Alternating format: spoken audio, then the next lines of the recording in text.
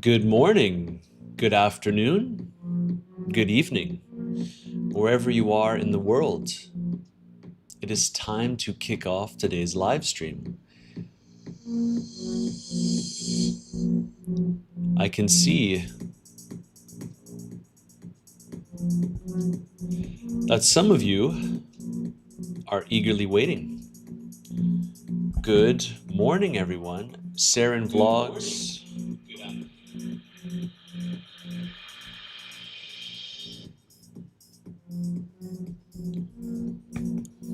Giovanni, Morning Legends, got that strong weekly close. Kind of feels like we should see a little bit of a relief rally. Says big huggies. Good morning, Nagamadiki. Cosmin Hose. Hey Matt, hello from Spain, Francisco. I will be in Spain relatively soon. William Plays. Hello, good morning from Denver.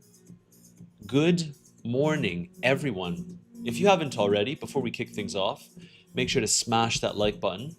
Today should be an interesting live stream considering last week's price action. Hello from Osaka. Hello, good afternoon, bro. Good afternoon.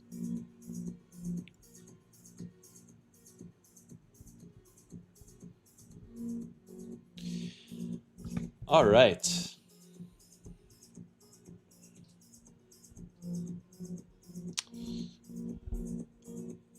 Happy to see you again. Hey, Matt, how's it going? How does it feel after getting kicked out from the bull run by the king of crypto?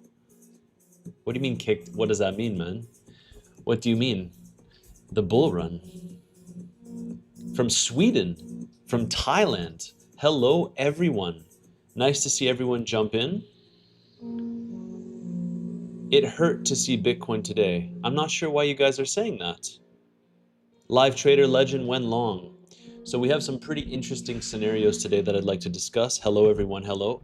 Let's start as people start jumping in to the live stream. Hello, bro. How are you? I'm doing very well. I'm doing very well, my friends.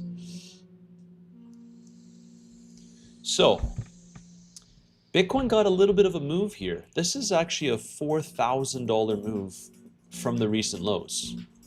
So, I don't want to downplay that. I didn't take part in this move whatsoever. Personally, I want to see what happens when the stock market opens today. So the stock market opens in approximately 2.5 hours. And typically, if the stock market is red, Bitcoin struggles. So you can kind of see how we ended up last week with the stock market. The weekly candle was a strong red weekly candle. So I think we're in for some volatility this week, and it should be a pretty fun week in my opinion.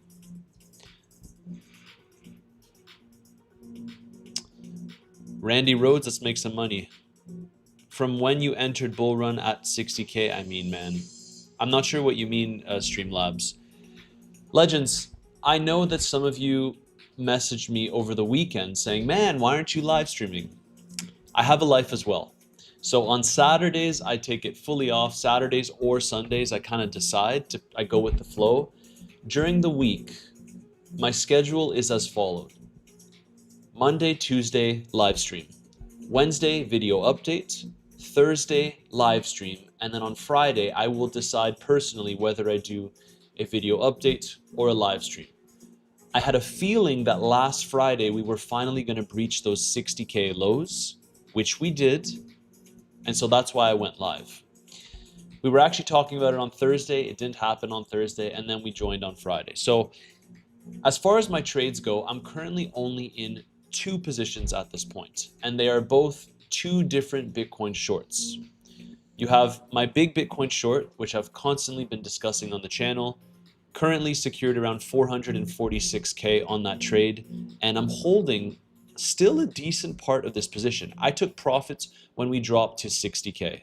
This was discussed within my premium group and on the live stream. Same thing with this one. I shorted Bitcoin here at around $81,500, and I'm still holding that trade, but I'm not silly. I don't just hold it indefinitely. I take profits on the way down, which I have been doing. So I've secured around 30K on this trade, and unrealized profits were sitting at around 23K. I think we should have a pretty exciting week. Remember, all of the trades and the next trades that I share will be shared in my premium group. So if you want to join that, just DM me the keyword CBM on Telegram. It's where I share all of my own personal trades and my overall market analysis. And I gave a pretty long update the other day because I got an interesting comment on my YouTube channel talking about how it is impossible for Bitcoin to bounce and we have to go lower. There are no certainties in this market.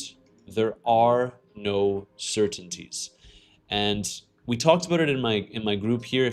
By the way, if you want to read that update and see my trades, you know where to find me. It's a free group. Just DM me the keyword CBM on Telegram after clicking this link. But basically the gist of it is, in previous bear markets, Bitcoin essentially swept the low from February and then had a decent relief rally again. So I don't want to make it seem like Bitcoin can't get a bounce from this region. Video channel 1405, waiting for your call to add to the short position. Hello everyone, nice to see everyone jumping in. No, I am not Jewish. Saturdays are for Shabbat. What was the basis to that claim? What do you mean, Randy? I'm not sure what you mean. Rhino Bull, hello, I'm doing great. Afternoon Purchase Media, bearish on the 1 hour. Good morning, champs. All right, so let's kick things off talking about the potential scenarios here. If you've been following the channel, you know that I've been vocally bearish on Bitcoin for a very, very long time, basically since October of 2025.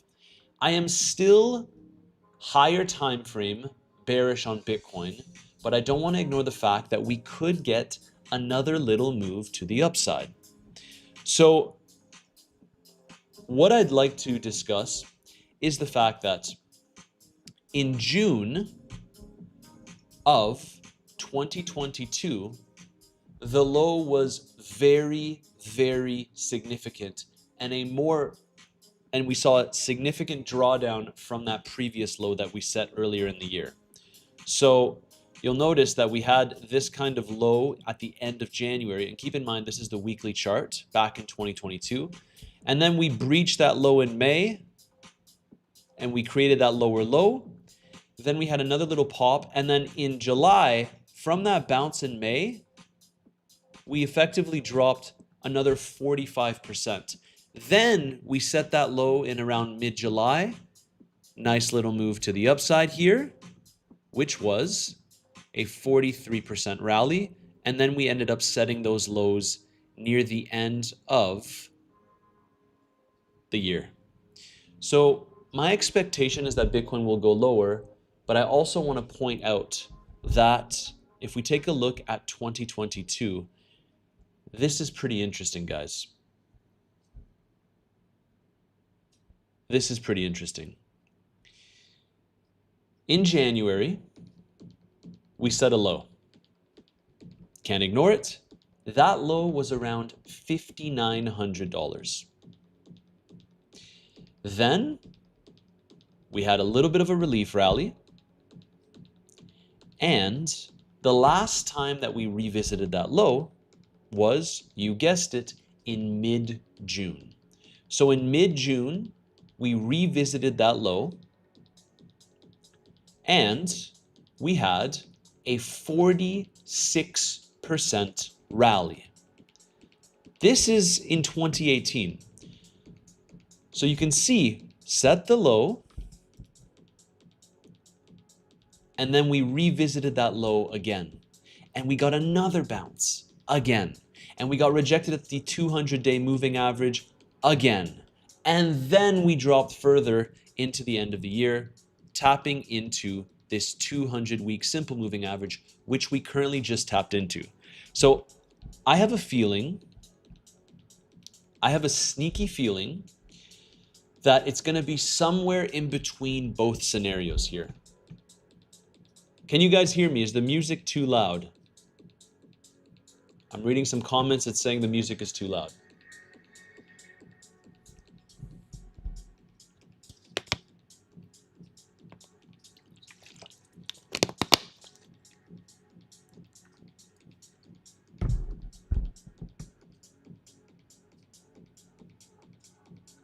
All okay? All right, perfect. We can hear you. You can make it lower. Sup, Maddie? Checking in on the live stream. Nice. No, the music is fine. Perfect. Okay. Okay. Turned it down just a little bit. So, I think it's going to be somewhere in between. I don't want to make it seem like Bitcoin can't get a bounce. You know I've been bearish, and we swept the lows in 2018 and then we had a bounce. So, how would I know if this is a confirmation? Well, the first signs are there that it could be a sweep of the lows because we dropped all the way down to grab this $5,900 level from the previous bear market, but this time it's 10x, so $59,000. We grabbed the liquidity below and we got a bounce. And if you were in my last live stream, I actually entered a long, took a little bit of profits on the way up, and then I got stopped out. So that's no big deal. But if this week we close the weekly candle above this low at 59,000, call it 60K. If we close above this low, $59,000, I would suspect that we actually can get a little move to the upside here. I do think it's possible. One of the other reasons why I'd like to bring that to your attention is because there is significant liquidity to the upside.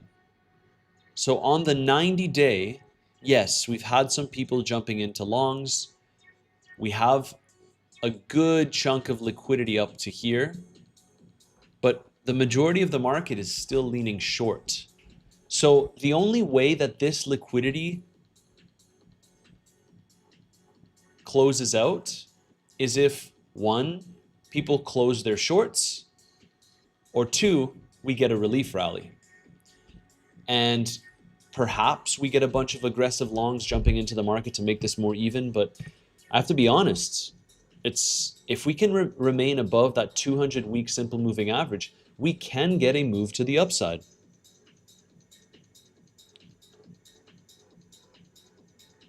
Stas99, the perfect example of someone that doesn't actually watch the video and listen to what I'm saying.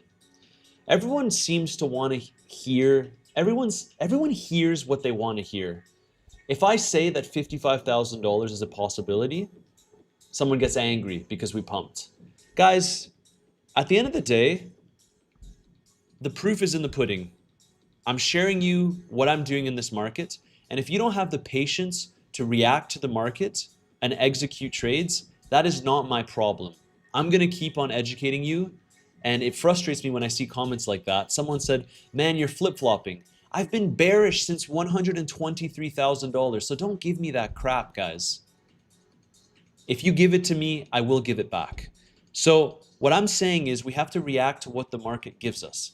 Am I still holding my big swing short? Yes, but I took profits on the way down. This was shared within my group and on my live stream. Everyone wants me to be a fortune teller, but I'm not. I'm a trader, and I react to what the market gives me. So Stan, saying that yesterday I called for $55,000 is just factually wrong. Watch the entire video and assess what I'm actually saying. We don't have time to chop, says Raj Kumar. We have to tap 35K now. No. The answer to that is a hard no. It doesn't have to happen now. If you look at how history has played out for Bitcoin, we've either dropped significantly from here, creating a new low in June and then getting a bounce if the low stems from, lower regions like 50, 55K, or we confirm and we hold above the range low, which was established at the end of February. So Seven Ends of Humanity. They don't trigger me, but I'm trying to make it an educational thing because some people I don't think are able to understand that as a trader you have to react to what the market gives you. Some of you were asking me, am I in a long? Have I entered a long here? No, I didn't. I am not in a long currently.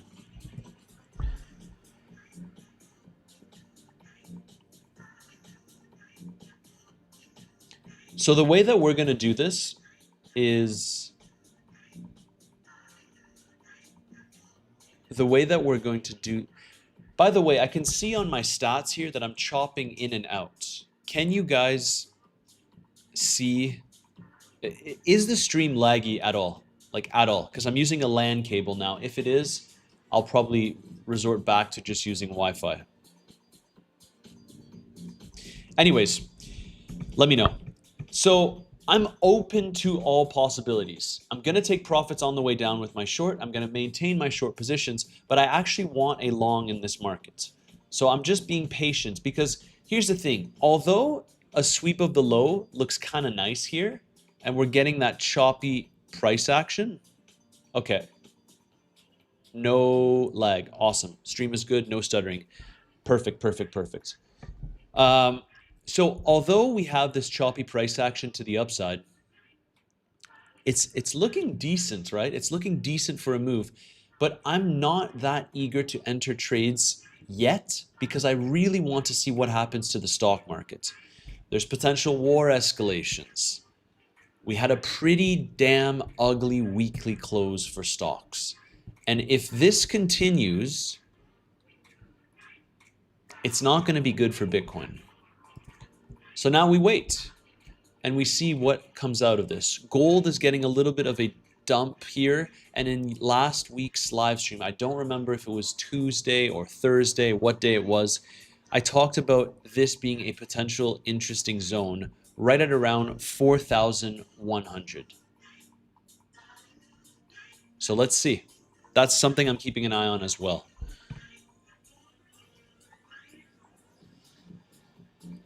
Silver Moonshot.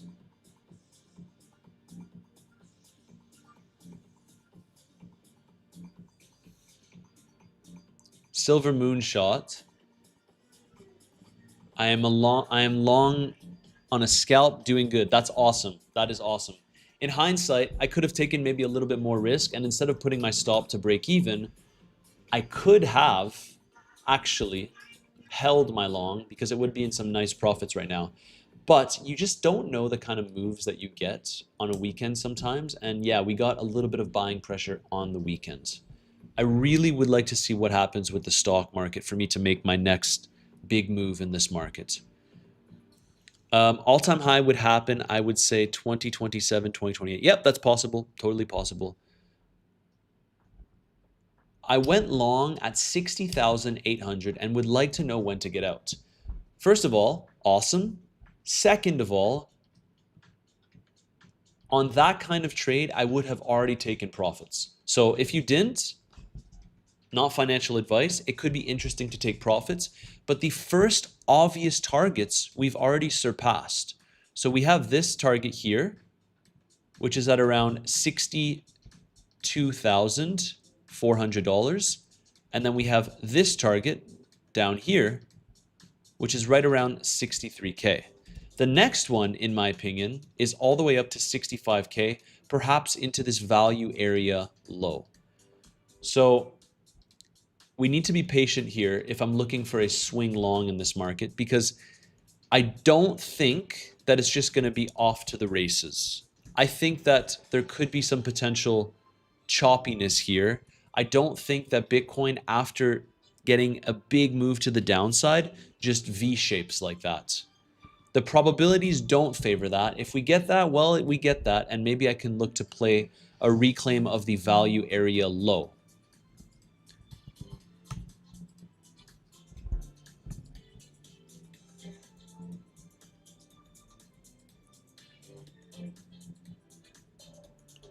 Done with my last exam on my bachelor's degree today, celebrating with your live stream. Awesome, congratulations. I remember the feeling when I was done as well. Oh, it's such a relief. 33 Ethereum, my man. That Zcash exploit is it's old news, my friends. It is old news.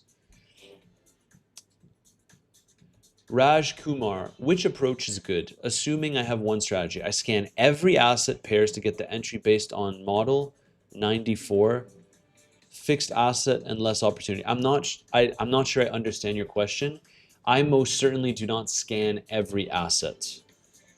You're going to drive yourself crazy doing that. The Big Short legend. Yes, sir. We took profits at 60K, and now I want to see us retrace Mind Pillar markets. I would like to get a long entry, to be honest. I don't really feel compelled to add to my short. Could be a dead cat, but it looks okay.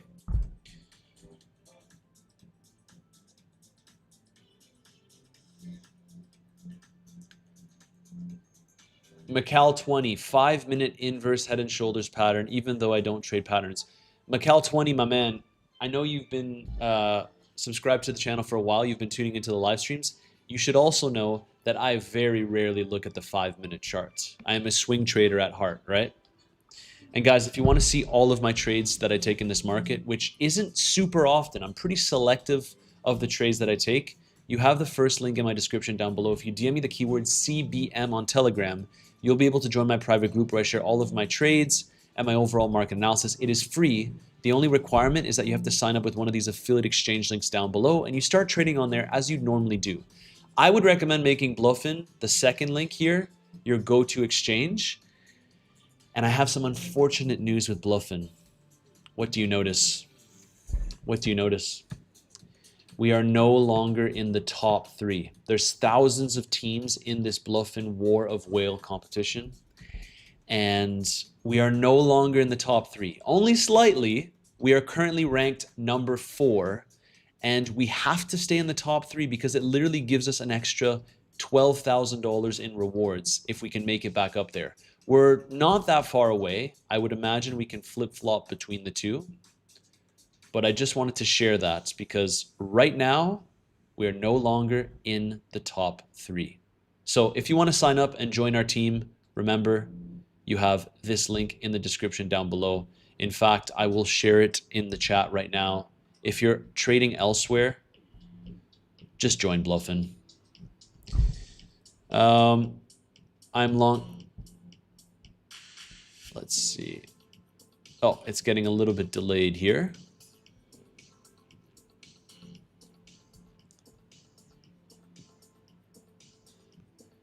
Will we get $100,000 Bitcoin this year? I don't think so. I think we will see new all-time highs perhaps in the next year. But let's see.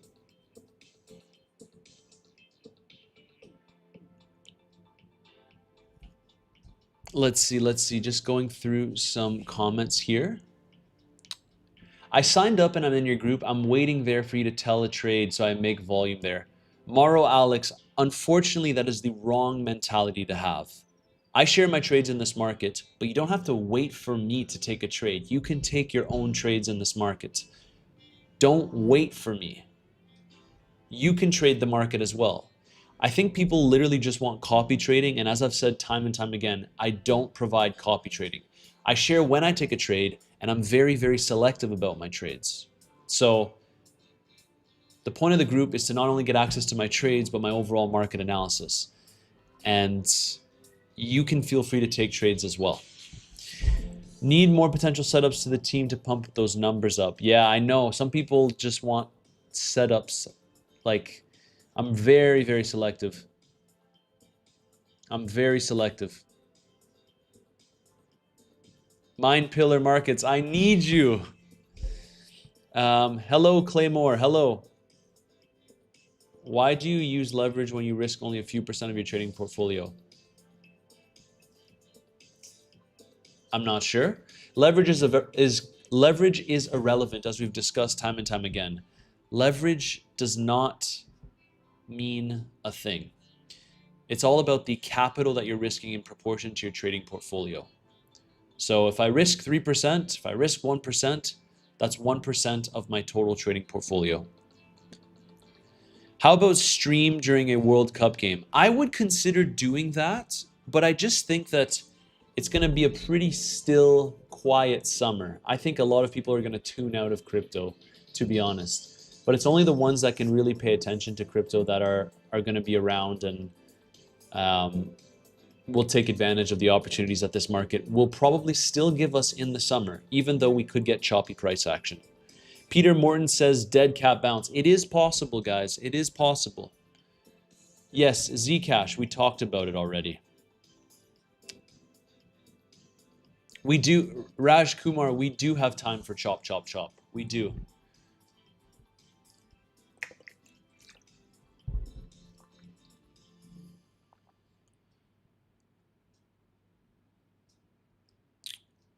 Being Benji Grimm, being a crypto YouTuber is a tough gig, bro. People want 100% calls. Risk doesn't work that way. Yeah. Thank you. Ditto. Thank you for acknowledging that. It's pretty insane, guys. It's insane. People just want to copy, and that's okay to learn a little bit. But I'm gonna tell you guys what I think is the biggest issue when people join my group. They see that I have 2 calls that went really well and I risked a good amount of capital on those trades. And then when I take a new trade, they decide to go all in to the trade, which is absolutely absurd because I literally risk between 1% and 5% at most. And then let's say the trade doesn't work out. You're devastated, right? You're devastated. So it's very, very important that you manage your risk. I know people are eager to make money. This is not the easiest time in the market to make money. The easy time, in my opinion, was shorting when I was vocally bearish and everyone was bullish. And it's just so funny how things work. Now that we dropped to sub $60,000, all the haters have disappeared. But they don't actually come back to the channel and say, man, I was bullish, you were right. But that's okay. It's part of making content on the internet. There's a lot of negativity. But for every negative comment on the channel, we have at least 5 positive comments. So I do appreciate all of your support. I think it's going to be an interesting market open today for the stock market.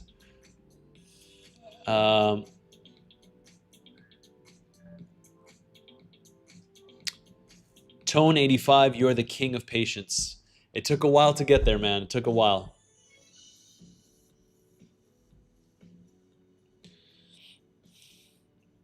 Sesh Monkey, excellent question. You say you go for 1 to 3% of your trading portfolio, but you have a big portfolio, so 3% is a very big chunk of cash.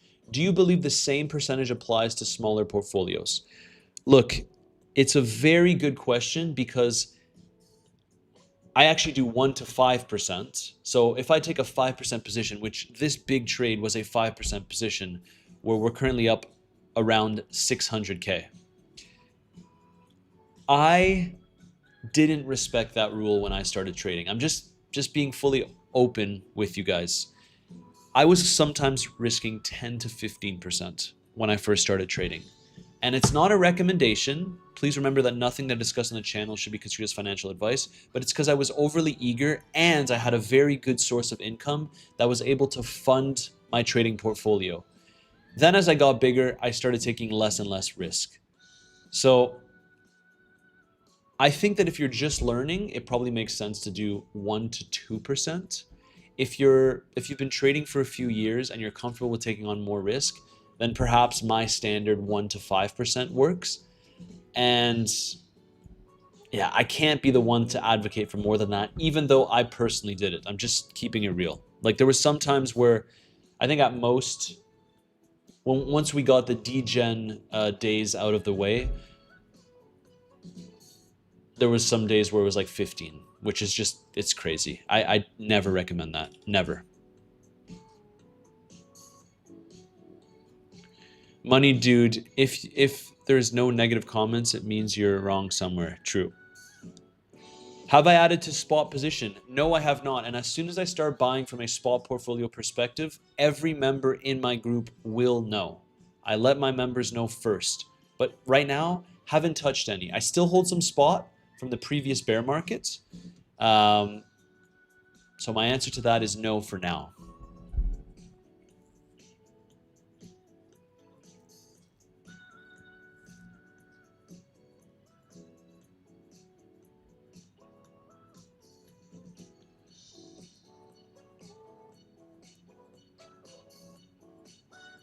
Raj Kumar, yes, we've discussed the monthly chart before. And it's exactly what we pointed out before Bitcoin dumped. Right here, it made total sense that we were going to get capitulation simply because we pumped up into this previous range and then the candle closed red. And in Bitcoin's bear markets, we have never gotten, never more than 2 green candles in a row in a bear market. And everyone was excited about this candle, and then we just dropped. So yeah, it makes sense. But now the question is, you know, do we get another squeeze?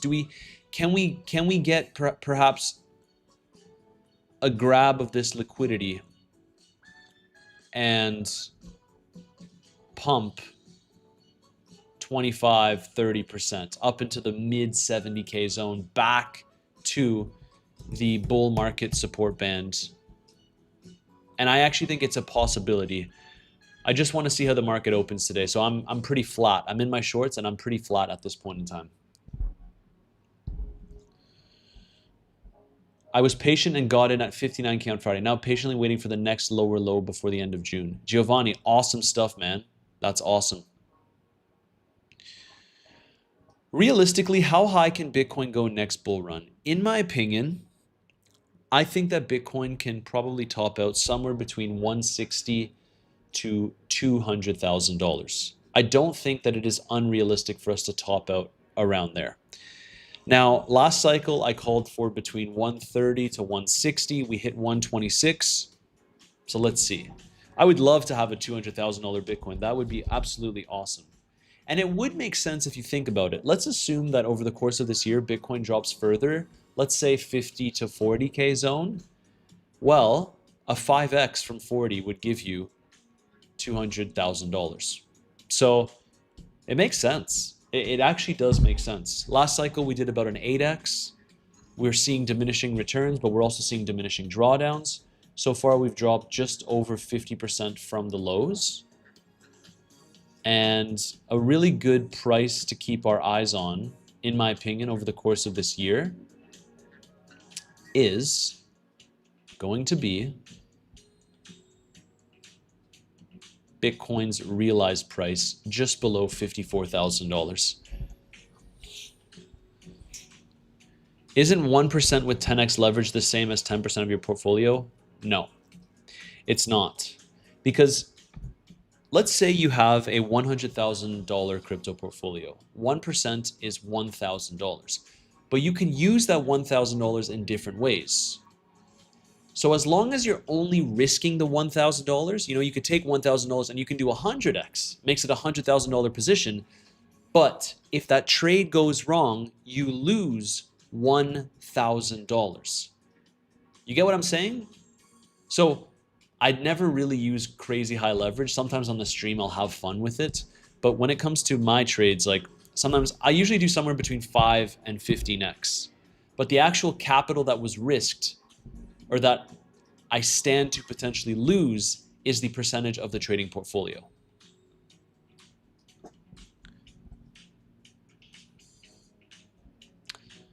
Give me your view if you read this. Based on Bitcoin's diminishing returns over the years, does buy and hold make sense to you, or the only real way to make crypto wealth is trading?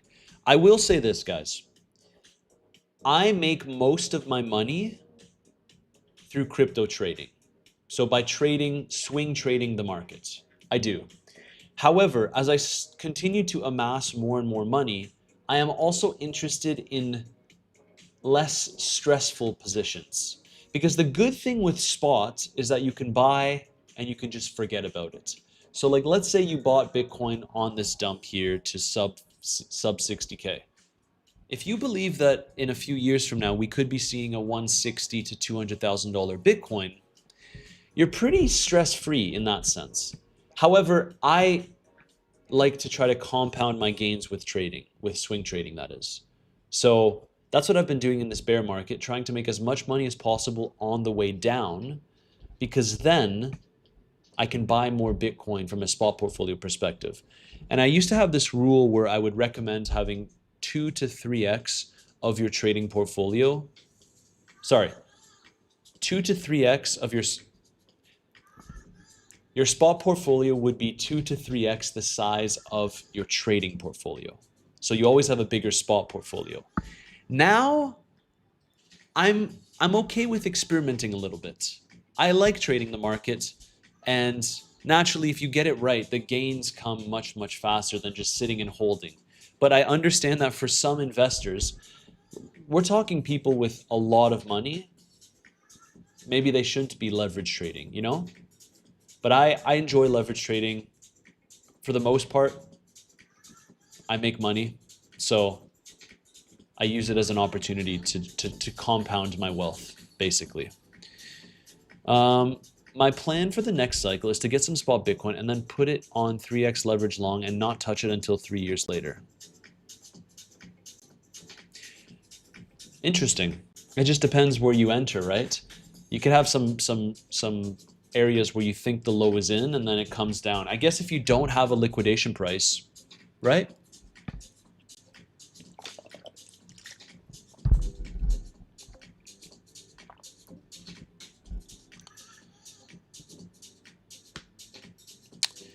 Crypto Gardenist, if I'm not mistaken, Ben Cowan said Bitcoin at $1 million around 2032. If that happens, I would be very, very happy because I am a proud Bitcoin owner. You make fiat, not money. Gold is the only real money. Well, I do diversify into gold, right? I don't just let my money sit there. I do have cash in a high yield savings account that is ready to be deployed to the market. But I also hold gold, stocks. You get the gist of it. I'm well diversified.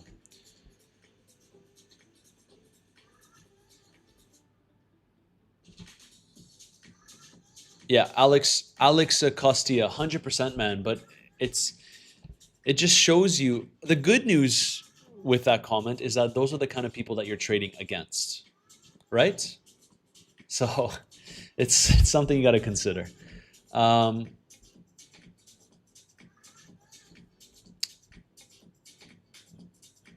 This dead cat looks alive to me. Yeah, it's true. Look at this. This is a nice move right now. I'm flat. I am flat right now. If you want to see my next move, if we don't take it on the live stream, just DM me the keywords CBM on Telegram. You'll be able to join my private group. It is completely free because you're trading with your own money, and you might as well join on Bluffin if you can. Weeks is my number 2. I do like Weeks. They give me some great options. Let's see. Let's see. They have some great bonuses too, actually. So you get a 25% fee reduction with me on Weeks if you sign up with the third link in the description down below. Also, you get the access to my community. Boom, boom, boom. I closed my short fully at 60K from 80K. I wish I just kept a bit in there. I mean, I don't think, guys, you know, to each their own. Everyone has their own trading strategies. But if you've been in my group for a while or you've been following the content, you know that I'm a huge advocate for never fully closing the position. I still have a sizable short, you know? It's still up around 160K, but I still take profits on the way down. The reason I do this is because there are the scenarios that we discussed. Number one, maybe Bitcoin finds its low around here, and I would imagine some chopping around 60K to establish that low, maybe a sweep of the lows. In that case, my unrealized P&L will continue to diminish. However, if we look at some of the other scenarios that has played out historically, Bitcoin kind of creates that low somewhere in between mid-June to late June, And so perhaps there's a chance that Bitcoin drops to the mid 50s. And if that's the case, then of course I'll be very happy. I continue to hold my short. So, I leave enough for it to be significant for me if the price continues in that direction, but I also take a lot of profits. And if we do get a relief rally, I will add to this short position again. We've made it basically a $500,000 trade, which we discussed. For me to make it a $1 million trade, I will need to add to this position, unless Bitcoin just goes to zero, which, as you know, is definitely not my base case.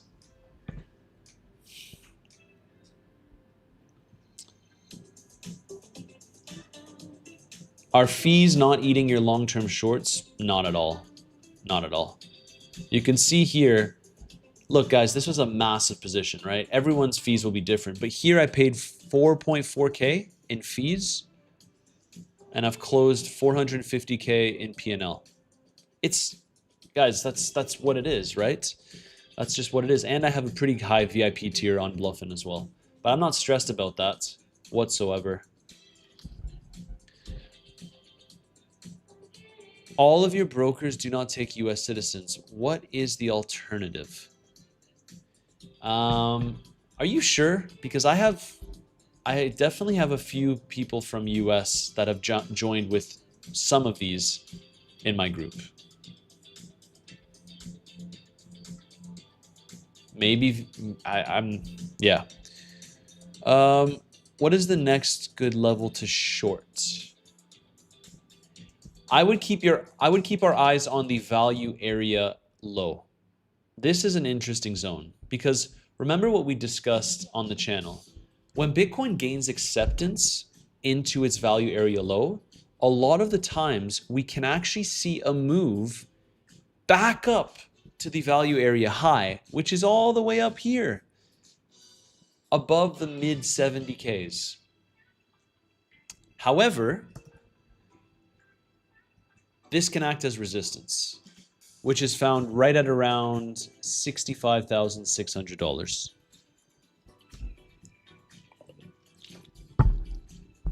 And it was the same thing here. The moment that Bitcoin lost its value area high, we discussed it on the channel. It's highly likely we're going towards that value area low. And you can see how quickly it happened. Stairs up, elevator down. People are calling for the bottom here. Let's not kid ourselves.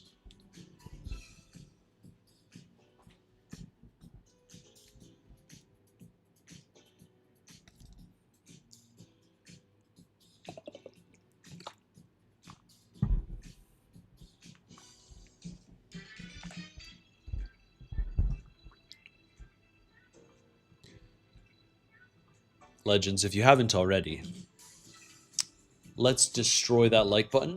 We're at 110 likes. There's 368 of you watching. So let's destroy that like button. Last live stream, we got 1,000 likes. Now, granted, the price was nuking. Everyone was tuning in. We had a lot of viewers. I'm not necessarily expecting that today. But let's destroy that like button if you haven't already.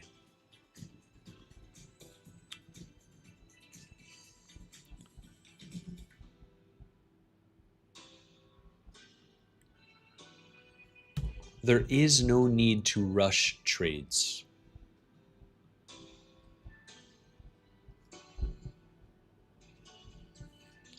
Awesome. Can we do 1K today? You mean like, can we make 1K today? Maybe. Let's see. I really want to assess the price action when the stock market opens. Maybe a rejection, or maybe we come back to the lows. Given the fact that we got such a bad weekly close for stocks, my guess is that maybe we get a little bit of a rally to start the week. And so that would support Bitcoin continuing its bounce a little bit here.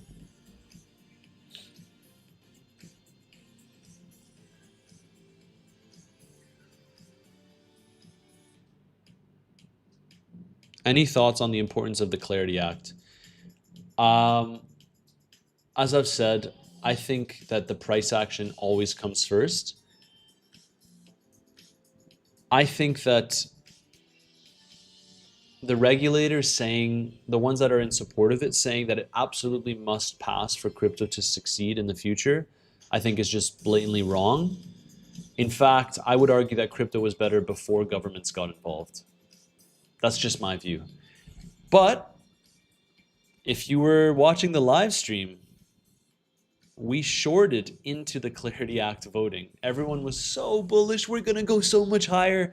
And then we dumped. And we shorted at $81,500.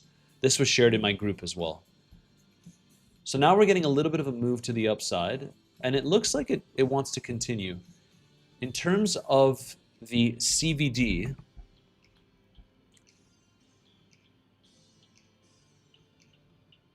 looks interesting.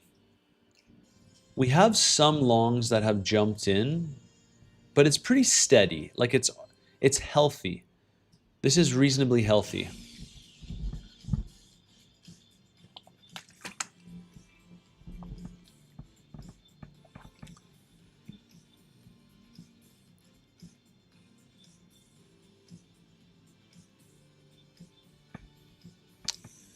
What made you convinced to get into Bitcoin when you started trading Bitcoin?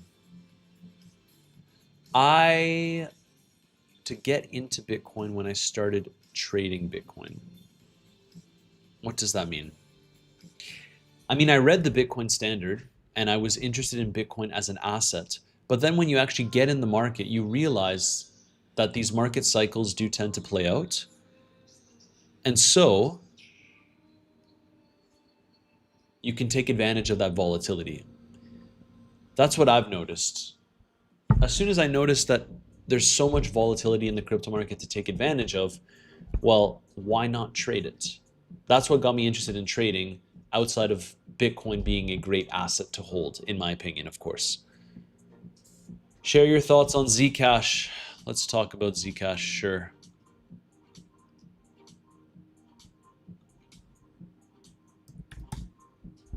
Oh, a little bit of a pump, eh? Very interesting. We talked about this on the last stream, but that's a pretty interesting move. It's not giving up without a fight.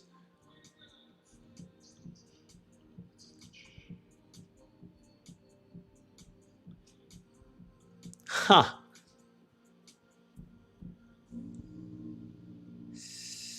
Well, I know a lot of people that made a lot of money shorting this one. But right now,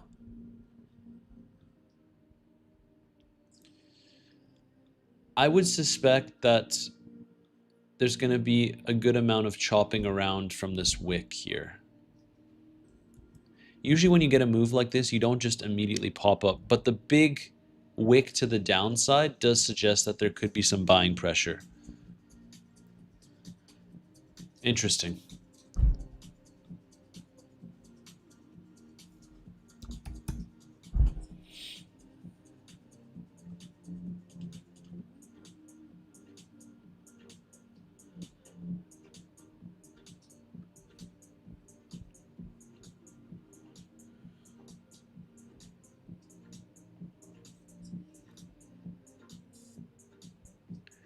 I don't know why Muhammad Khalaf is such a troll.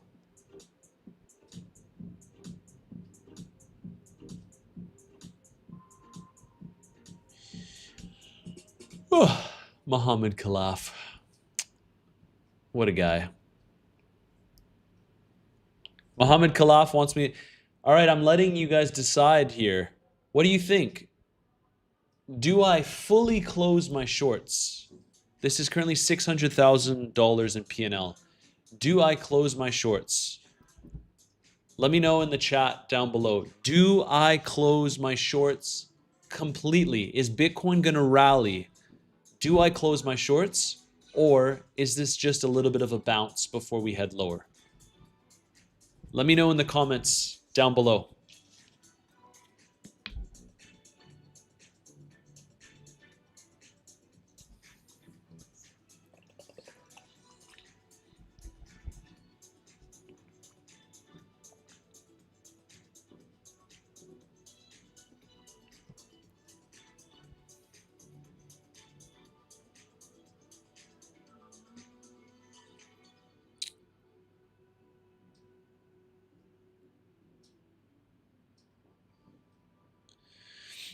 What are you thinking, guys?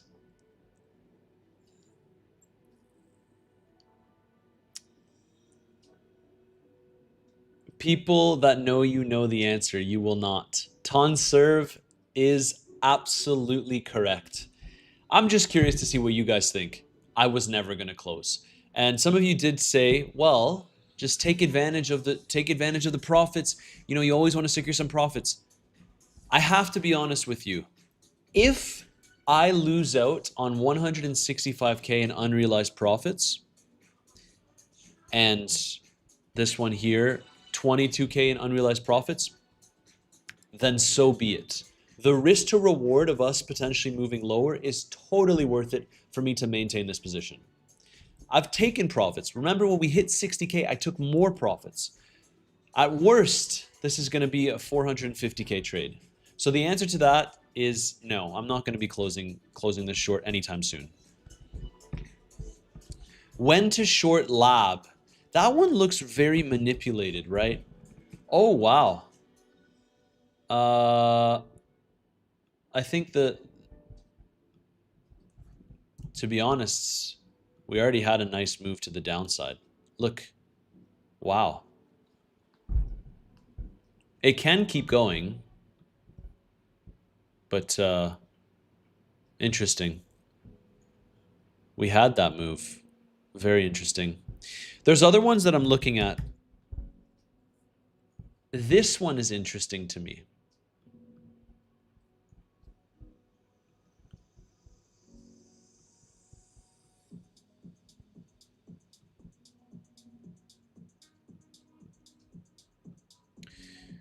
We just swept the highs.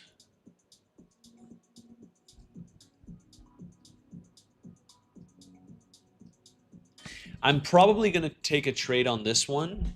Maybe not too much risk. But this is going to be interesting. I'll share it in the group as soon as I decide to take this trade. I like DEX. It looks like an interesting one. Guys, if you want to know when I take a new trade, you know where to find me. I'm going to leave it in the chat down below. That's an interesting one, for sure.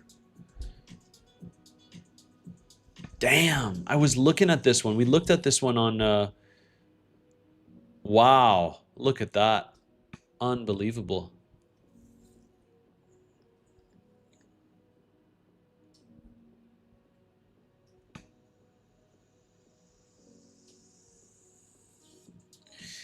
If you look hard enough, there are opportunities in this market. That I will say.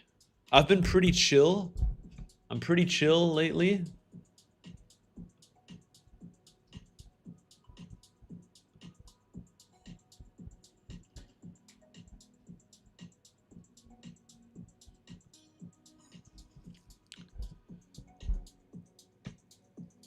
Do you have to think, do you think about, guys, I don't think about engine? What is it? Like, this is the thing, I used to look at these projects, I don't give a crap about this. I have to be real. Maybe I should, but look, the monthly chart, guys. Everyone gets excited when we get 2 green candles, but please, please, please, please, if you're gonna talk about a coin, make sure that it's not bleeding on the monthly like this.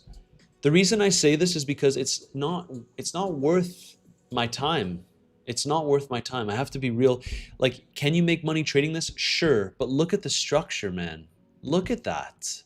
I know we got a pump, but look at the structure. These coins trend towards zero.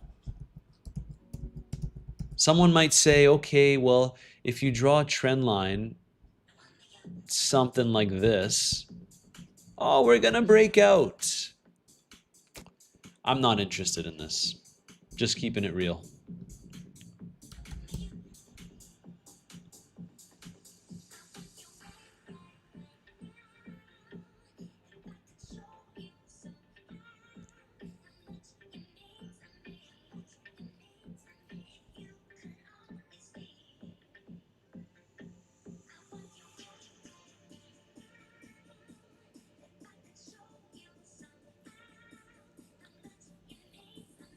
Could you check ETH? Yeah, absolutely. Let's take a look at ETH.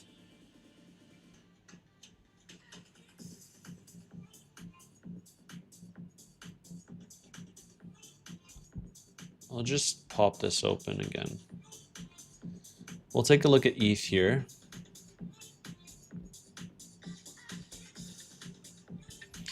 I mean, the Ethereum weekly chart is worse than the Bitcoin weekly chart. And it's exemplified by the fact that, look, this was the low for ETH in February, right? This was the low. We had the weekly close below the low, suggesting that if Bitcoin does end up dropping further, ETH is really going to struggle. So you always want to trade higher beta assets. This is a close below. If we take a look at Bitcoin's situation, it actually looks much better than ETH because we got wicks below, but on the weekly, look, we got bought up.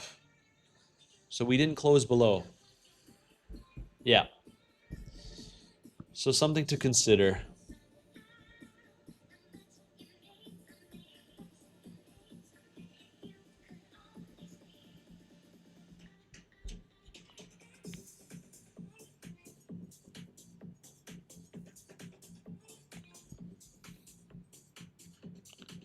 Mohammed Nasaj, can we short already? I've been shorting. I have been shorting.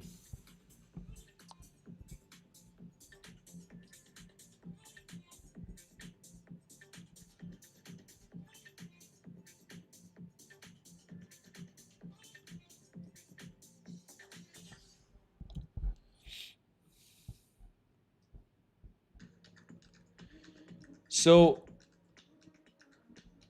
I think I'd like to take,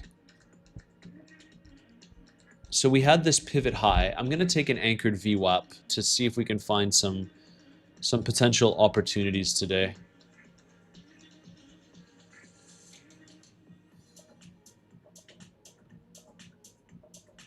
It's all going up to here. This is an interesting rejection point if we are to make it up there eventually. But let's see.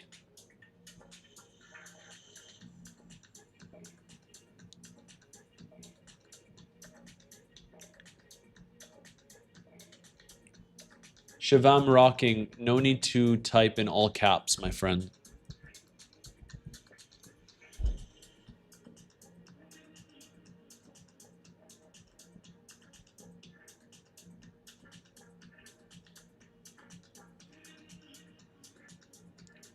Yes, sir. Everybody hit that like button.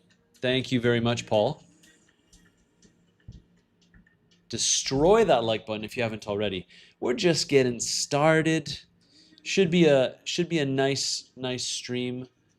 I really would like to see what happens with the stock market open. There's a lot of uncertainty. Some people calling for the bottom, some people calling for much lower. I think that Bitcoin will go lower over the course of this year. But my question is, what actually happens here? Do we get a big move today? Or do we come back lower, maybe form out a little bit of a double bottom? Let's take a look at the 2018 price action in more detail, because we talked about it on a weekly time frame, and I just want to understand what actually happened here. So locally, we created that bottom, and then we popped up about 10%, and then we grabbed the bottom level again. So how much has Bitcoin pumped? Can anyone tell me? Since we hit 59K, how much has Bitcoin pumped? How much has Bitcoin pumped?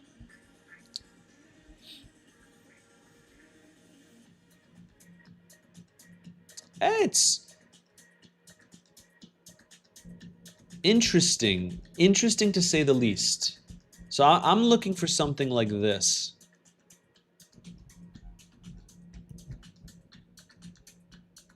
Some kind of double, triple bottom. Otherwise, I mean, if we just dump, again, I am very happy because I am comfy in my shorts. I read a hilarious comment the other day.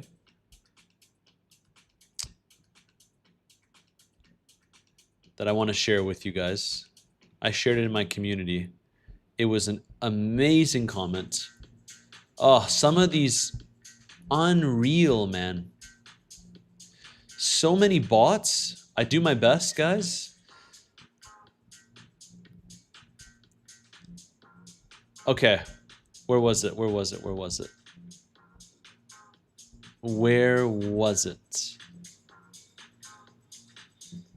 Okay, so we have some people saying this is the bottom, which is interesting. That's good for us to go lower. You want people to be convinced that that's the bottom.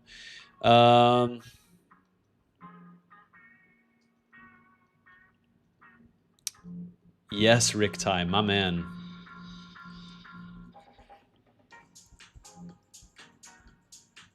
Oh, Raj Kumar, I answered your comment, my man. I do meditate daily.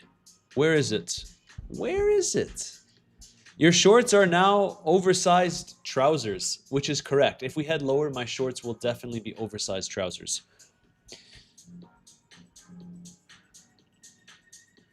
Yeah, call it 9%. Call it 9%.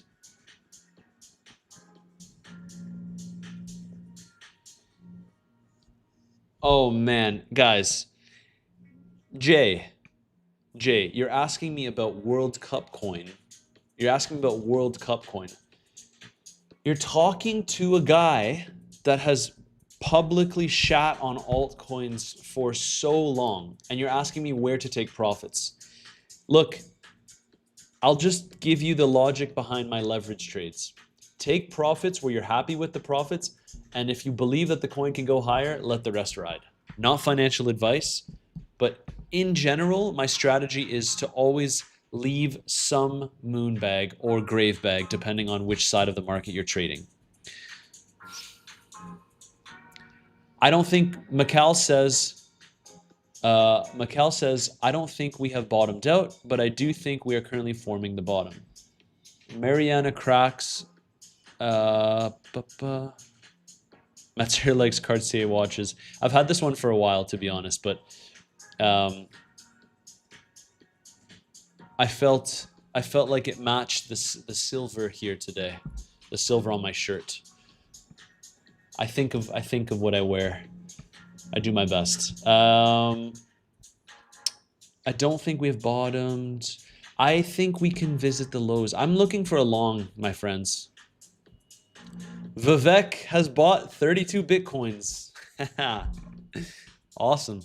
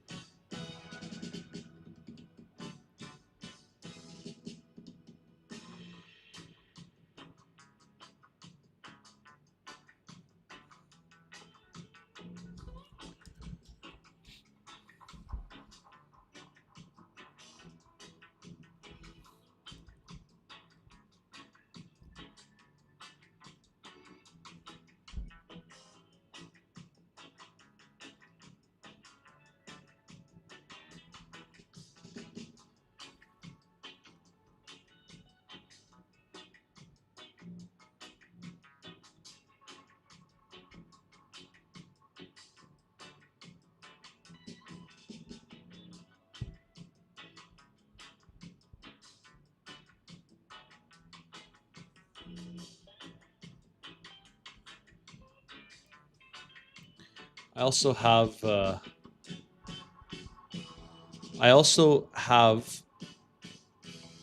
2-bit open. Might look for a trade today. Might look for a trade. I have 25k to trade with on here. But if I take a long... I would like to see a sweep of the lows. I think it would make for an absolutely epic live stream if today Bitcoin dumps, we get a sweep of the lows, and we get that 2018 scenario. But again, I'm open to all possibilities. Just gotta wait to see what the market gives us.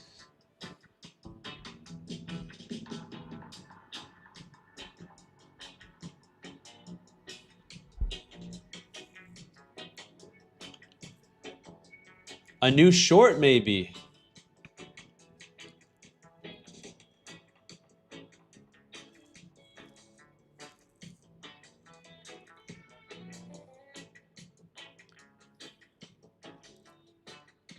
Hola, Matsir. Hope you're well. I hope you are well as well, Paz Maria. Vallejos. Are you in Spain, by the way? BlackRock deposited a ton of Bitcoin and ETH. Awesome. That's going to probably lead to some dumpage. I think we play around for the rest of the month or even a month and a half to frustrate people, pump then. Afternoon, Matt and Legends. Mark Dutch is in the house. Afternoon, everyone. Yasha, my man. Hope you had a restful weekend. I have to be honest, I'm still building up a tolerance. I think last week we did...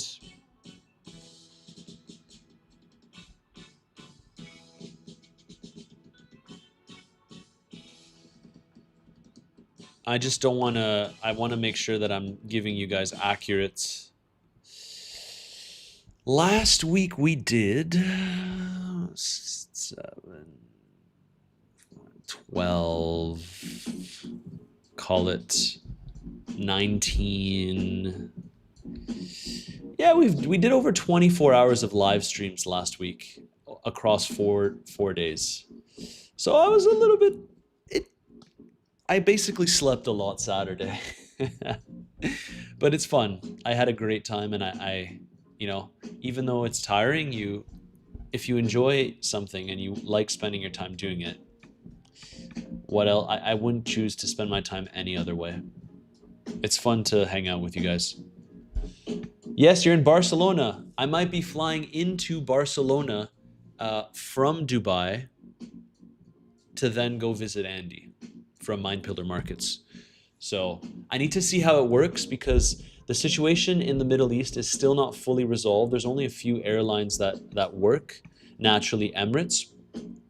And so I had a flight booked with a European airline, and I have a feeling that it will get canceled. So I'll probably have to just book with Emirates at some point and stop into Barcelona.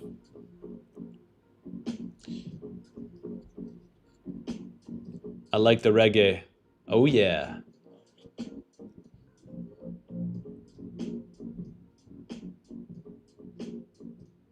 Randy Rhodes, a wise man told me to never fully close my position.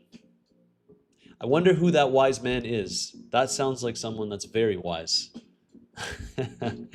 What did I do on the weekend? Shavam rocking. What did I do on the weekend?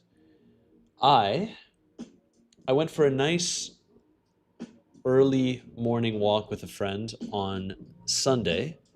On Saturday, I played tennis in the morning, and what did I do on Saturday? I had a couple errands to run, and I really just took it easy.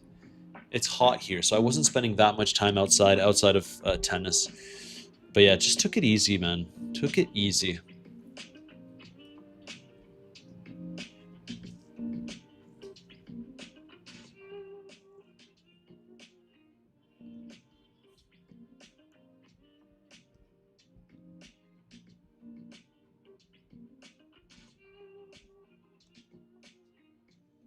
Bro, are you longing? Not yet. I'm actually looking for a long as I maintain my short. The US market opens in 1.5 hours from now.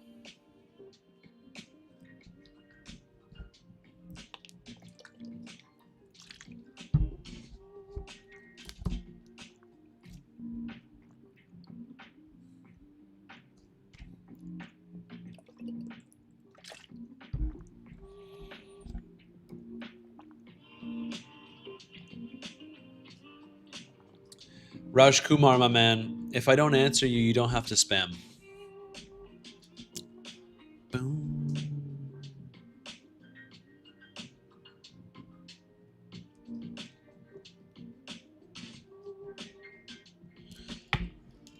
I don't know if I'm being greedy, but if you're asking me about my spot portfolio, I'd actually be interested in ETH much, much lower. Like, I want to see ETH similar to how with Bitcoin I said I would start accumulating. With ETH, I would like to see it below 1400 and then below 1000.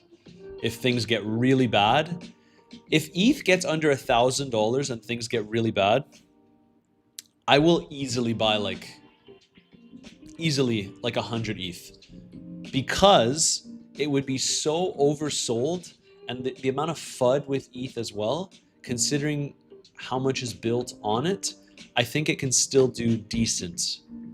It's like a no-brainer for me. Maybe it would only do a 2 or 3x, but if we end up down here, I think I would go crazy, to be honest.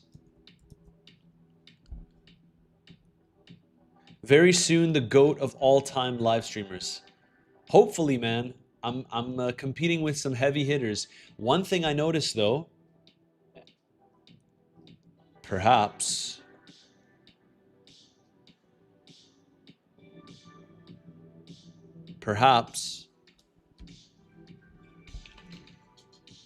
we will have, I shouldn't say perhaps, I genuinely think that we're going to have an absolutely amazing bull market altogether. If we're doing what we're doing now in the bear market, can you imagine how great it will be in the bull market?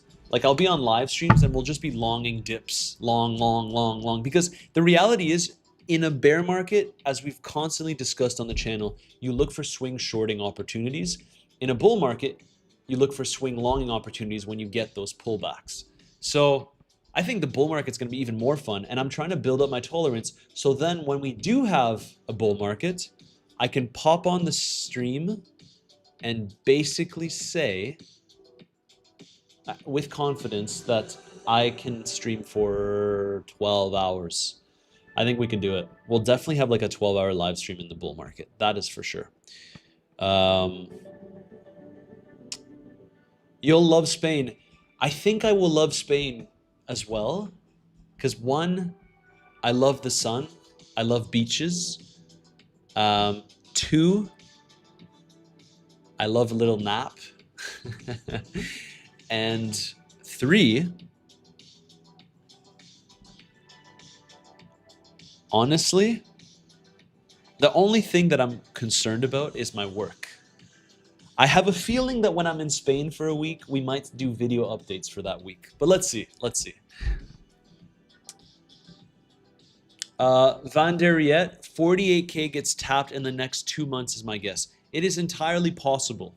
It is entirely possible. Oh, getting a little bit of a dump here. Getting a little bit of a dump. One thing I'd like to point out is the Coinbase Premium Index.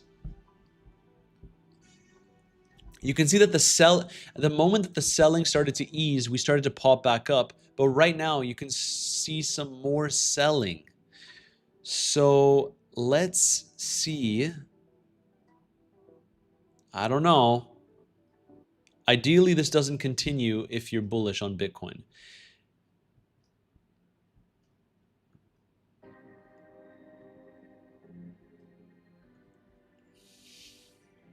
Oh my God, paellas are gonna be great. You can live stream with Andy, it'll work just fine. I don't know. Let's see. I think we got some other plans for sure. Oh yes, thank you, Overtaker 3997. I was looking at that one too.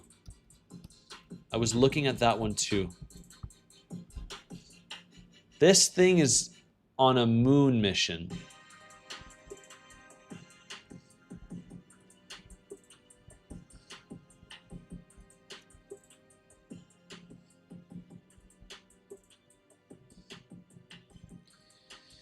Can anyone tell me what this project is?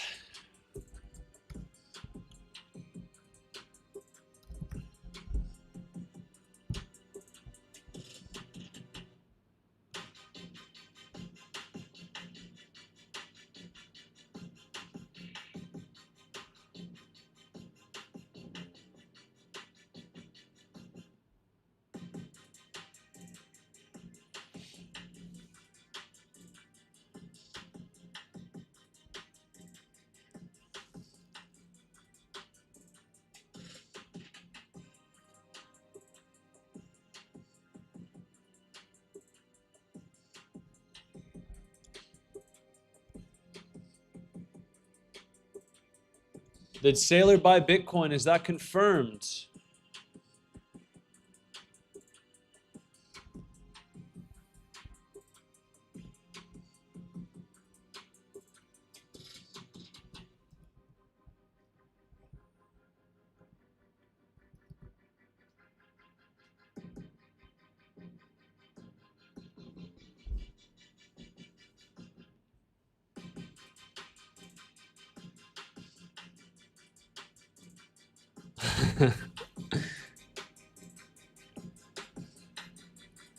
Let's see.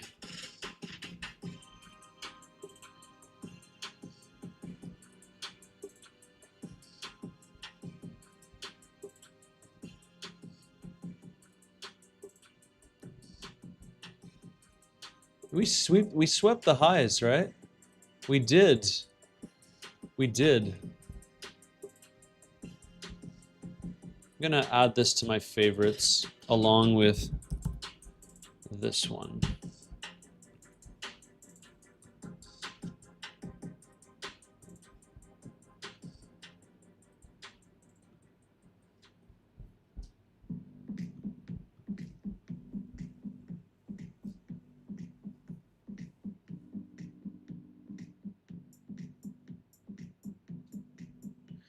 How much did you start your trading journey with and how long ago? I started my trading journey with a few $1,000s, and I was working a full-time job with my business. So I kept on adding to my overall trading capital with the income that I was making. We've talked about this a lot on the live stream. I would never recommend to just drop everything and jump into trading unless you have years of money saved up, because it's difficult when you need it to work out. There's a different kind of stress when you need the trade to work out to pay your bills. So I think it's going to be very, very important for people that want to get into trading to not leave their full-time jobs, simply because the stress can be insane if you're relying on trading to live.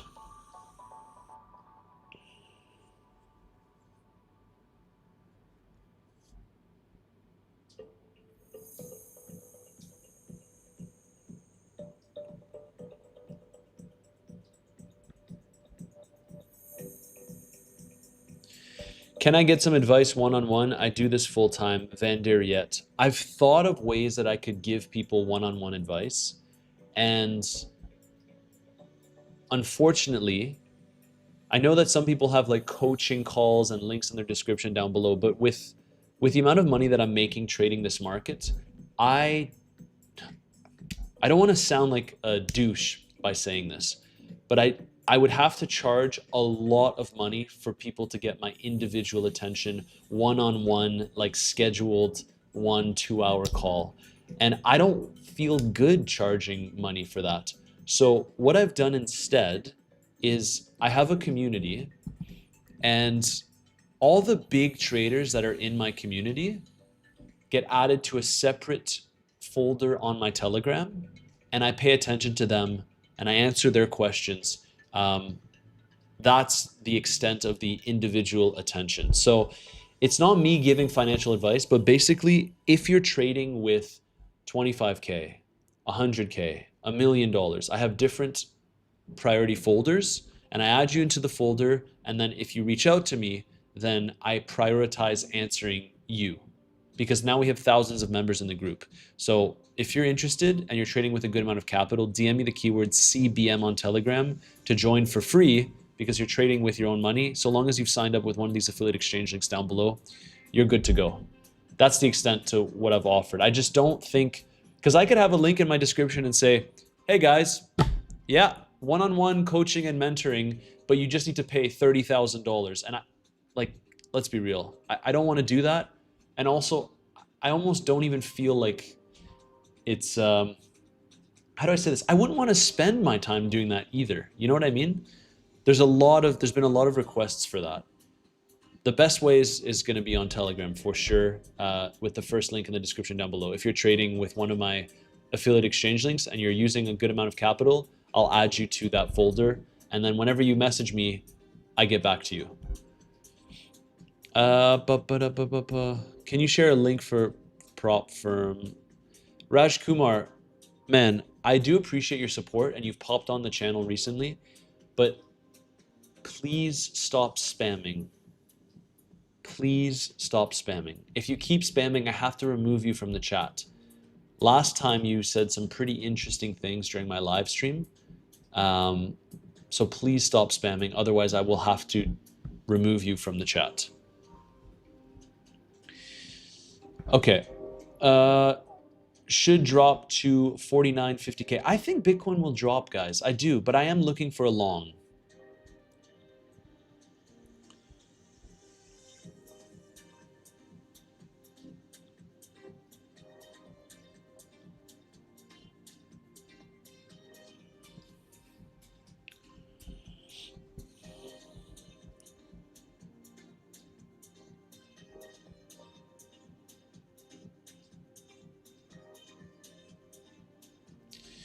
Where are you going in Spain? I'm in England. I have been fairly often, was going to move there before Brexit.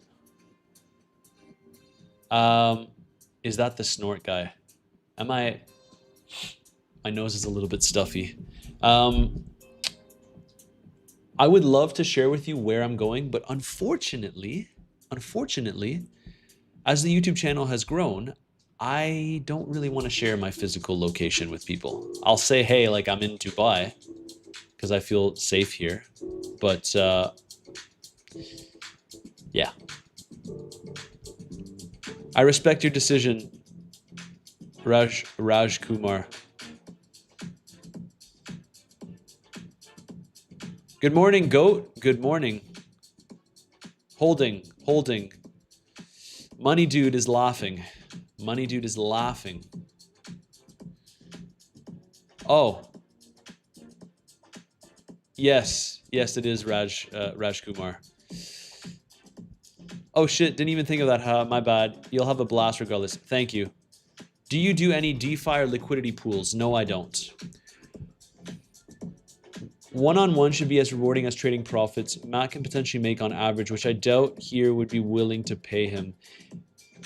Thank you, Mario Links, for understanding. That's exactly it. It's like, first of all, charging an exorbitant amount of money for one-on-one would not be fair to you guys. And second of all, I would rather just enter a trade and make that money. You know what I mean? So I'm kind of just, I'm pretty chill. As I said, I really do value my time. So I don't want anyone to think that because I do 8-hour live streams, I'm happy to just give my time away. I'm doing the live streams because I like doing the live streams. If I didn't like doing the live streams, we wouldn't be doing this.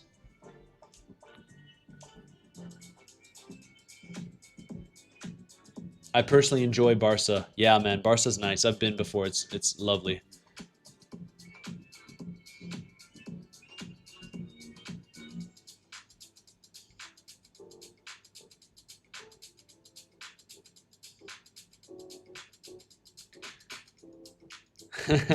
Cheat. That's one way to put it, but I'm not gonna say bums. But yeah, a funny way to say it. Hi, rising wedge on the hourly, dump coming. Let's see.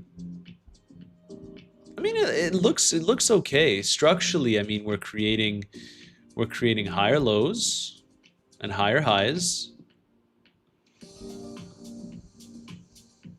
So what? Maybe you don't want to see us go below here, otherwise the structure could potentially be broken. But right now, we're creating higher lows and higher highs.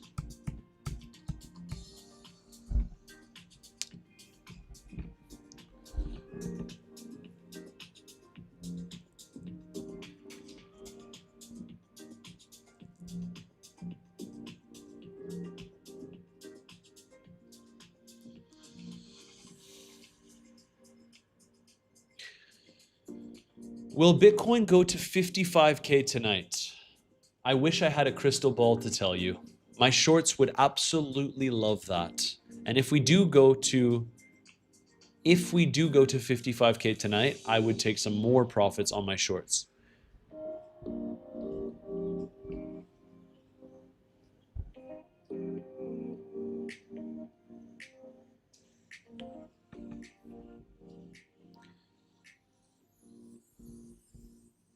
I'm very happy with the LAN cable. Last time I implemented this, it didn't work, but it seems like we're not getting any kind of choppy stream at all. Rahul, short-term view on ETH for long as well as short. I don't want a long ETH. Sorry, man.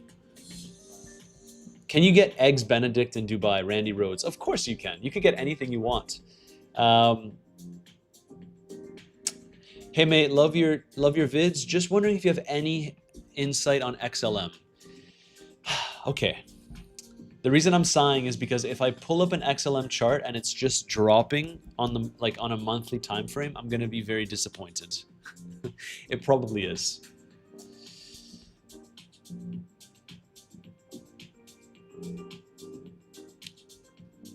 My view is, from a spot portfolio perspective, why would you have capital allocated to something that underperforms Bitcoin? That's my view.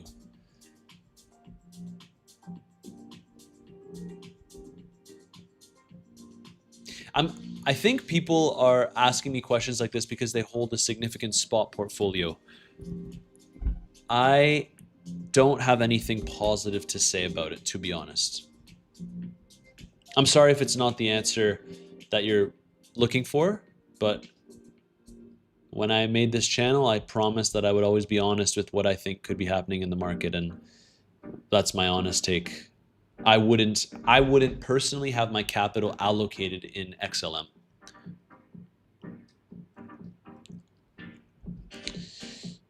But thank you for your support. I really do appreciate it. Yaz Shah. Yeah. Oh, God Risha Yudupa.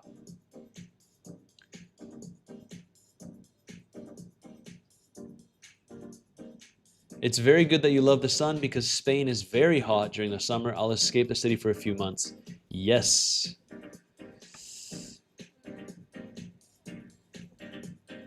Jim Heller. The charts come first, right? The charts come first. And on the monthly, XLM is just bleeding. And if you compare it to Bitcoin, it's struggling even more. So it's just not interesting to me. Do you think Bitcoin could hit $150,000 to $200,000 this year? This year, no. Weekend at Kite Beach, early morning, best. Monte Carlo. Oh yeah, I forgot, you're in Dubai. Well, actually, you know how people were asking me what I did this weekend and I went for a walk with a friend? We walked at Kite Beach. It was lovely. You go early in the morning. Whew, it was nice. It gets hot by the end of it, but that's what we did. Awesome, man. Don't own spot during a bear market. Agreed. Although I am never fully out of the market. I really do like having some spot portfolio because sometimes you never know. What if we get to the point where the super cycle is real? All jokes aside, I still always have at least a little bit of Bitcoin in my portfolio. I am never fully out, and it's foolish to be fully out, especially if you believe in the asset class long term. Bro, stop doxing yourself. Yeah, man, I'll stop talking about it. Hi, I'm in Morocco. You should come visit. I've never considered going to Morocco. Maybe I should. If someone bought at 75K, how long will it take to get back up? Oof, that's a good question. So here's the thing. When Bitcoin gets relief rallies in bear markets, very rarely do we sweep the high. Is there a possibility that it happens? Yes. But if you take a look at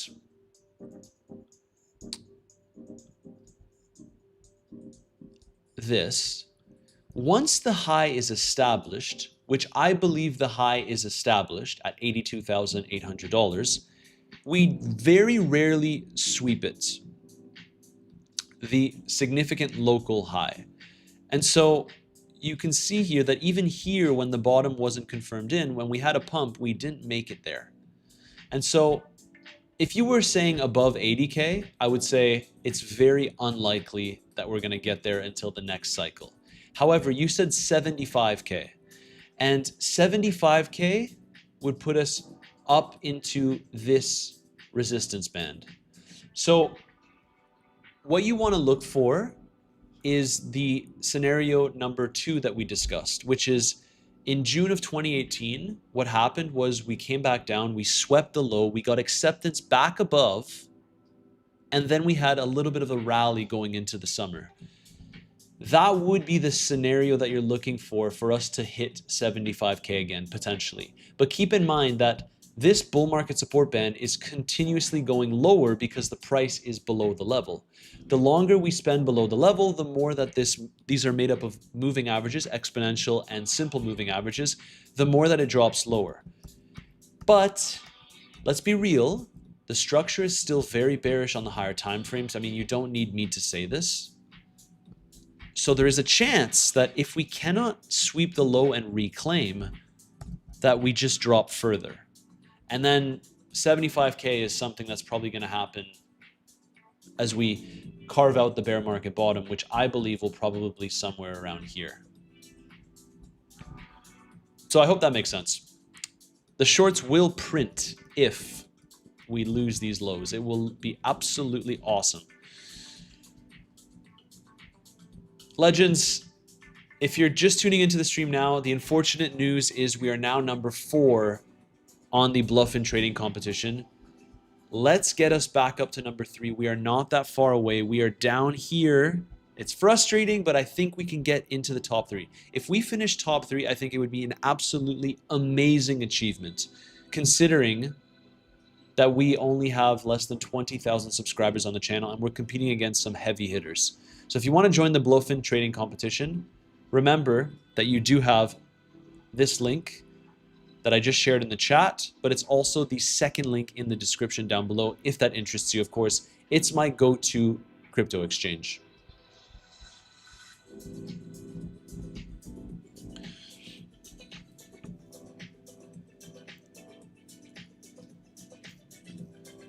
Sin Games says that you lived here for 13 years. Yeah, you like to see history in a city.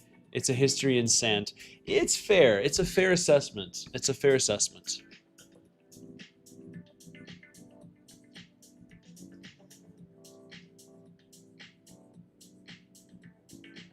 Possible lower high printed on the hourly, says purchase media.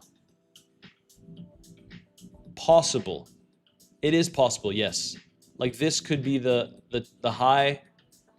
If we keep your eyes on this here, locally, if we lose these lows, it could be interesting.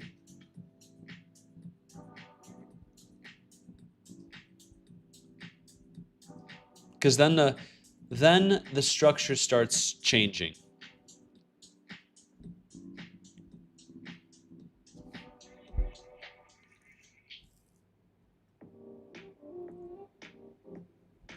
I have to be honest, I'm baffled that we're getting so many questions about altcoins at this point. Considering how deep we are in the bear market and people are still asking about altcoins, I think a lot of people are still holding altcoins. I'm seeing Ondo. I'm not very bullish on Ondo at this point. Look,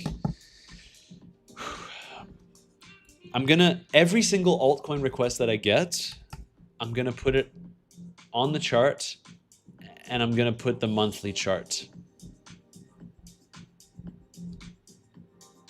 Does this look bullish to you?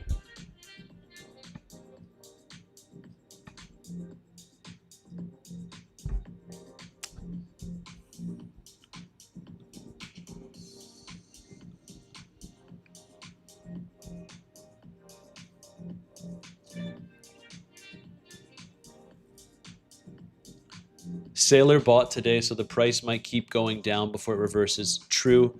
Sailor buying is like a local top signal. The real thing that we want to pay attention to with Sailor is going to be his stretch product, which is just struggling. It's struggling. Like, no one wants to put their money in this now. I see some people say it's a no-brainer, but it's struggling, man. It needs to get to par, which is 100, for him to have that excess liquidity to buy more Bitcoin. And until we can get up there, can't, right? Chainlink, how can you be bearish on Chainlink? You want to know how I can be bearish on Chainlink? I'll show you exactly how I can be bearish on Chainlink. I was going to search up Chainlink.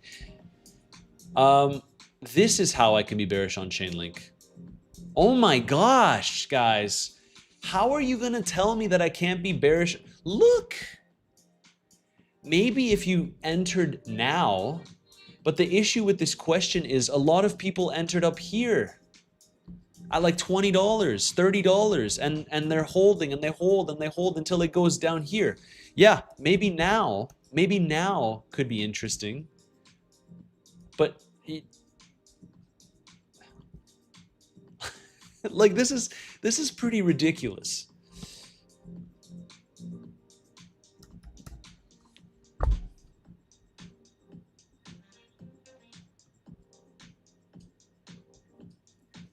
Yeah, Mark Dutch, the chat is funny.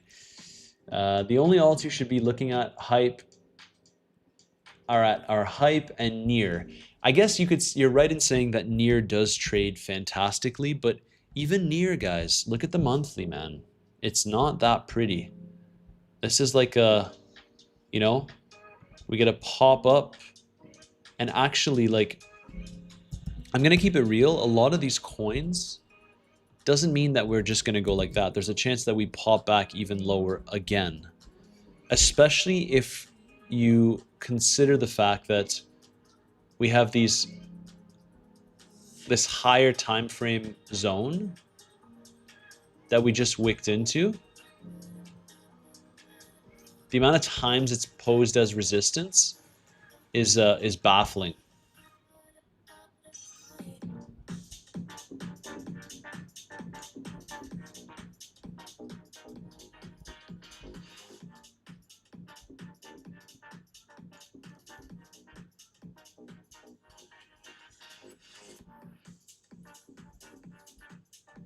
Very flat candles.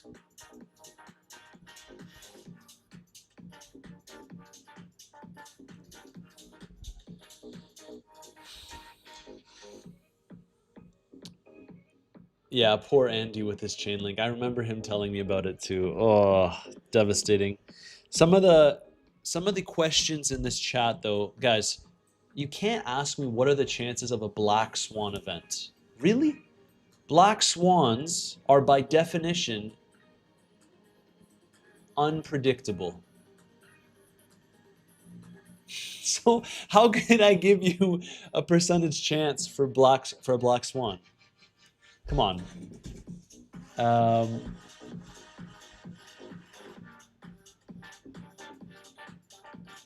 Vision Pulse Fatboy said that hype will go down 80% by the end of summer. If that happens, I am a buyer. No questions asked.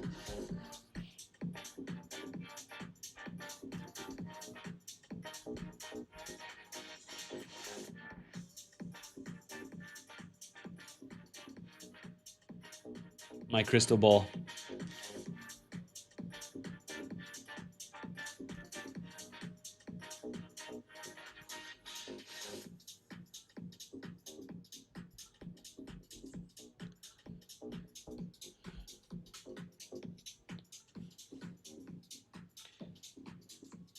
Legends, if you haven't already, let's destroy that like button. 262 likes? We can get to 300 likes. I know we can. I know we can. Someone said hype. Hype is one I don't mind looking at. Structurally, it looks interesting.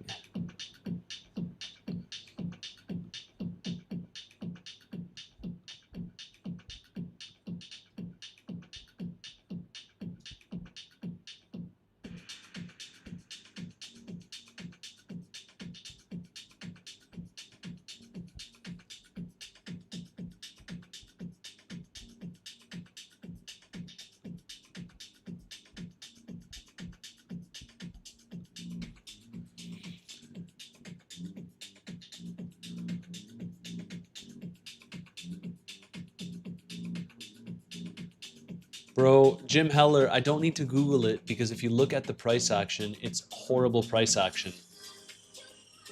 The price action always comes first.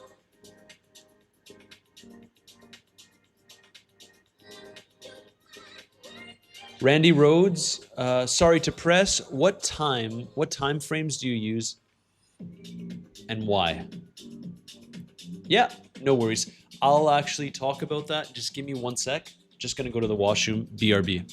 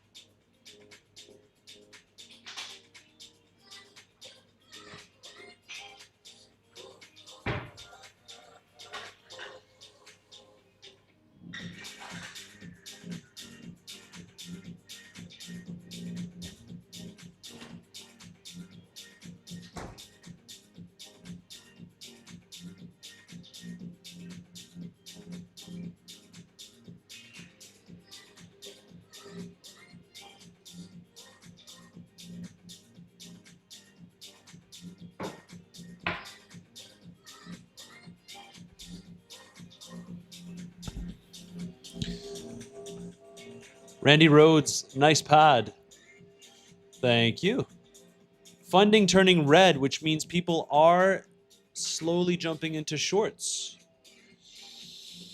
Matt is gone. Time to dump. You guys know the drill. 1 hour until the stock market opens.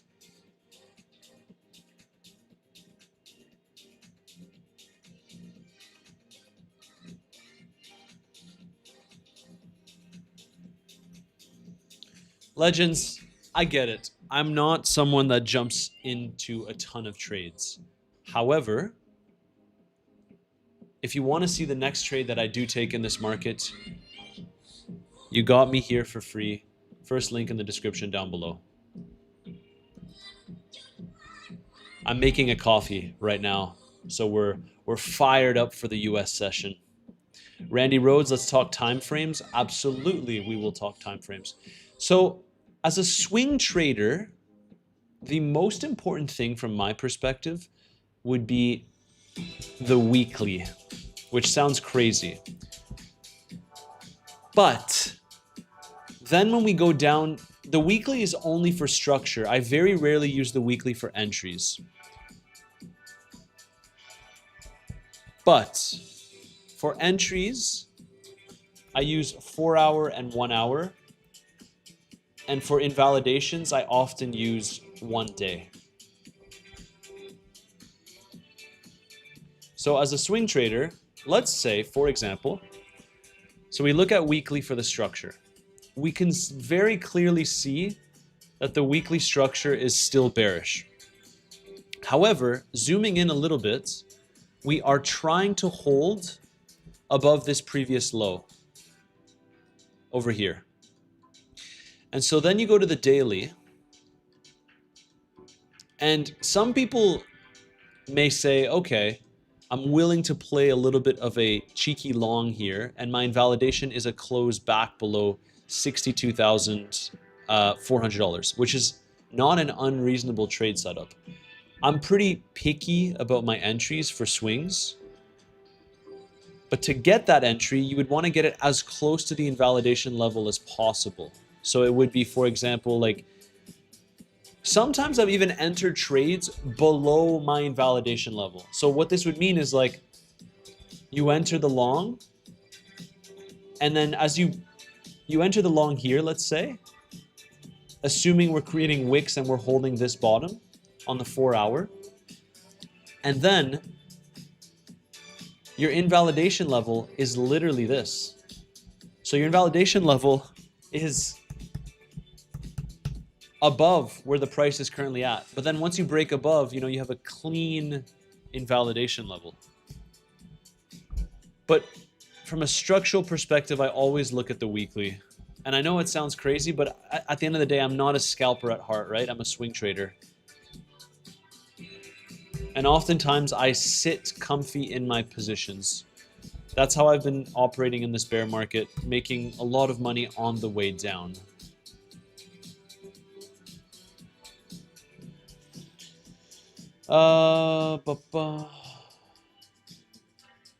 It's Will Anderson. What was the altcoin that was ripping that you added to your favorite chart? Beat and Dex. Yep, I believe we're gonna have relief today, but we'll go down again. It's possible. It's entirely possible.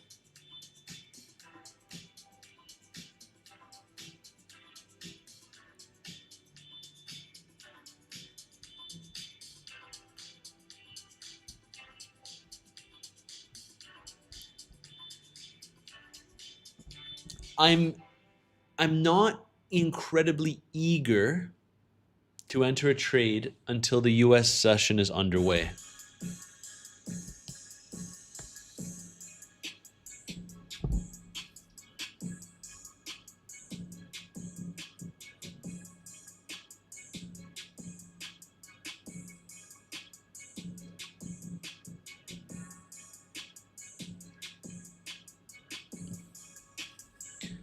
Okay, Gaurisha Udupa, please stop spamming. Guys, I'm not going to say it again. If you keep spamming, I will remove you from the chat. It's not fair for others. It's not fair for me when I'm reading the chat and the same message comes. And the more and more that you send your message, the least likely I am to respond.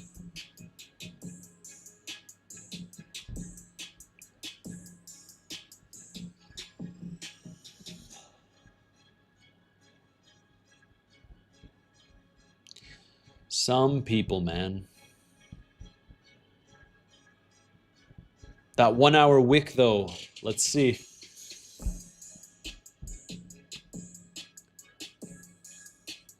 Hey Matsur, are you going to proceed with the 100K to 1 million challenge as discussed the other day? I will see. I will see. If you're in my group, you'll be first to know about it if I decide to do it.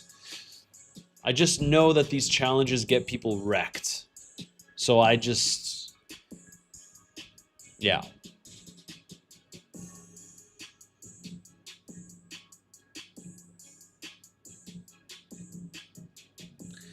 Quick one before I go to work, before I go back to work. 70K first or new local low? New local low. If I had to guess. But it really depends, man, because purchase media, if we come back down and we don't sweep the lows, but we're still holding and it still looks good, I might enter a swing long before we even sweep the lows and maybe add on a sweep of the lows. So it really, really depends. But I think we can come down before we go significantly higher.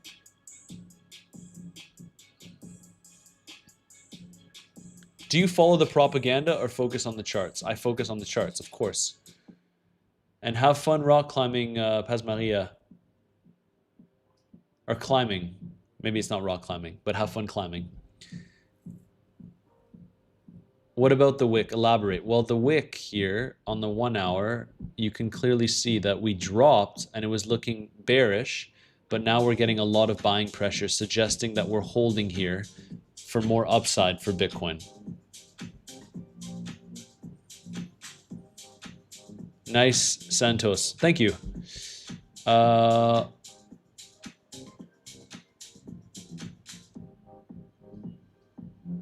Nick Tooney. Hey, brother. I think today we're going up. 66 to 68K is my target, then another big swing short. It's possible. If that's the case, I would add to my short again.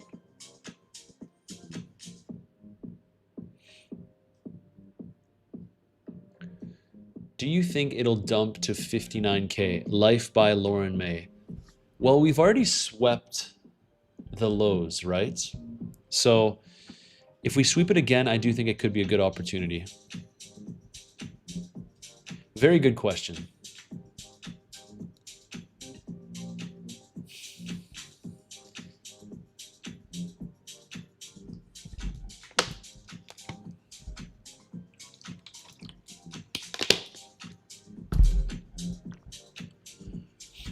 What leverage do you use? Anywhere between 5 and 15x. But guys, remember, leverage is completely irrelevant. It is completely irrelevant. It's the capital that you're using in proportion to your trading portfolio. 1% of 100,000 is $1,000, irrespective of how much leverage you're using. Just joined. What did I miss? Cali K. Honestly, we're waiting for the US stock market to open. Sell the shorts before it's too late. Mohammed Khalaf says I should get rid of my shorts. But my shorts have continued to print despite the same people telling me to close them when we popped up to 80K and I added to my position.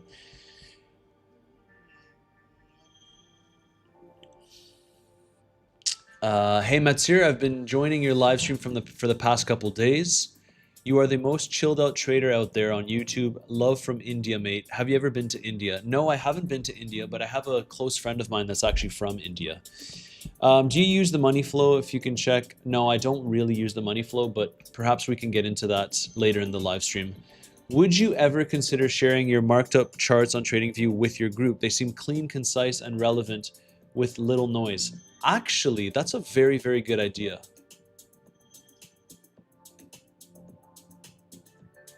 That's a very good idea. Huh. I could do that, eh? If that sounds interesting, guys, and you want access to my charts, I may start sharing them in my group. That's a good idea. I don't know why I didn't think of that. But DM me the keyword CBM on Telegram to be able to join my group. It is completely free. It's where I share all of my own personal trades and my overall market analysis. The only requirement is that you've signed up with one of these affiliate exchange links down below and you start trading on there as you normally do. We have Bluffin as an option. If that doesn't work for you, I have Weeks. I also have 2bit as well, which is a solid exchange. So whatever you want, you can use to join the group. Someone said, what's your invalidation for the shorts? So if you've been tuning into the content, I shorted Bitcoin. This big short that you're seeing here, I've shorted since $98,000, 97. Then I took profits at 63K. Then we got a bounce. Then I added to my short again. And then I took more profits at 60K. So I'm up 450K on this short, which was shared in my group. And unrealized profits so far, 166K. And my invalidation is irrelevant because my stop loss is at break even. So I'm very happy with how this trade has played out. But I'm going to maintain the trade because I'm looking to actually add to my short again if we get a relief rally. On the higher time frames, the structure is still bearish on the higher time frames. So my invalidation level, I'm not stressed. I don't really have one because I'm playing with profits here. So my stop loss is at break even here. This trade that you're seeing where I entered at $81,500, my stop loss is at break even as well. So I'm not stressed about these trades whatsoever.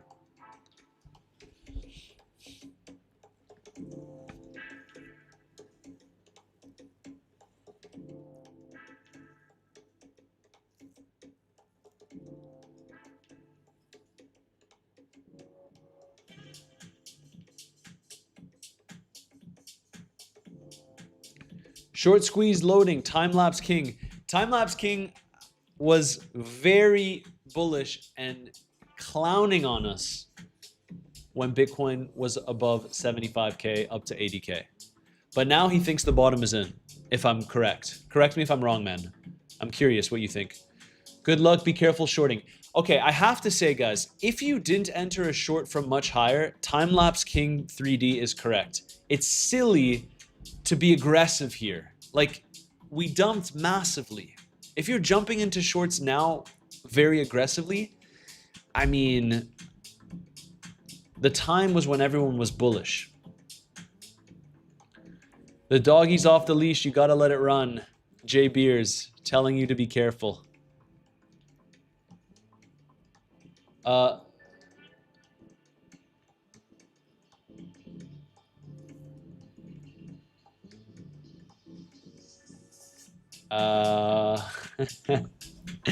Trading with 100% of your capital on every trade is a bad idea or a really bad idea.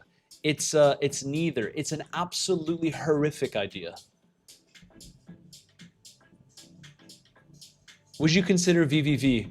I looked at it before and it's interesting. Like daily, I would consider it, but it's kind of just holding up well. It's just holding up decently well. Like it is interesting one.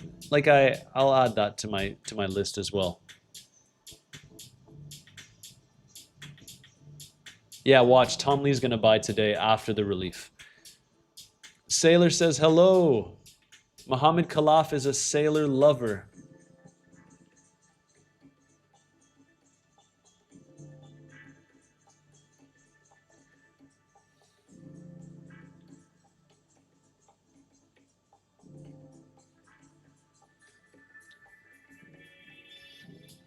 Do you think DEX will have a similar result as Rave? I don't know. It's important to not be deterministic about these things.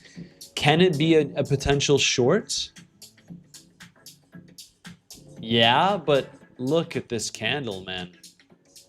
You would expect it to stem from a candle like this. And we swept the previous all-time high. So I don't know if this thing wants to run past all-time highs, it can. A lot of coins are starting to look like this. If you look at Beat as well, we swept the all-time high. So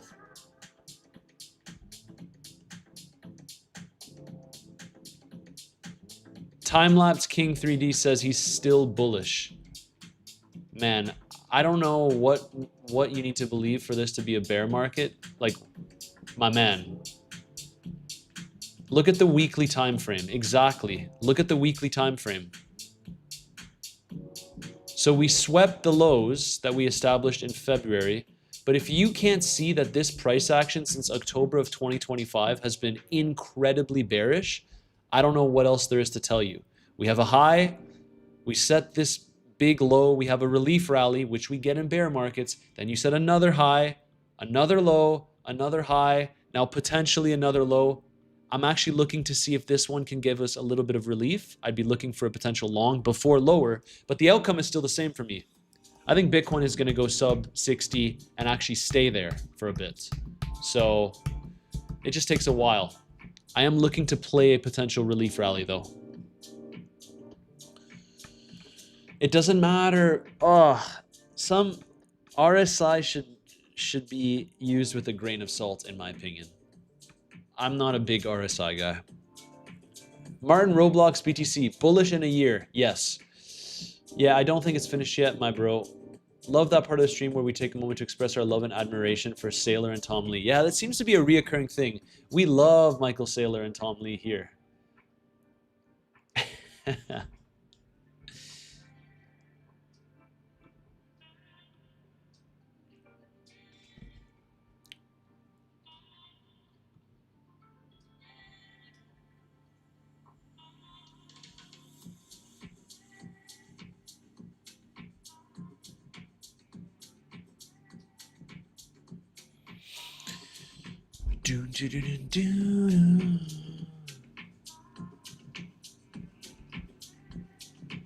Yeah, Mark Dutch is used to seeing some interesting chats.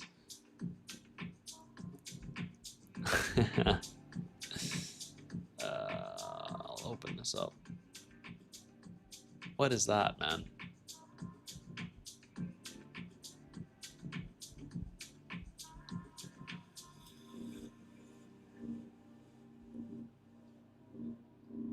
We are still in fourth.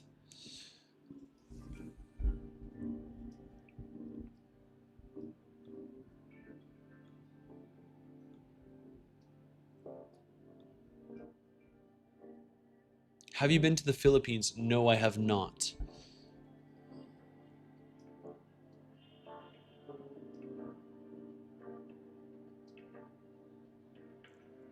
Love the pip on your screen. You look like you just got wrecked.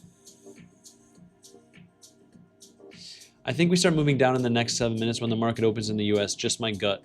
Let's see. Oftentimes, if we move up before the US stock market opens, we can see a sharp retrace. And then the opposite is also true. If we move down, well, we can see a pump afterwards. Let's see. Guys, I have to be honest, the stock market will likely determine what Bitcoin does here. If the stocks market just wants to continue nuking, Bitcoin is highly likely to just dump.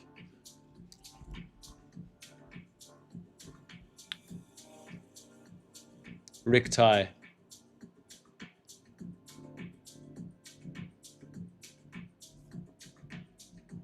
Yeah. Yeah, inverse Bitcoin chart.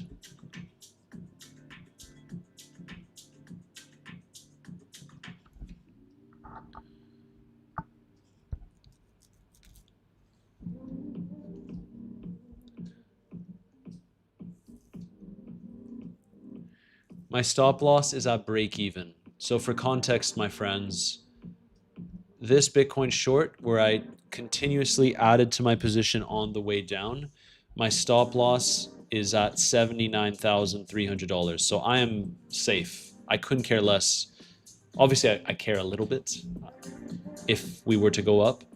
But I've realized a lot of profits on this trade. And then my other Bitcoin short, my stop loss is also at break even at $81,500. So I'm giga chilling, looking for a new potential long. Someone asked me if I'm not going long on Bluffin. So unfortunately, the reason why I can't go long on Bluffin with my short open is because I didn't enable hedge mode before I took the trade, which is annoying. Then I have to open up a sub account on Bluffin, which is still pretty easy, but I also had a weeks account open, so I figured I can open my long on here because it's already enabled in terms of the hedge mode on here.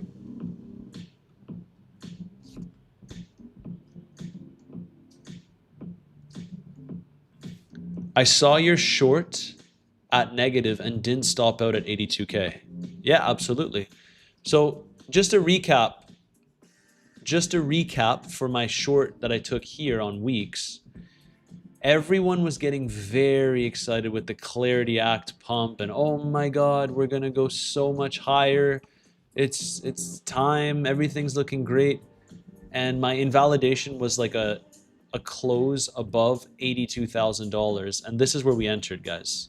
right on this triple top. It was epic, and I shared it in the group as well. Right here. Right up here. With my invalidation right here.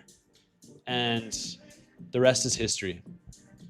And then I just hold this trade. Take profits on the way down, hold the trade.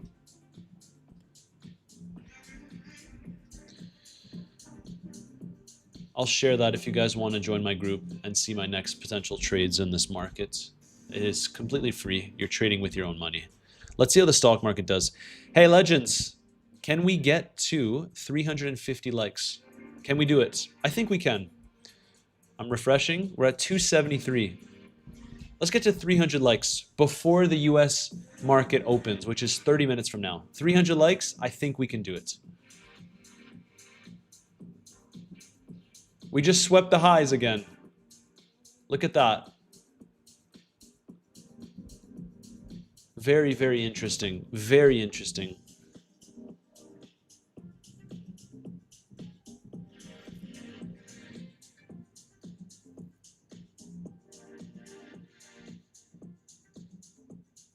You're very patient psychologically. I struggle with patience.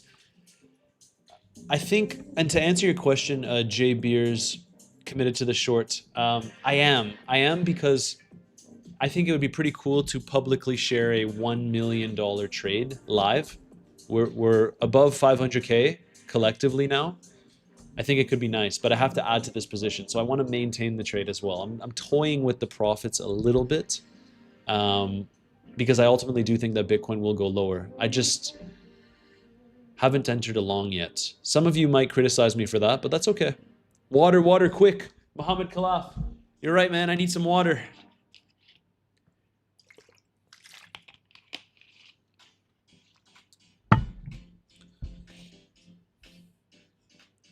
Looking for a long... Yeah, me too.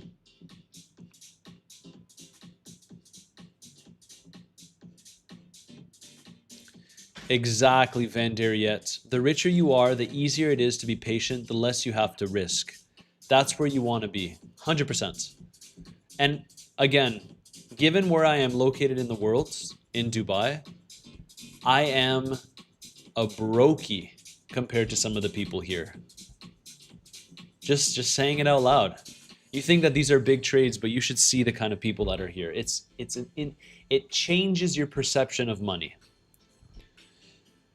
Shows where your head's at. Yes, sir.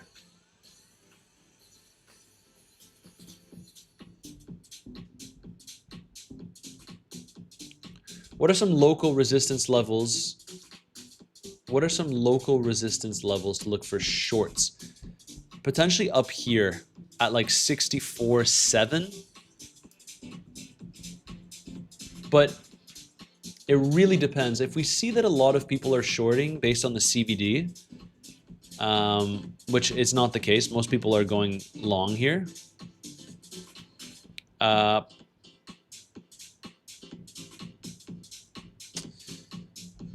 It will really depend on the price action we get.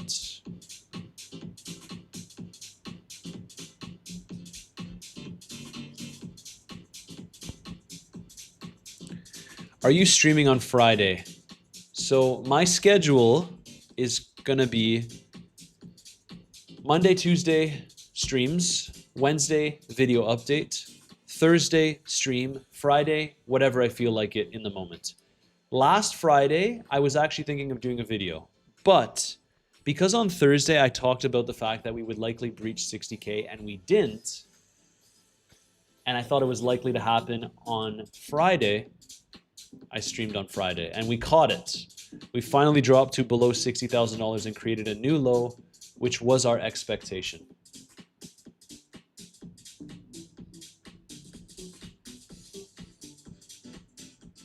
Good morning from Seoul. Awesome. So I'll let you know if I'm streaming on Friday, probably closer to Friday. Pre-market is looking real good. It is.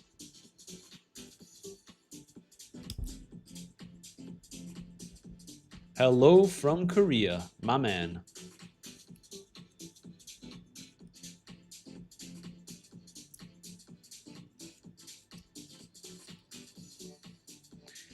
Grigor says, I was reflecting on the market yesterday, and it seems like you only really need 5 to 6 good trades a year if you trade Bitcoin. Yeah. Look, particularly in a bear market, I'm going to be real. In a bull market, it's going to be like we're longing everything together, and that's going to be fun. In a bear market, in particular, not even, man. You need like four where you go in with good size, and that's it. Really. Because I maintain this trade, right? And then I take profits and I add on the way down. I don't know, Gregor, if you consider adding to your trade a new trade, but I do that very, very often.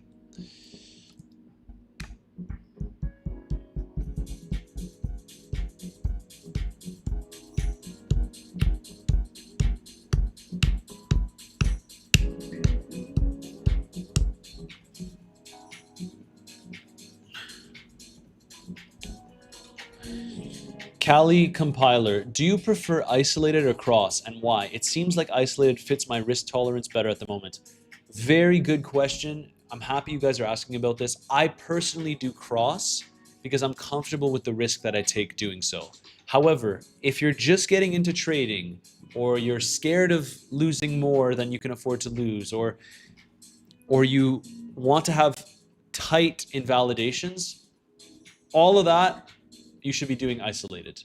I'm very okay with doing cross, and it's very much a capital thing. So if you're a new trader, I would not recommend you do cross. 26 minutes till market open. Correct. I've noticed any quick price movements during the weekend. Sometimes price goes towards there on Monday, either up or down for an SFP to liquidate those that entered over the weekend. It's possible. Yep. Some people do cross with high leverage on small positions. That's also true.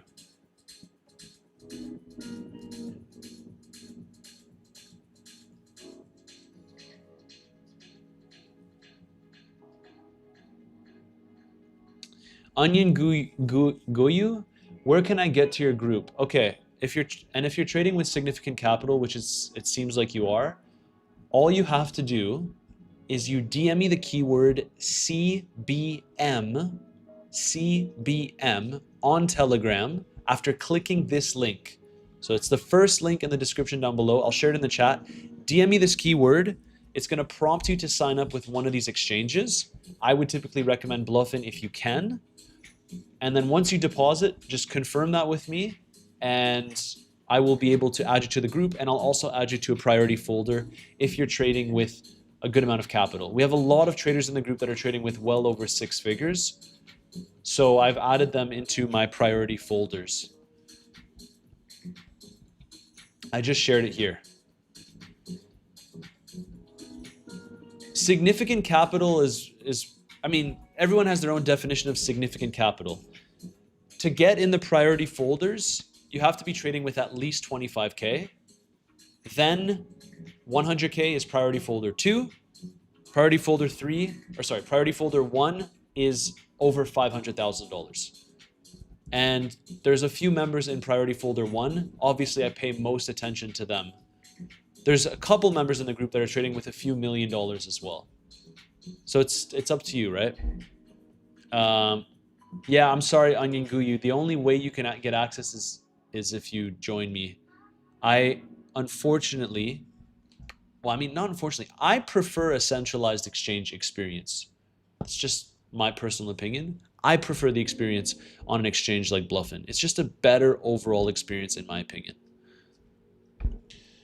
Mohammed Khalaf says game over.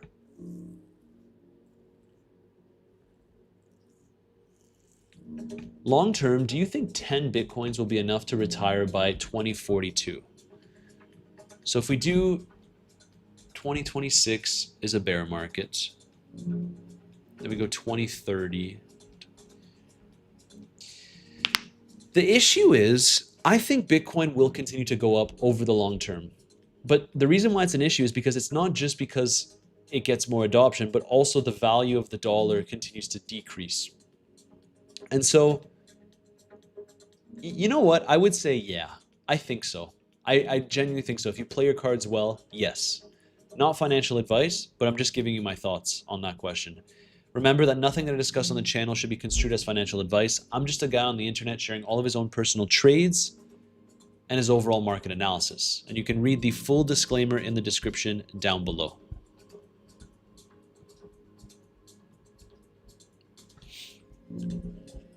What does CBM stand for? Crypto by Matsir. Matsir is my name.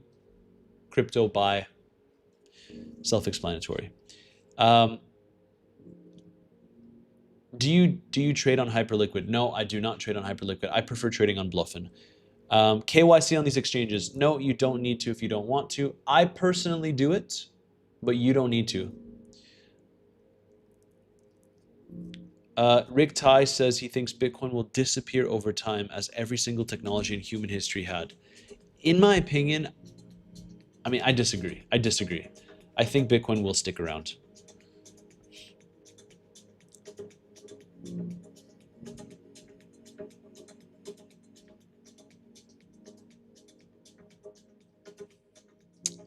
Daniel Agosta, yeah, look, Trustpilot for crypto exchanges is shit, in my opinion. Exchanges, I've been in the crypto industry for a while, right? I've been in the crypto industry for a while, and exchanges, what they do is they pay for negative reviews against each other, and it significantly removes or reduces the overall rating. It's bullshit. I don't trust that either. I've had nothing but positive experiences with Bluffin. Crypto, stocks, precious metals, everything that you could want to trade, they have on here. I couldn't sleep after I deposited 300 to 500K at any sex. I don't know why. I do understand why with FTX, but I guess I only deposit significant capital on exchanges that I trust, right? What makes you so short? I will stick around. Like, what do you think the foundations are? So short. We agree in disagreeing. Yes, we do, Rick Ty. Crypto bro Matsir. I don't want to be a crypto bro, please. What makes you so short? What makes you so sure about my shorts, basically? Is that your question?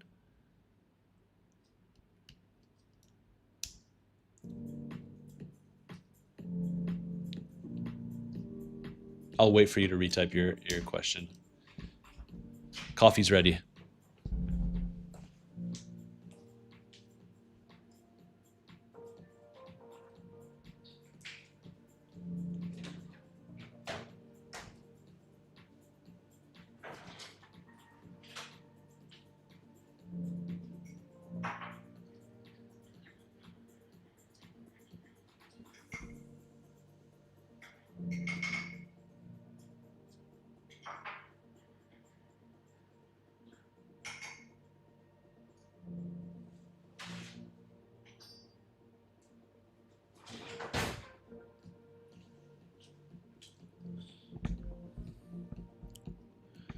Everybody spam the like button.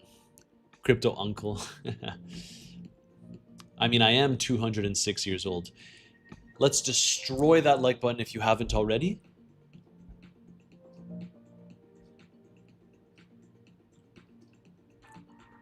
$308.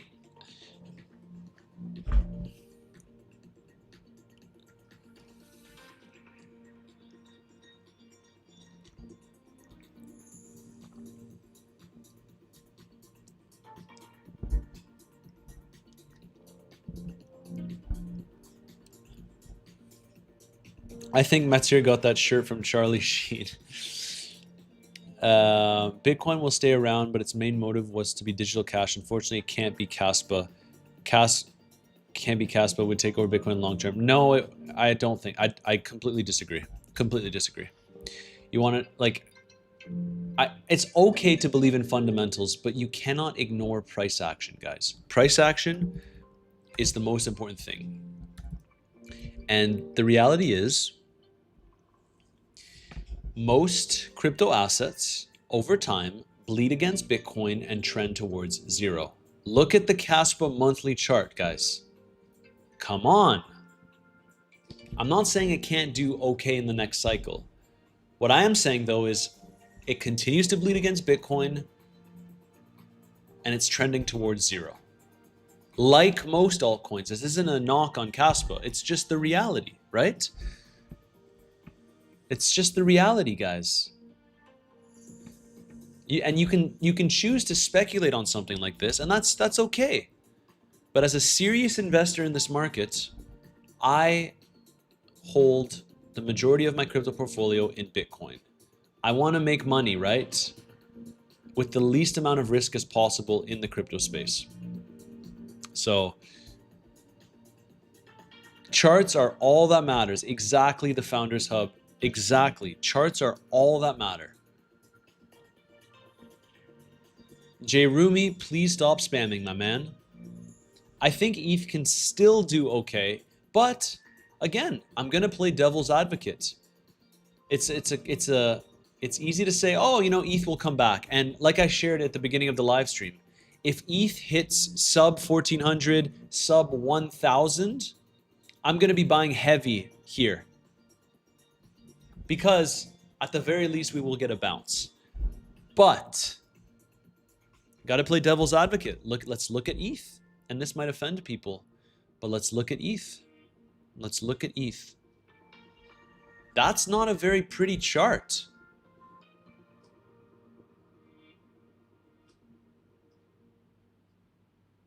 Right?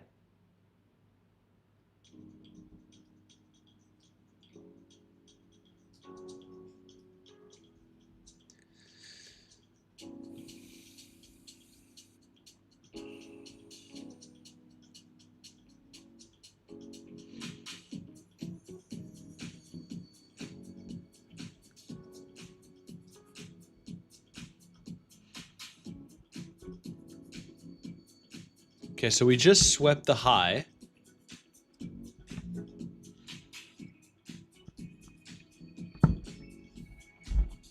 We just swept the high. XRP is a shit coin, Peter Morden. My apologies if that offends you, but people have asked me about my thoughts on XRP. I think it's a centralized shit coin. You have the tattoo. You have to own some ETH. But yes, the chart screams nightmare. Kali compiler, exactly. I mean, if you guys don't know the story about this, I don't know if you can see it on the camera, but basically, it's the first crypto that I ever traded in my life a very, very long time ago. It's what got me into crypto, and crypto has changed my life. So it's not so much in saying, oh, I think ETH is going to go to 1 million. It's more, this is what brought me into the space. I bought ETH before I bought Bitcoin. So it's symbolic for me. J Beers. Stocks up, oil down. Let's print some greenbacks. Oh, I agree. It's a shit coin, but our emotions don't change shit.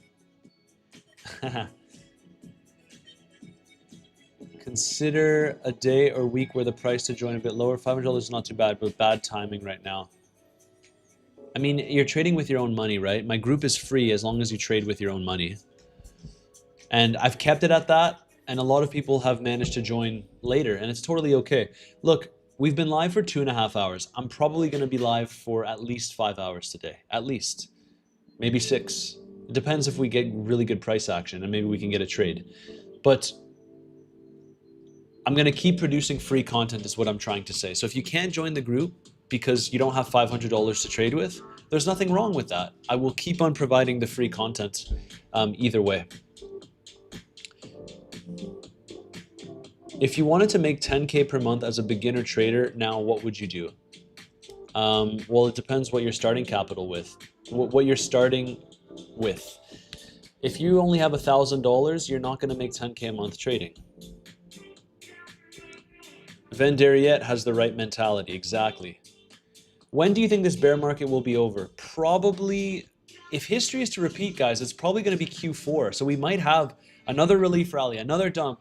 You know, probably Q4 if I had to guess. And I think we're probably going to bottom, I said somewhere between 60 and 70% down from the all-time high. So what that looks like would be 60% brings us to just around 50K. 70% brings us below 40K. That zone is ultimately my target. And some of you might think that's absolutely crazy, but look at what happened previously. 93%, 85%, 84%, 77%. So the drawdown is getting less and less significant, which we've established before. But I don't think 52% is enough to call for the bear market bottom. Do I think we can bounce from here? The answer is possibly, yes. We're just gonna see whether or not this is a 2018 scenario in June or if we just bleed lower. I would like to see another sweep of the lows if possible.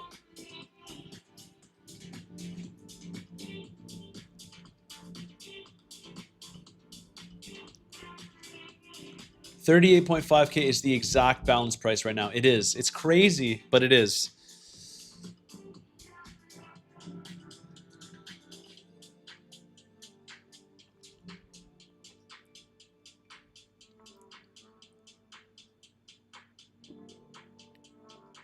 Salvador Perez is back with the bullishness. We need some bullishness.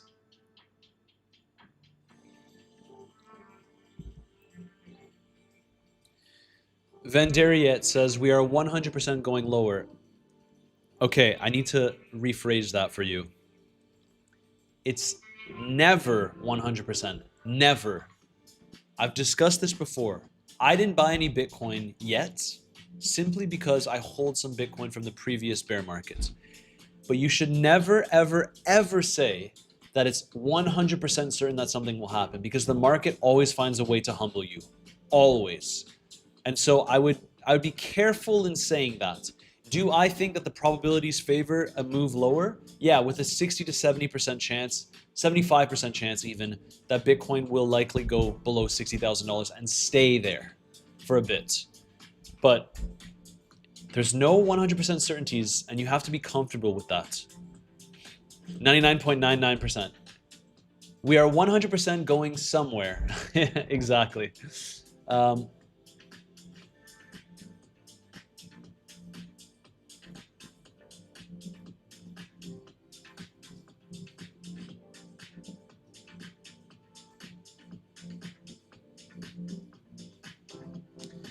Roleplay Central has a very good question that I'd like to address before the US market opens. He asks, what happens if a person opens both long and short on cross, trying to catch the bottom? If it dumps more, then he can close both and start another long, but if it doesn't, he will have a strong trade. So the way that that works is I recommend having a higher time frame analysis, a higher time frame direction, and having intraday setups in between. So what that could look like, for example, is you guys know I've been shorting Bitcoin for a very, very long time, and I've been making profits consistently on the way down. However, in between here, I was also looking for some longs. And so let's say, for example, that I shorted Bitcoin here, which I did, took profits on the way down, but maintained my short. And then I went long on Bitcoin here, and then I took some profits from the long. The short is now in less profits, but I took profits here. And then you compound into the short, and you have your stop loss at break even for the long. You took profits on the long, then you drop, then you basically close out the rest of that long at break even because you're smart and you move your stop loss to break even, and then the short keeps on printing. So you can play it in that way as well. Not to overcomplicate it, but you can. And I've done it before. Good morning all, Gemma Gov. The only guarantee that we have is that the chart is going to the right. Yes. Imagine it just starts curling backwards to the left. So that was a good question.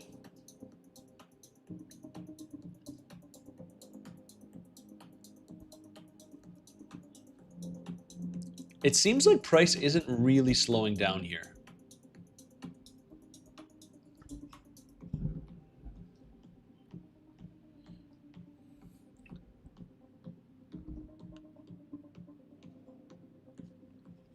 Mohammed Dawad, hi bro.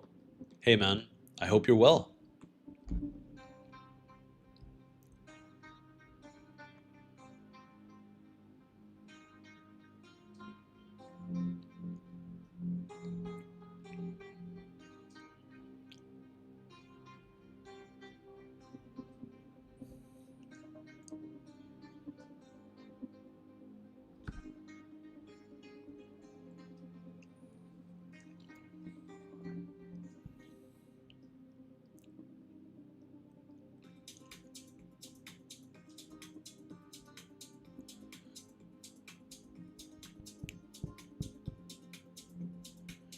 Can you show me how to enable hedge mode? Yes, I can. I just don't know why my charts are like this. It's because I have my... So normally up here... My gosh, what is that? Oh my gosh, what did I do to my charts, guys? Oh, my bad. They let you play around with the charts. So basically, to answer your question, you're gonna find the settings up here in the top right corner. It's because my screen is collapsed here. And if you click the settings thing, you'll see something called hedge mode. The only thing with hedge mode on Bluffin is that you cannot open hedge mode if you're in an active trade, which was my mistake. I took my big short and I forgot to enable hedge mode. So now I have to enter in my sub accounts to take some shorts on Bluffin, or sorry, take some longs, or I could just use another exchange where I have it open, for example, weeks. So guys, all the exchanges are down below. You get the best bonuses in the industry if that interests you. Bluffin, Weeks, 2bit, BTCC. I personally trade mostly on Bluffin, but Weeks has been recently a close second for me. It's been very, very solid. And I trust them with my capital on there as well. So you get the best bonuses in the industry. With Bluffin, you get these rewards where you can get up to $50,000 in withdrawable cash. And Weeks, you get VIP2 with a 25% discount on your fees. You know, when you trade, you pay a little bit of fees. Well, that reduces your fees and you get massive trading rewards depending on the volume you're bringing in. And whatever one you choose to sign up on and start trading, you can join my free group afterwards once you've signed up. Just DM me the keyword CBM on Telegram and I'd be more than happy to add you to my group. We have approximately 6 minutes until the stock market opens. I think it's going to be a very interesting open. And we'll be monitoring the situation closely. When is inflation data this week? So this week we have some pretty important data. Oof. All right, guys. Tomorrow we have existing home sales. Normally on Wednesdays I do a video update. Do you also want a live stream on Wednesday because we're getting inflation data? Do you also want a live stream on Wednesday where we can monitor the price action together, or is a video update okay? We have inflation data on Wednesday. So you let me know. Do I do another live stream on Wednesday? Normally I do a video. I'm okay with doing a live stream because it is inflation data.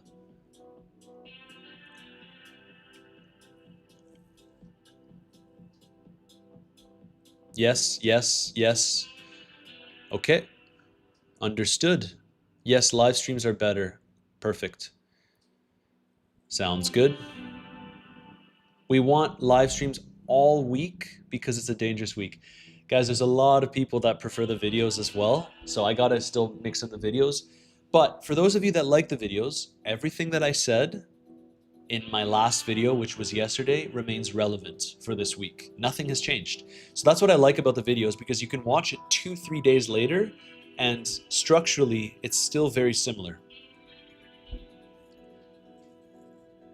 Up to you, man. I will always watch to learn if I can. Awesome, awesome. All right, guys. It's confirmed that we will do a live stream with inflation data. Confirmed. And this is perfect because it's right after the US market, or right before the US market opens. So we will do it. Perhaps best if you leave your camera on constantly. Sounds good. So tonight when I watch Netflix after my live stream and I unwind, I'll leave the camera on and I'll leave the live stream on. I'll just point the camera down there where my TV's at, and you guys can watch the show with me.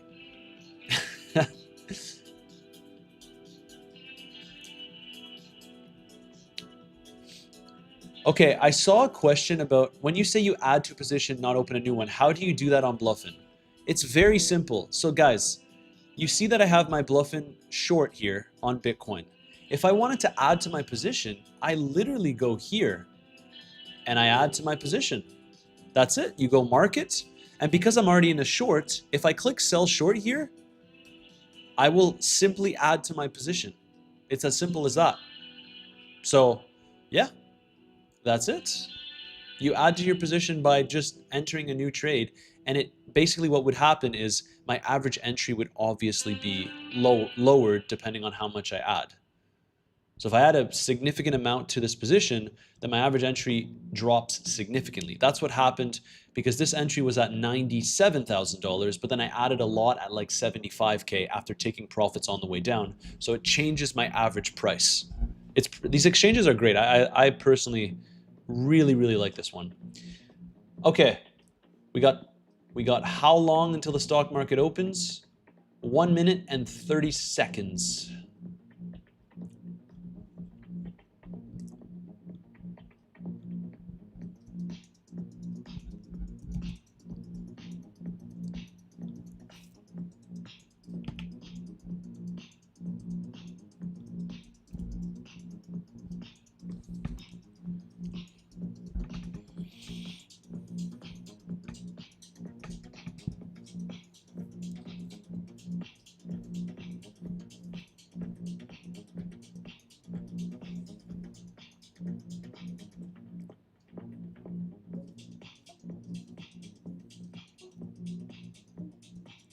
Is hype actually pumping a lot? Did someone say hype is pumping a lot?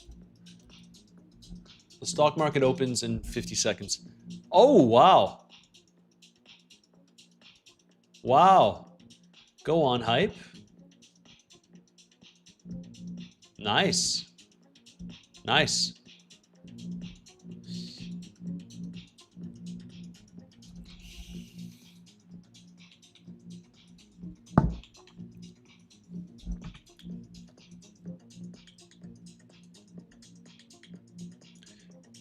Mohammed Dawad, please stop spamming. Again, I'm going to repeat myself. If you guys spam, I will purposely ignore your comments. I need to change my chat to make it so you can only send something every couple minutes. Coinbase is now the official deployer of the Hyperliquid USDC Treasury wallet. Awesome. All right, market is open.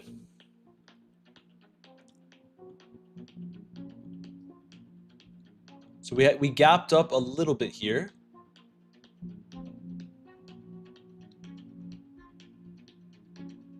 Come on, TradingView. What's going on?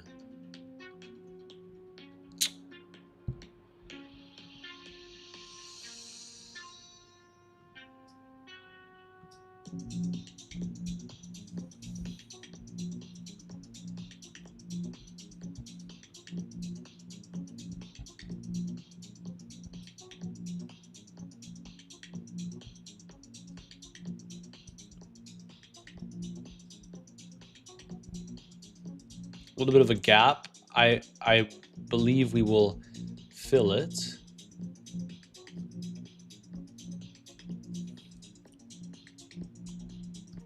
Sayamori opened along at 59K.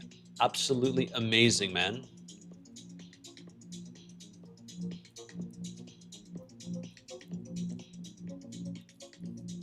The chat is in sub-only mode. That's the issue.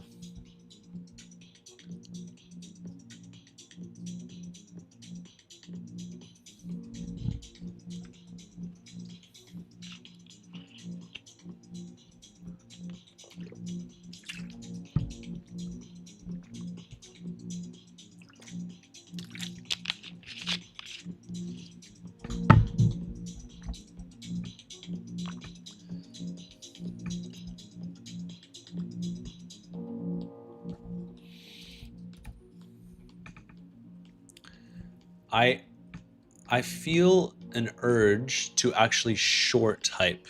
Call me crazy.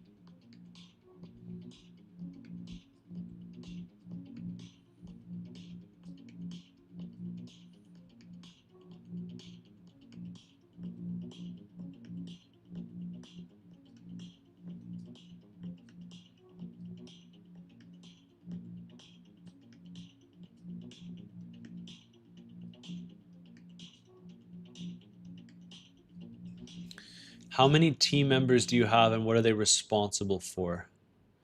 Team members. You mean for what I'm doing? I have people that help answer some of my DMs, especially the people that are trading with a bit less capital. I have people that are answering my DMs. I have people that help me with the automations.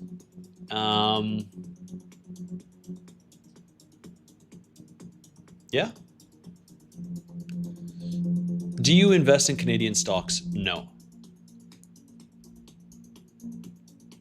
Tony Cash, I'm well aware that the stock market has been open for 4 minutes now.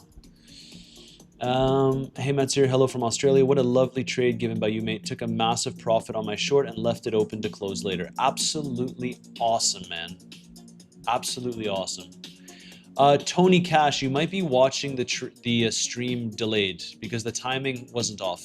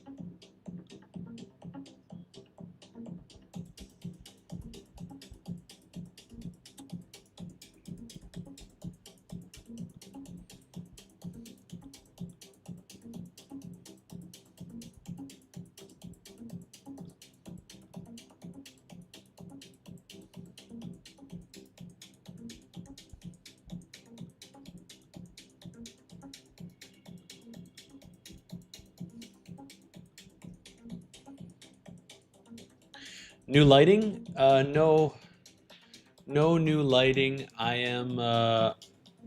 It's just natural lighting. I'll have to probably flick on the lights in a little bit. Sorry, guys. I'm just looking at the charts. I'm looking.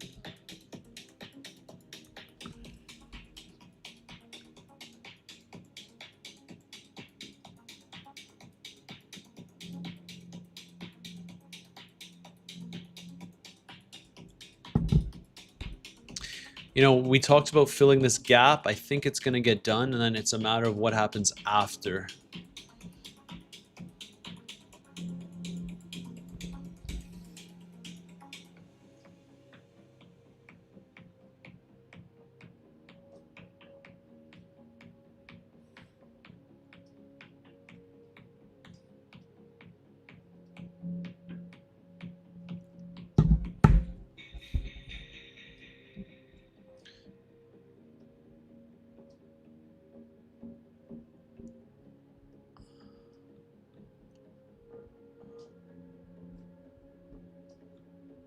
Yes, these are 15-minute candles.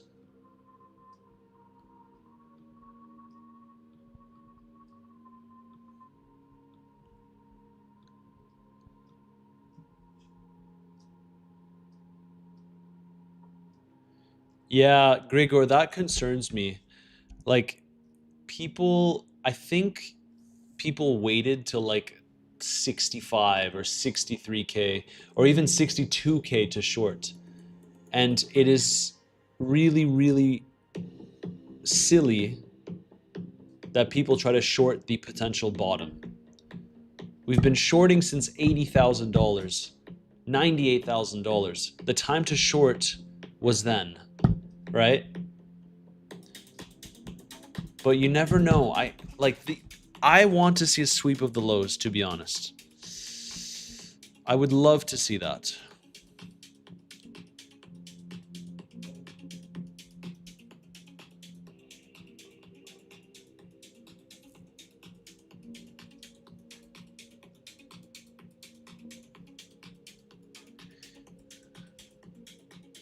Is a short at 60,500 good? I hope you're joking, man.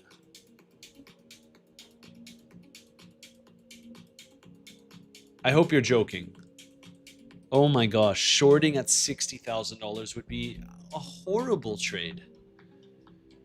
If you're not joking, and I don't mean to make fun of you, but I mean, guys, that's who you're trading against.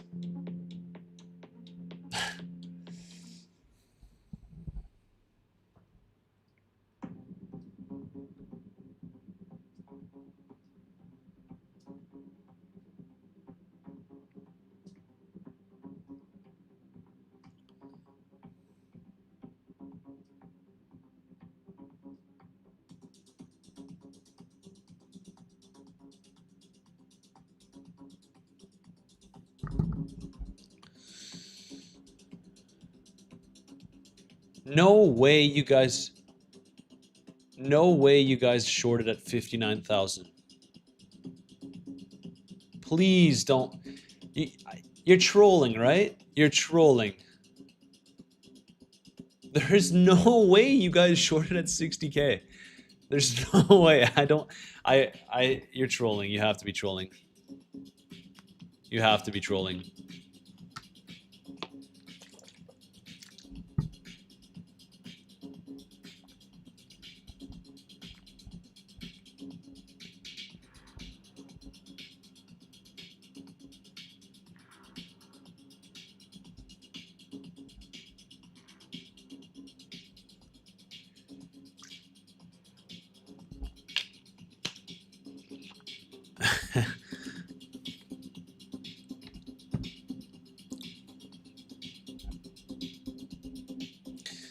Legends, I am preparing my next trade. If you guys want to know what that trade is, if I don't end up taking it on the live stream, my private members always get priority. So if you want to join my group and see what that trade may be, DM me the keyword CBM on Telegram, and I'd be more than happy to add you to my group for free. You're trading with your own money. That's how you get access to it. It's the first link in the description down below. How's the heat in Dubai? Oof, it's hot. It's hot here. It's hot here.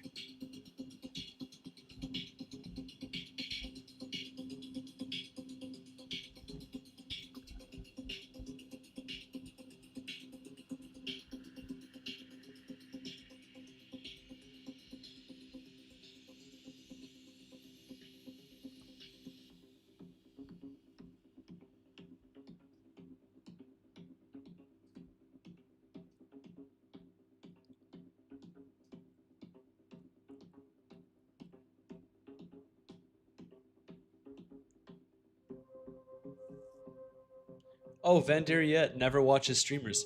I'm glad you've stayed, man. You've been here for probably like a solid what, 1 hour? So thank you for tuning in, even though you never watch streamers. I'm glad I'm the one you're watching. Um, so bummed my short from 80K got stopped out. I'm staying patient and unemotional though. I just need to adjust a few things for my next trade. Yeah. Would you close a short that was 35% in the red at this point? Holy smokes, man. I mean, the trade should have been invalidated. Wait, close a short? Oh, I guess it's the one you entered at 60K.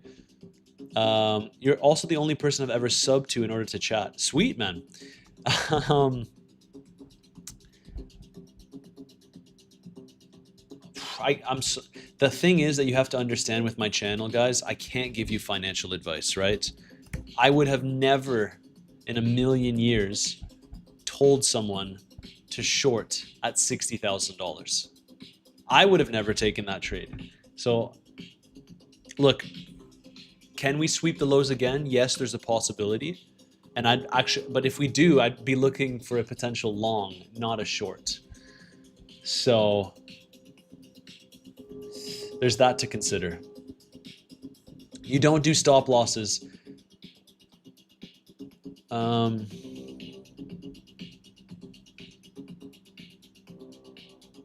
you share your thoughts on hype?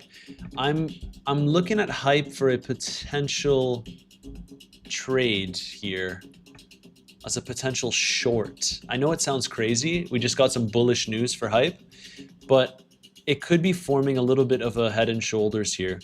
And there's a lot of liquidity to the downside. It's something that I am considering.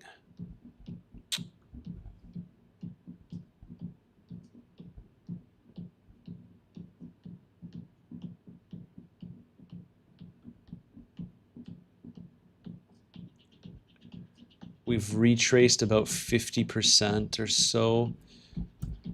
I don't know. Let's see. Yeah, Kali compiler, I'm looking at that one as well. It's just, we're teasing the highs. I would probably wait for this one. I would wait for this one.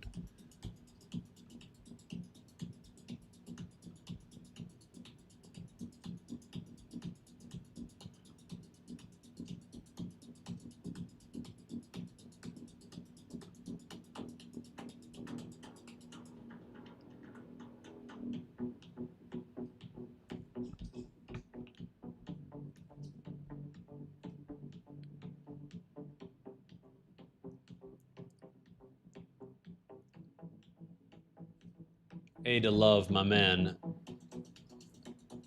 Ada Love, you've been on the channel for quite some time. I cannot believe you're asking a question like that. I don't mean to shit on anyone, but can anyone answer Ada Love's question?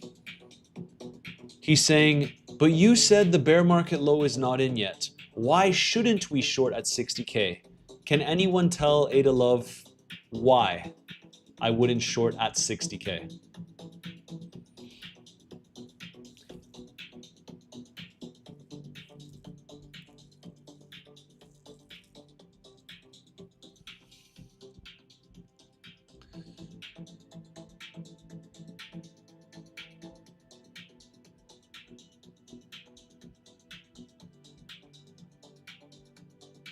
because of the charts.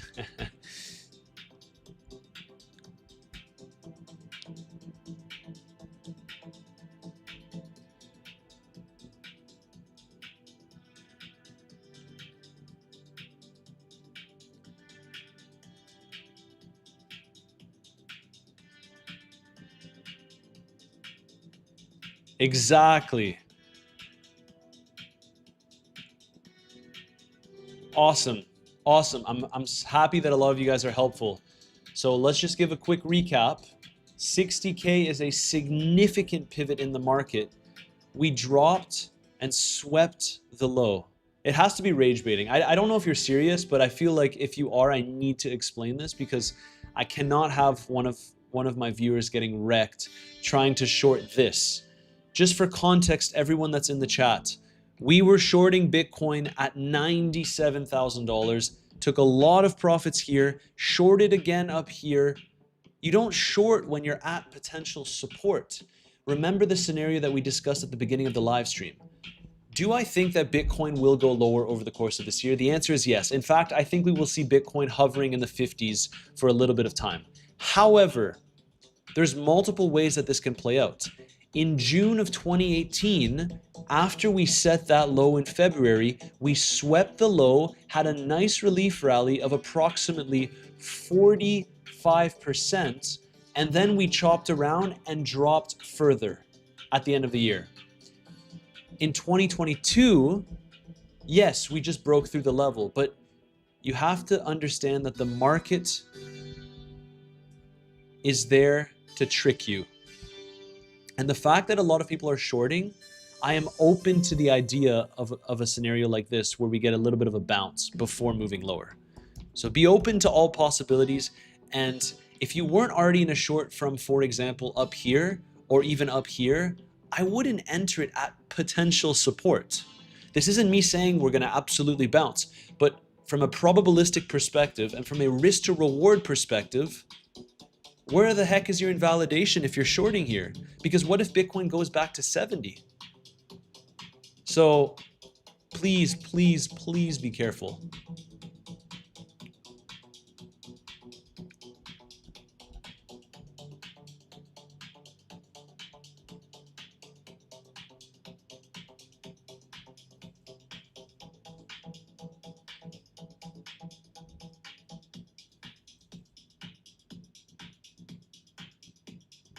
Grigor, exactly. That's the thing. You have to remain adaptive in this market. Like, many thought that 60K couldn't be broken, which if you've been tuning into the channel, I've been so vocal about 60K breaking again. And now that it broke, everyone's like, okay, well, we have to immediately go lower. We still have quite a few months that this bear market can play out. We can chop around here. We can bore the crap out of everyone over the course of the summer. We can get another relief rally. Ultimately, I do think that Bitcoin will stay below 60K for an extended period of time. But from a probabilistic perspective, it's possible that we simply get a bounce from this zone, right?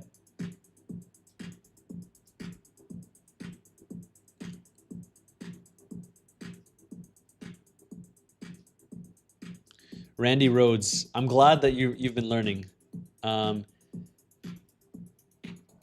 Nama 111 says AI money is coming back to crypto.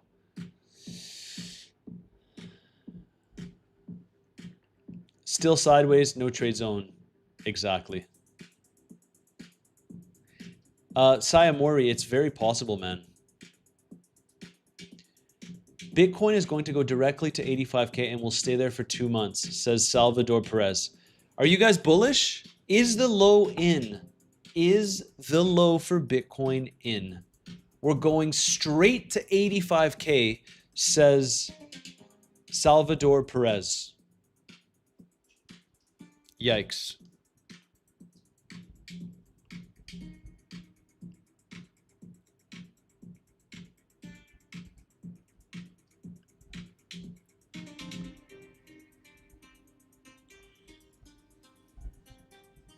Getting guidance from your live is great.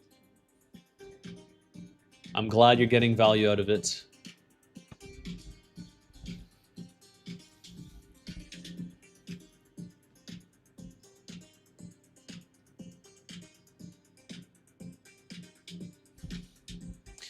If stocks are climbing up a bit here, then naturally, yeah, Bitcoin likes that.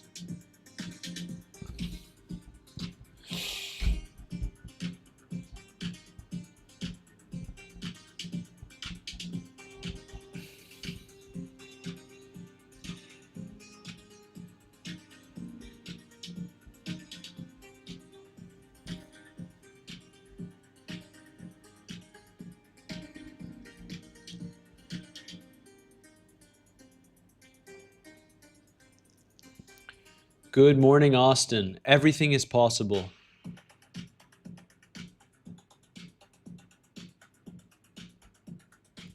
DBA Trading says, since joining your group, now I see why people get wrecked all the time. Too much emotions and hope used for trading. Very, very true, man. Too many people hope that something plays out when you have to understand it's just about probabilities. When everyone was bullish at 80K, we went short. And now that we swept the 59K lows, the question is, the 60K lows, the question is, are we just going to move up higher from here? I am currently not in a long trade, guys. To be perfectly clear, I have my short. We're up around 600K. This was shared in my group. But now I'm flat at this point. I'm flat. I'm looking for new opportunities. I'm scanning for new opportunities on this live stream today. But the opportunities are shared with my group.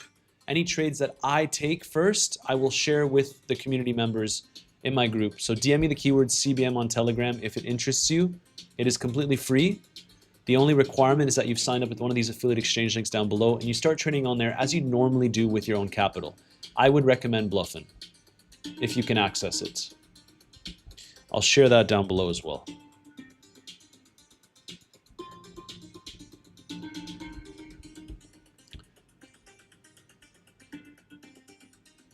All right. Because relief bounces are a thing. Alejandro Garcia, exactly. What's your opinion on SpaceX? I don't want to give the view of, because I think a lot of people have given the view of, oh, it's going to mark a local top in the markets.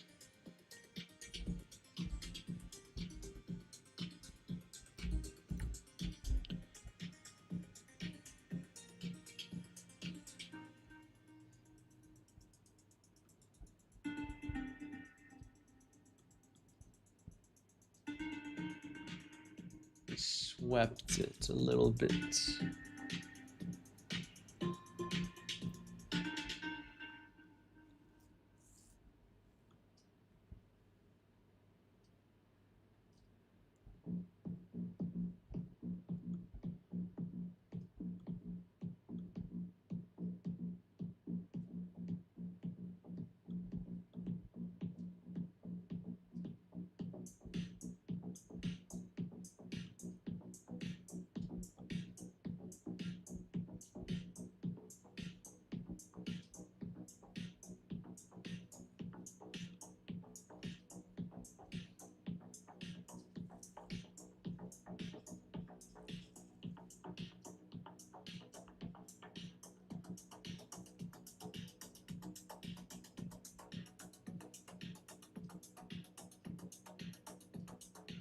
Yeah. And honestly, with the long on Friday, PY Gauze, I'm just answering your comment. With the long on Friday, I was considering messaging you guys in my group and saying, hey, I'm going to keep this long and move my stop loss to like 57K. But I didn't do it. I got stopped out after taking some profits. It happens, right? But I just didn't want to risk it. In some great profits with the shorts, and it's annoying. Would have been up significantly on the long, but got stopped out at break even. Ethereum thoughts. I think over the course of this year it will likely head lower, and I'm looking to accumulate.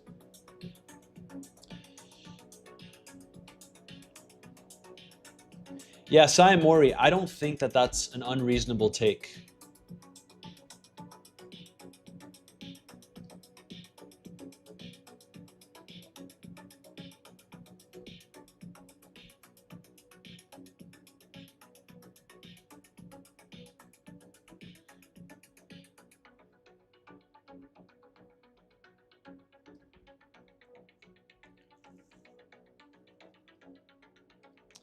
I know you're a swing trader, but acting as a scalp trader on the live stream, on the tricky market, with 30x with small earnings could be potentially a good way to.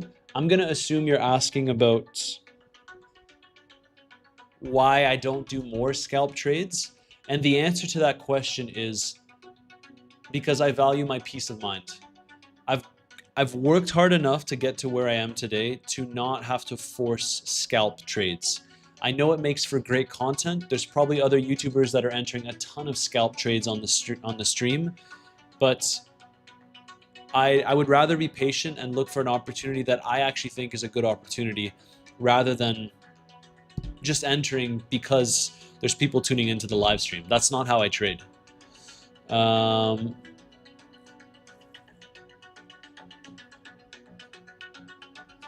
Yeah, Friday's market was crazy after the stream. I could have extended it, but we already did like 7 hours or something. I feel like I didn't have the energy to extend it. I think the crazy price action happened 3 or 4 hours after the live stream. Nasdaq is dropping. Is that so?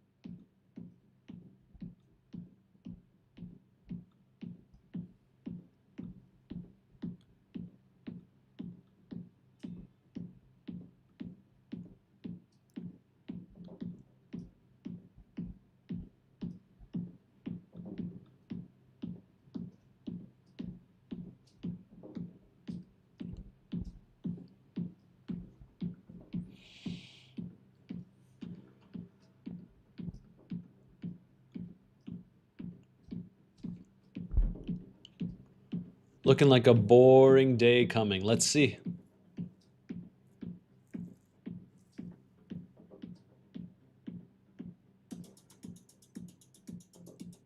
Did you get stopped or took profits from the long that was 2 days ago? Both. Both, my man. So I took profits. I think it was 25% profits, and then I moved my stop loss to break even, and then I got stopped out. Tom Lee bought 126,000 ETH today. Guys, he's only down almost $10 billion. That's okay.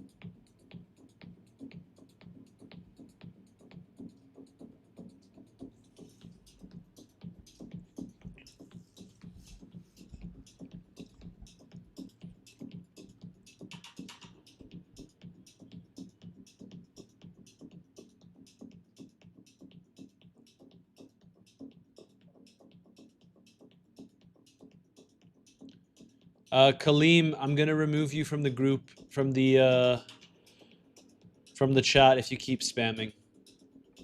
Final warning. I will remove you.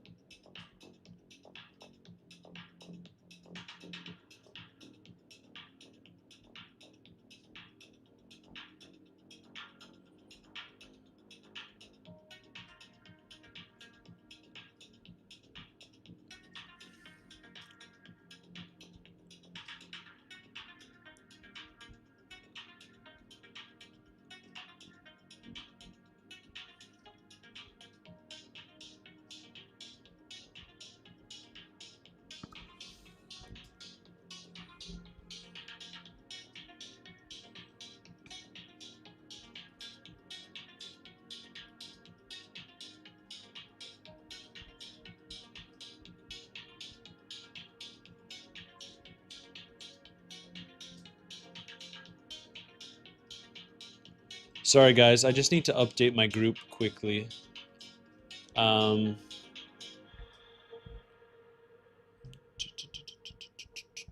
one moment. One moment.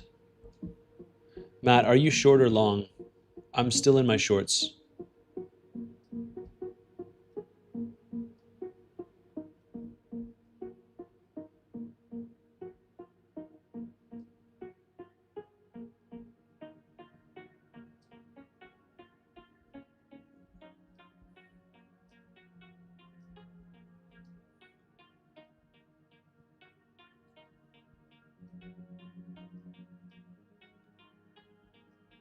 This thing is so... wow. Okay.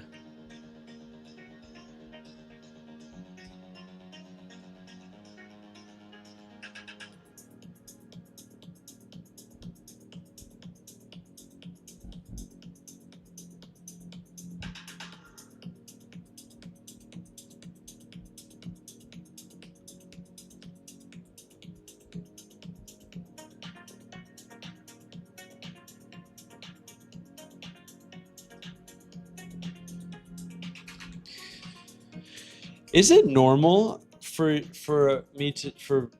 crypto people to do a live stream and people just spam long or short?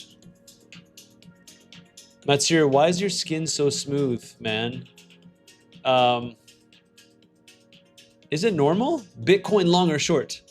Thank you for the compliment. I appreciate it. I just...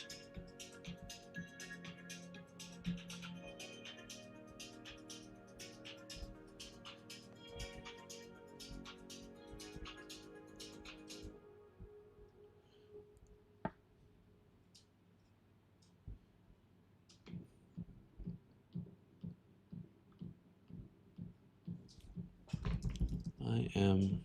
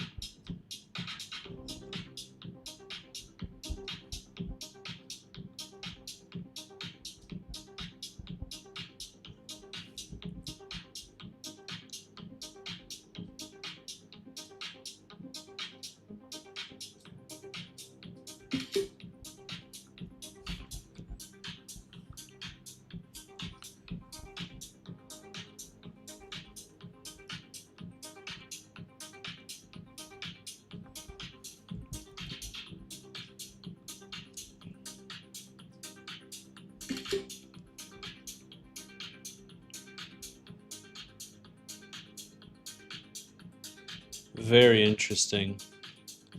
Very, very interesting.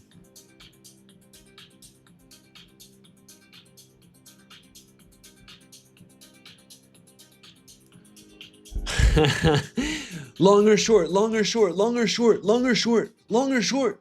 Go long or short, long or short. Oh, 100% Tiago Costa. That's the issue with the crypto space, right?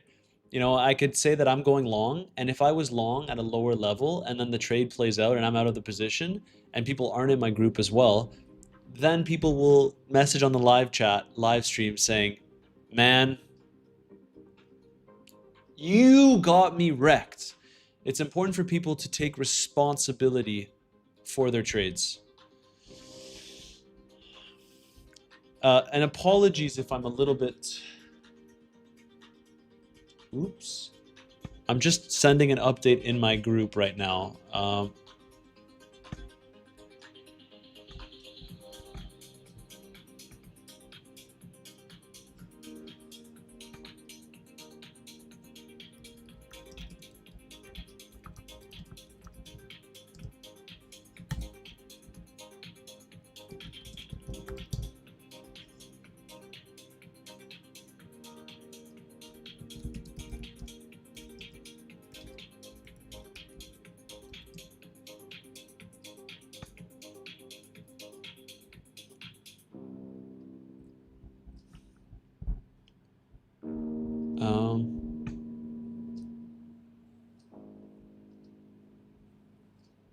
Pants or shorts?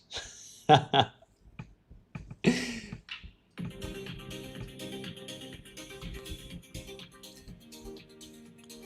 just want to hear your Bitcoin breakdown.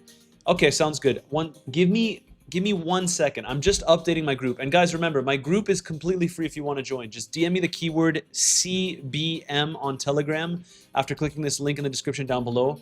I just wanted to send a quick update as I'm recording this live stream, guys.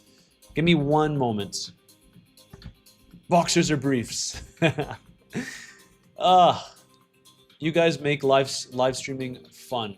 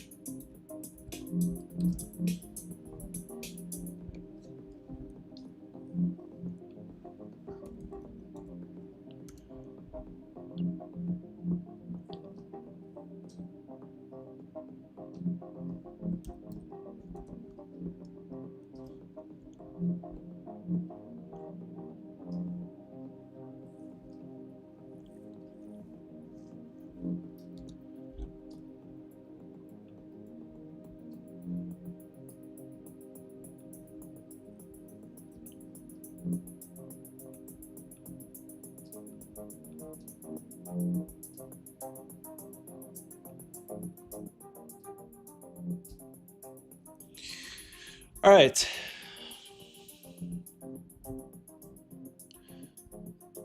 All right.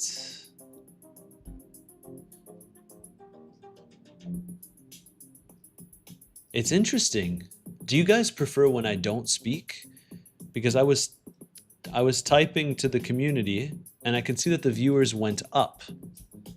So you like it when I don't speak then? I could just be quiet the entire live stream. If that's what you guys prefer.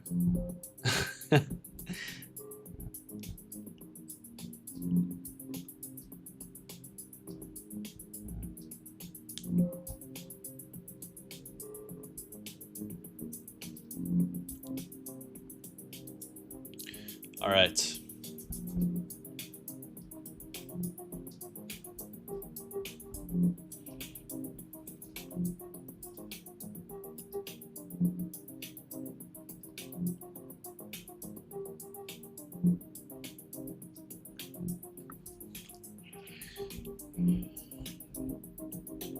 Now we see. Now we see.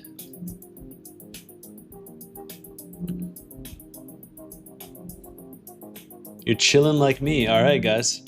Another relief rally. Yeah, shut up, Matt. Just sit still and be pretty. Sounds good. I'll start stripping on camera. Okay. So let's see. Yeah, we haven't, I have to be real with you guys. We haven't really hit a zone where I'm particularly interested in taking a Bitcoin trade, at least. Someone mentioned Velvet. That's another one that I was eyeing. There's just not that much, you know, it's like almost it's in price discovery, right? I don't like this. If something is in price discovery, I don't short it.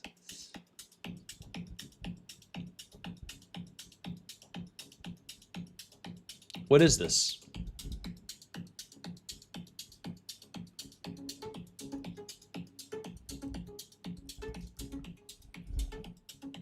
Oh no, no way, guys, no way. So rule of thumb, my friends, when you're looking to short a potential shitcoin, don't go anywhere near coins that have 150 million market cap. Don't waste your time with that. There's so much manipulation, it is unbelievable. In fact, Rave went to billions in market cap before it dumped. So anything under 1 billion, I'm very, very hesitant to even consider it. So look at this, guys. 140 mil, not a chance. I'm looking, nah, not worth my time. Not worth my time at all. Live stream, please. What do you mean? I am on the live stream. Just like Lab, lots of investor manipulation, low market cap, easy to juice. Exactly. Like Lab had a, I mean, Lab did have a good rejection. It's likely that this goes lower. It's likely that this just goes lower. It's probably cooked for now. But, you know, at least Lab, what's the market cap for Lab? Oh, 4 billion. What even is this? Oh, it's the BNB. Got to be careful with the BNB projects.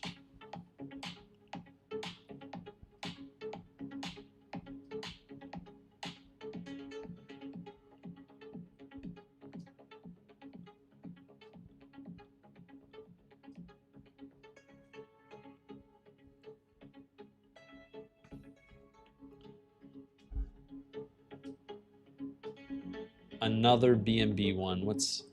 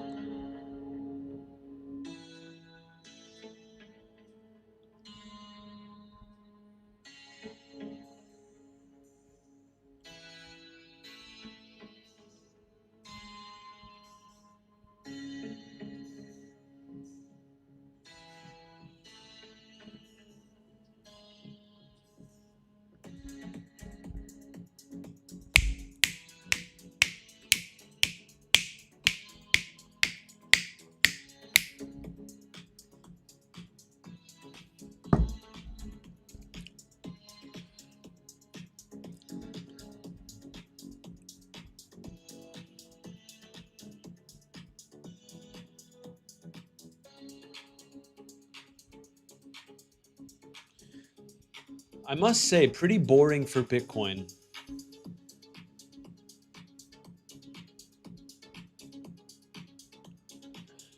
All right, let's go through the chat. Isn't double top on beat already in a couple hours before, or you wait for 4-hour candle close? Majestic, I am happy to wait. I'm happy to wait. What about a short on H? What's H? Is this humanity project? Is that, guys?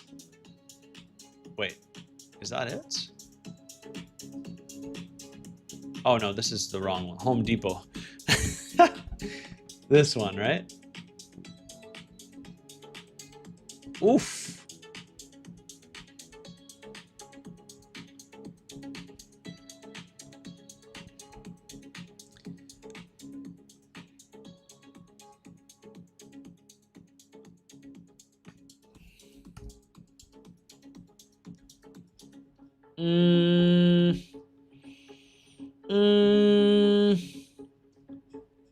Nah. Like, there's a lot of shorting interests for this one. Prefer not to.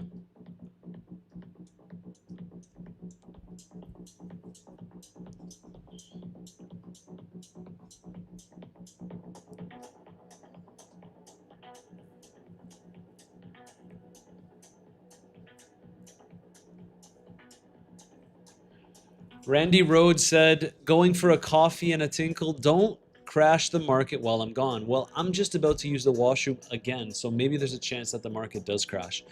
When you look at funding rates, what time frame are you looking at? I mean, the funding rate remains the same, guys. It's just whether the shorts pay the longs or the longs pay the shorts. Salvador Perez, sometimes your comments, man, it makes me feel like you're a bot. But you've come on the live stream before, so maybe you're not. But like when you say something like Bitcoin behavior today is proof of a supply shortage. How about Bitcoin's behavior last week? Was that proof of a supply shortage?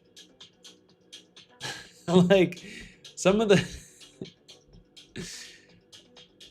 what I will say though is that we're just holding here. There's not much to do. There's not much to do.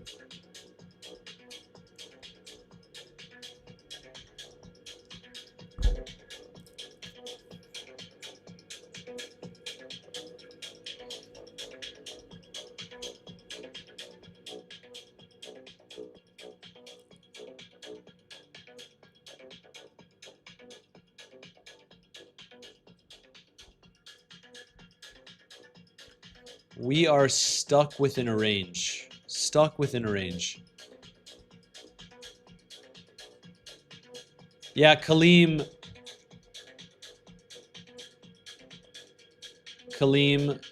one sec. Okay, Kaleem, my man, I'm sorry. I'm gonna have to. I just went up. I'm putting you in timeout for 30 minutes. You are now in timeout for 30 minutes. What time Mind Pillar market on? What does that mean? Please type out your questions so I can actually... No joke, XRP long looks nice. Are you serious? Let's see. XRP long looks nice.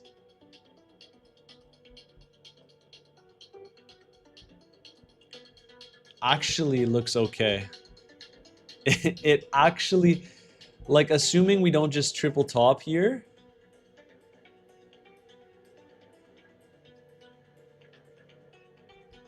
I'm not into like breakout trading, but this does kind of look okay. Because you can see that the pullbacks are getting less and less shallow. And it's knocking on the door of resistance. Interesting, very, very interesting. And you guys know I don't believe in XRP, but from a technical perspective, that actually looks okay. Good, good shout.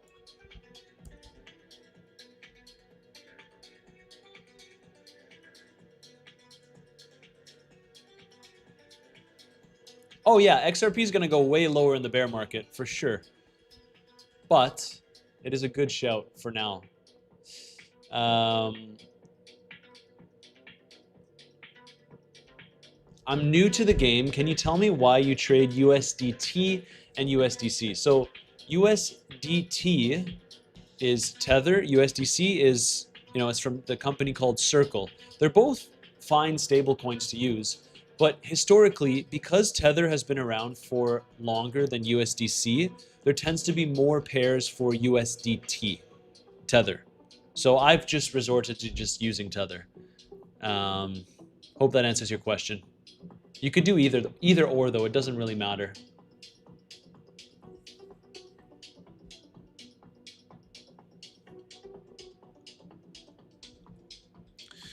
Legends, if you want to see my next trade, if I don't happen to take it on the live stream, remember you have the first link in the description down below. If you DM me the keyword CBM on Telegram, you'll get access to that group for free. All you have to do is sign up and you trade with your own capital. Click this link over here, CBM.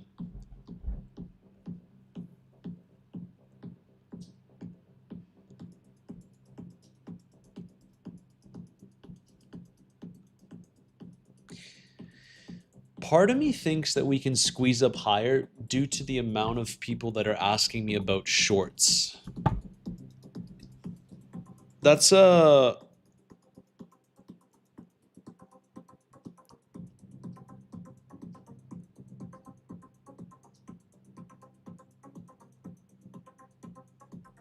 like an inverse signal for me. When everyone in the chat is asking about shorts, it makes me feel like I shouldn't be looking for shorts. Salvador Perez, we can talk about your love for Michael Saylor another time. MicroStrategy is like, you might as well just own the underlying asset. So forget about MicroStrategy. Double top on the 5-minute, waiting for it to roll over for a trade. Yeah, I'm not looking at the 5-minute. Jim Heller.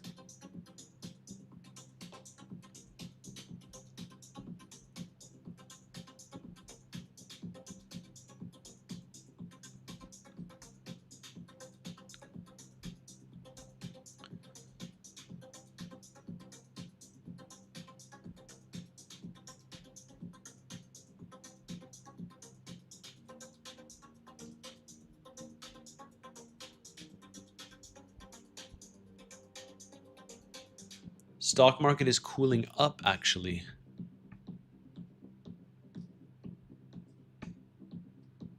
Salvador Perez works for MicroStrategy.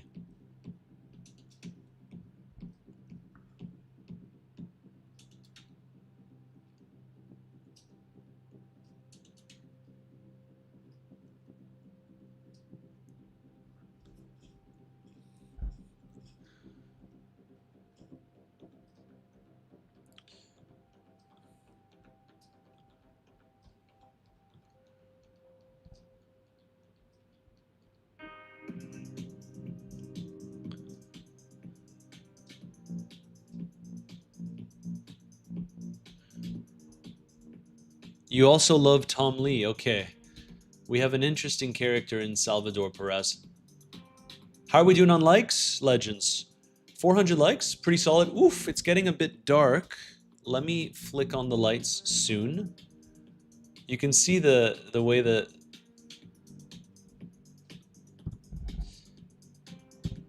sun starts setting.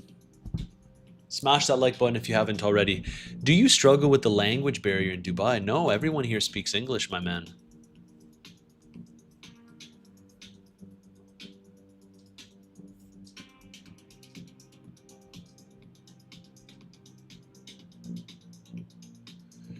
We're not getting much here.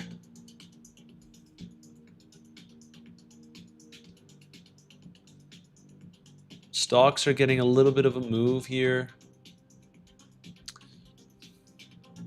I'm gonna wait it out, to be honest.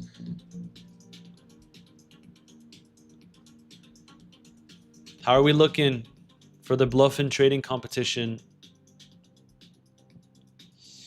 We're close. We're gonna get back up to that top 3 spot. This guy just came out of nowhere. These guys are whales that have clearly a lot of money, but I still think we can stay in the top 3. Guys, the difference between number 4 and number 3 is significant. So if we want these rewards, we need to get up there. Let me share it again.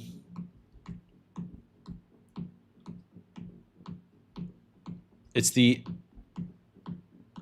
second link in the description down below on Bluffin. It's where I personally trade.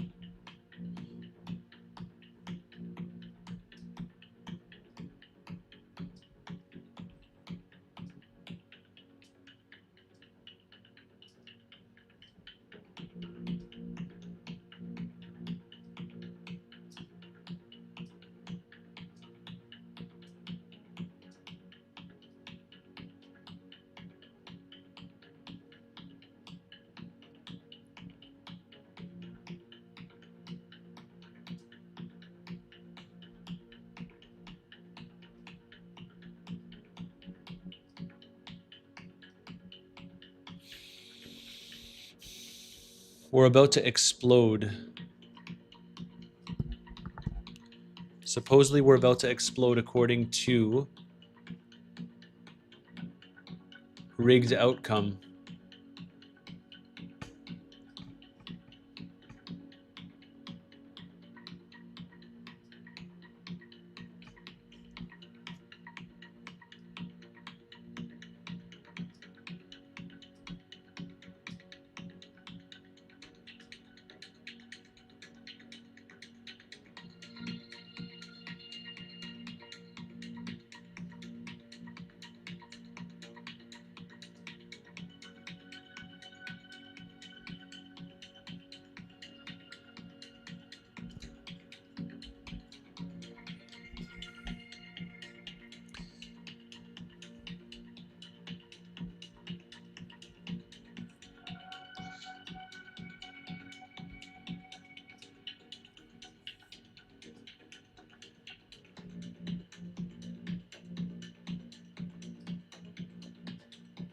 What happened to your watch? It's a scratch or a spot?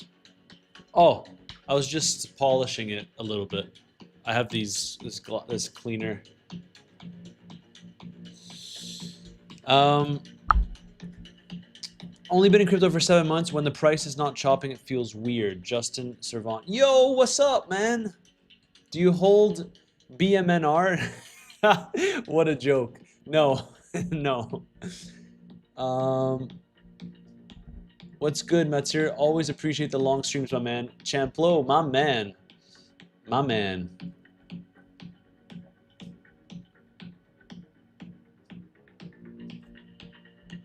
Pretty boring price action today, I must say.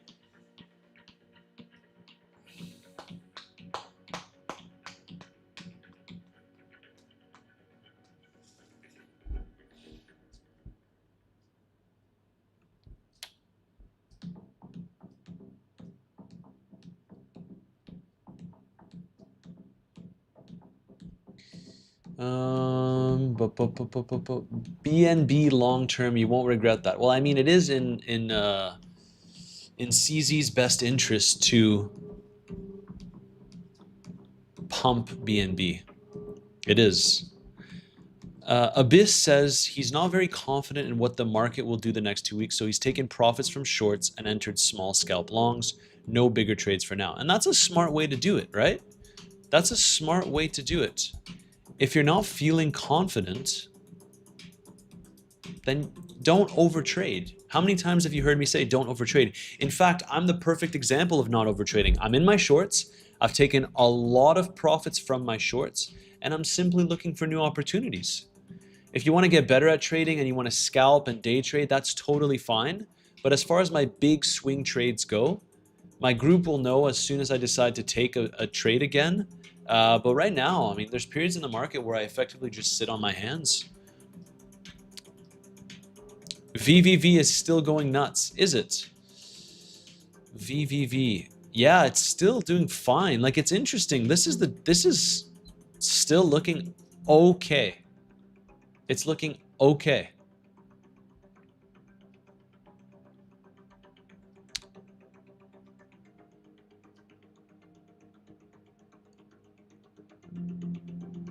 Yeah, Koob, I don't understand your question, my man. Um,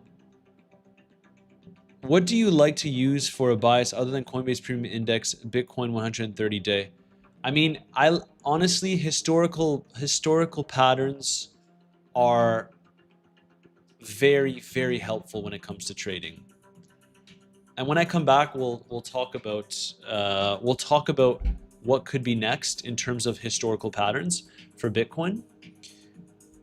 But we've discussed it at the beginning of the stream. So basically, I'm either looking for a sweep of these lows or a complete and utter dump. And if we get a sweep, I will look for a long setup, making the case for a bottoming structure in June, where we get another big relief rally. Or we just nuke and the shorts continue to make money.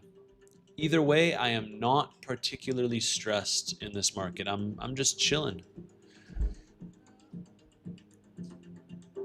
Not gonna lie, I think I prefer scalps over swings.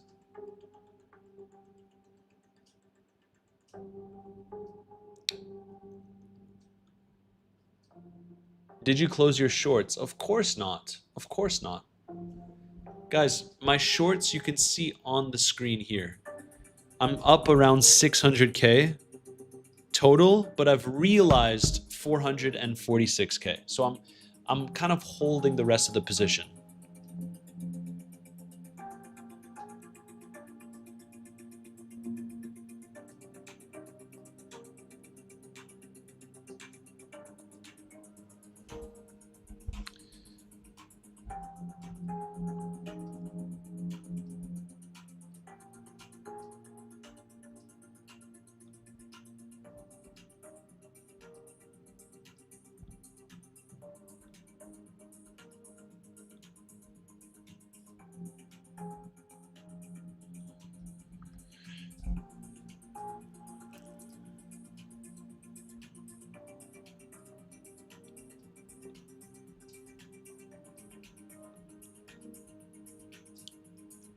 Do do do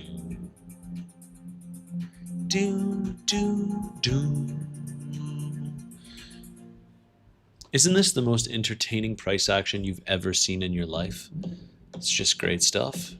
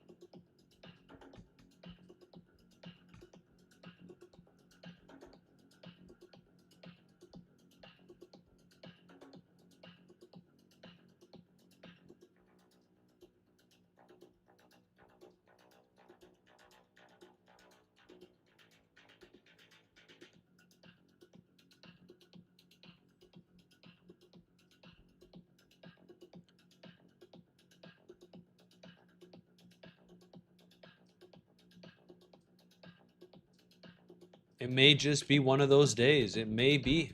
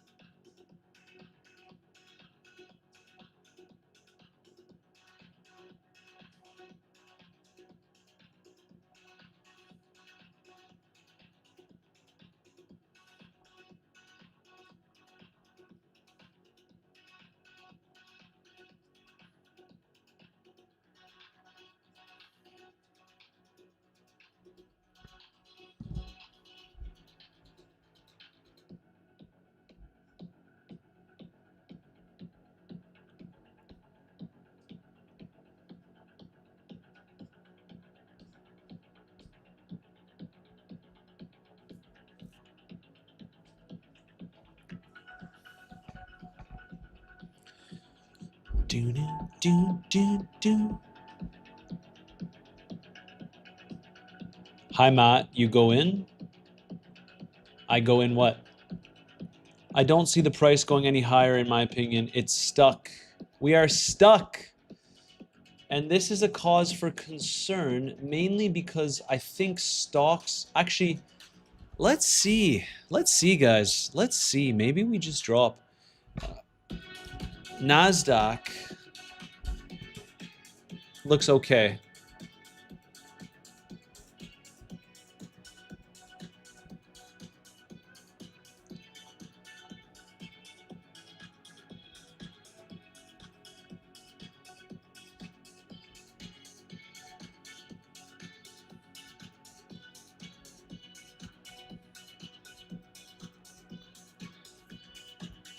Like, price is just grinding higher, right? Hi, I'm Bitcoin. Watch me do very little. Yeah, basically that, Keith. That's basically it.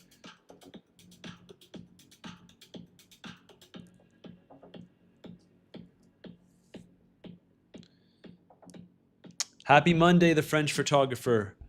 Hope you're well. I feel so much more confident watching the markets during the stream, like having some backup with a crew. My wife is no help.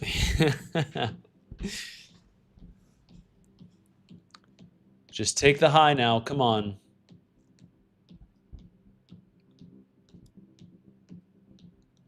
I'm also, like, this is also interesting.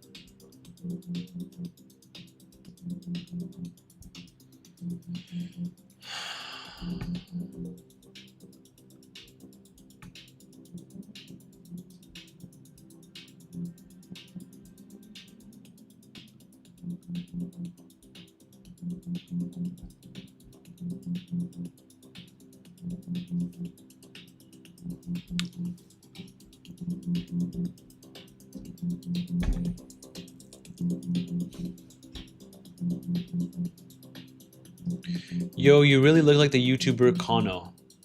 Who's Kano?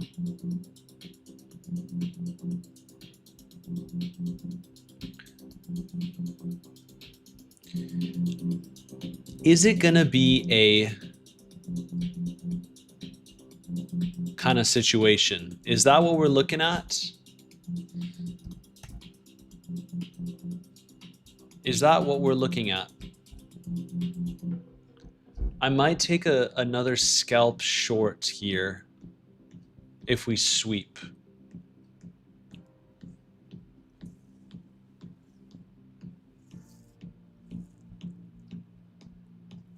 What crypto channels do you watch other than Ben Cowan? First and foremost, I probably watch one of his videos a month or something. He's a good analyst, but I don't watch anyone else, man. Like I stay up to date with the markets. I like to hear other people's opinions on a monthly basis, but genuinely, I just do my own analysis. I don't watch anyone else. CVD 4 hours seems to be bearish, but I'm still figuring out how to read. Please, Matt, shed some light on it.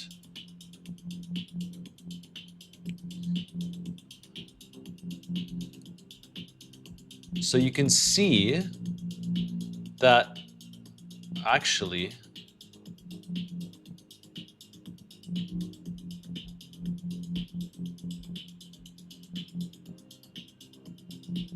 some shorts jumped in here. It really depends. This is not clear because you're getting mixed signals. You're getting some longs that jumped in and some shorts. On Bybit USDT, there's a lot of people that are starting to go long. And if we can't claim these highs, then yeah, it could be interesting bearish CVD divergence. So see this? I'll leave this chart here for you guys to look at CVD while I go use the washroom. BRB.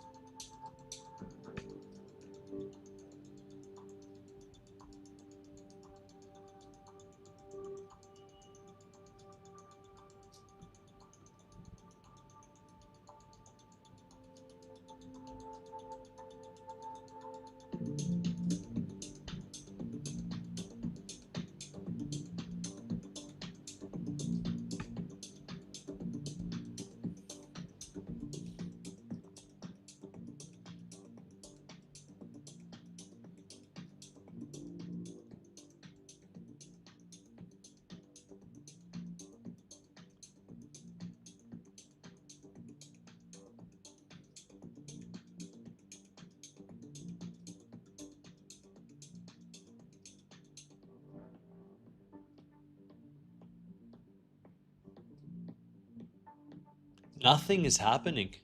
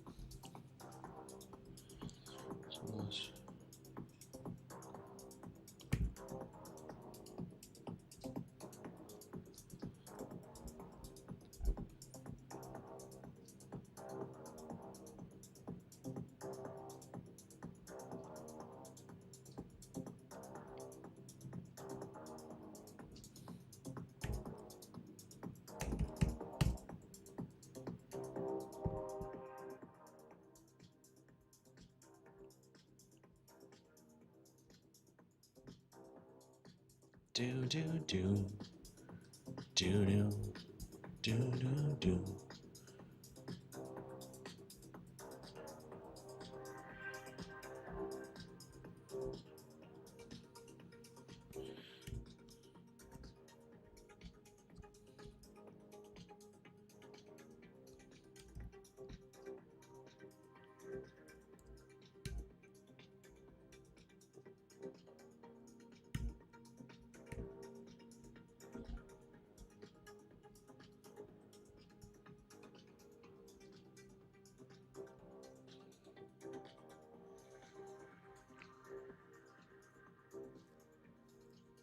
'Wild day Friday and Monday boring. Balance in the universe.' Exactly.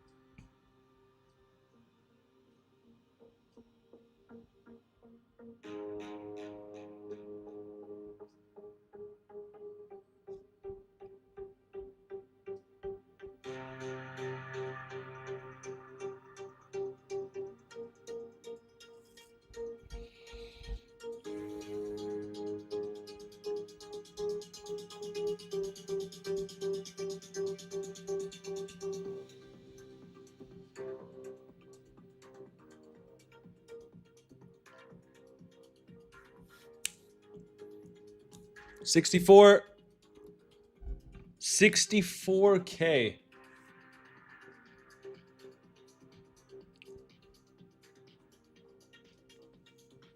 How do you feel about Zcash after the vulnerability was found? I was never bullish on Zcash in the first place.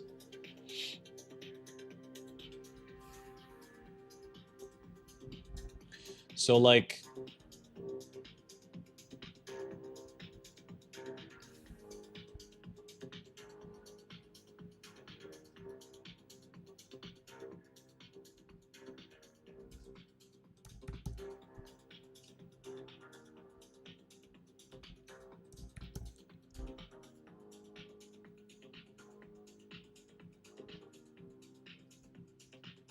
what the heck, man?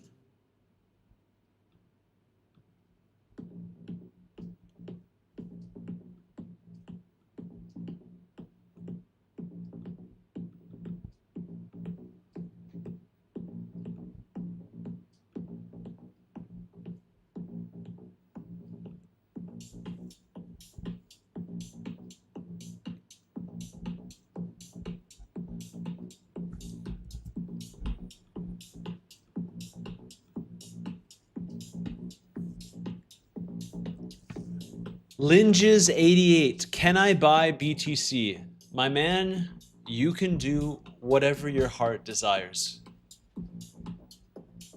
Would you short Zcash again? I'd have to take a more detailed look at the chart.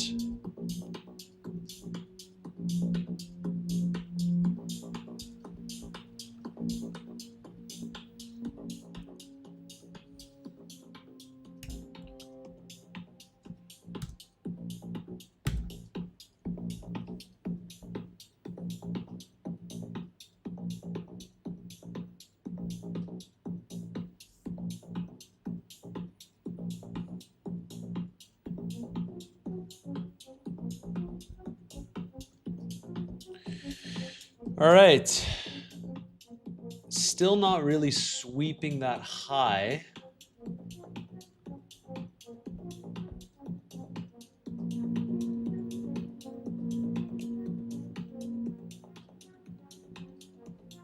Still not sweeping that high.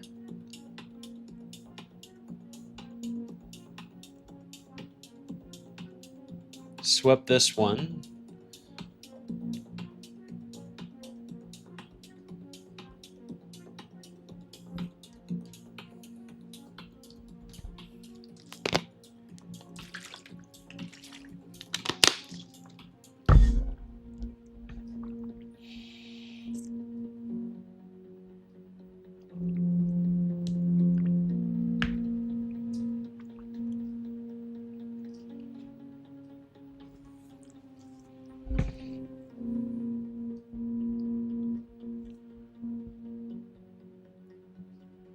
Mohammed Khalaf says I need to close my shorts.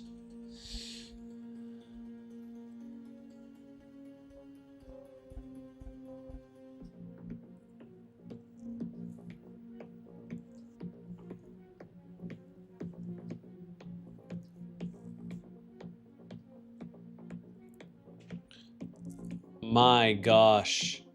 Kaleem, you're still asking about Zcash. I banned you for 30 minutes and the next question that you have is about Zcash. I'll try to answer you. I'm in Zcash short, average is 370 and liquidation is 675. What would you do here if you were in a short? Hold to close and loss. Hold or close and loss. Guys, how many times have I had to say on the channel that I cannot give you financial advice, and I will never give you financial advice. You have to make your own decisions with your trades. You need to have invalidations. You need to have stop losses in place. So I cannot tell you what to do with your own money. You have to make your own decisions.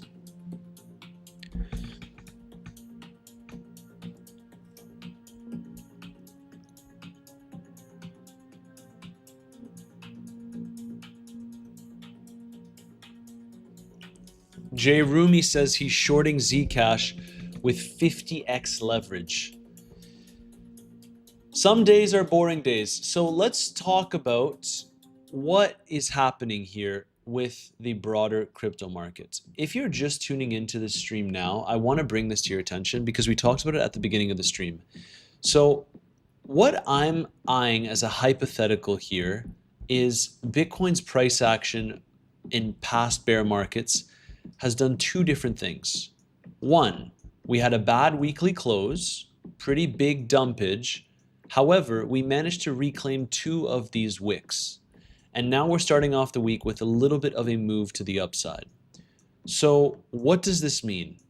What could happen for Bitcoin here, knowing that we are in a bear market, and in my opinion, the probabilities still favor another move lower, whether we get a rally and come down or it happens from here. So the scenario that we should be keeping in mind is in the last cycle, what happened was we just absolutely dumped and made a fresh low, not just by $1,000 in June of 2022. It was a big move down. So I'm holding my shorts open mainly for that scenario. I've taken profits, as we've discussed time and time again. I'm very aggressive with my profit taking. I was patient, but I took profits. Then we have the 2018 scenario, which is crucial for everyone to understand. You cannot just stay locked into one scenario. And that scenario is we create that low at the end of January into February, and then we sweep that low. And then we have another move to the upside. So we have to understand that this is a potential scenario where Bitcoin gets another rally. Last time around, it was another 40% rally. Now, I don't think that we're going to sweep the highs, which is at around $82,800, but it's something to consider that we can have another relief rally before ultimately and likely moving lower. So I'm open to both scenarios. I just want to see what happens here. If we can get another little sweep of these lows, I may look for a potential long setup. If we can reclaim the value area low, reclaim it could suggest that we get another move to the upside. So this could be another potential trigger. Meanwhile, I'm still sitting in my existing shorts, and I'm going to maintain those shorts as I continue to take profits on the way down. So we could see that there is some long interest now. On the 1 day, there is more longs in the market. On the 7 day onwards, there's more shorts. So we have to consider that. This also adds to the potential relief rally scenario. The more that people believe that Bitcoin can go back up and that was the bottom, the more liquidity that will get built to the downside on the higher time frames. So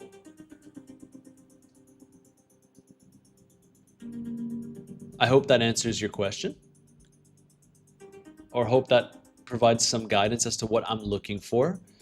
I've continued taking profits on my shorts on the way down. And again, if you want access to my trades, when I enter a trade, when I close my trade, when I take a little bit of profits, etc., you do have the first link in the description down below. So DM me the keyword CBM on Telegram if that interests you. You'll be able to join my private group where I share all of my own trades and my overall market analysis. I'm pretty patient with my entries on trades. I'm a swing trader. On the live stream, sometimes we do some fun scalps here and there, but the reality is I'm a swing trader at heart. So if you want to see those trades and my overall market analysis when I'm going to buy spot, remember, it's the first link in the description down below. DM me that keyword CBM. Are we breaking down now? We're going.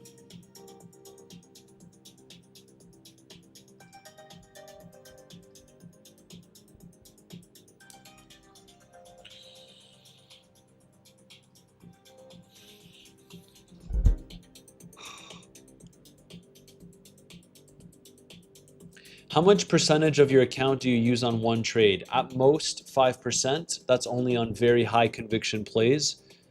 3 to 5% are my bigger trades, and then usually between 1 and 3%.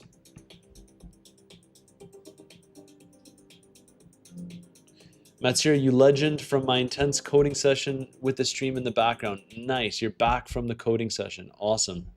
Awesome, man. Yeah, some people are talking about that 200-week moving average, which is a valid thing to point out, and we'll talk about that.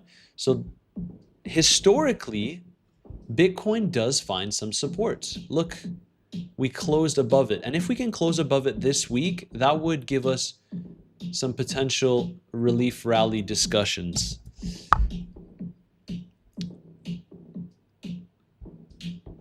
If we just scroll down here, we do fall below it often as well, but when we hold it, it can provide a pretty significant pivot in the markets.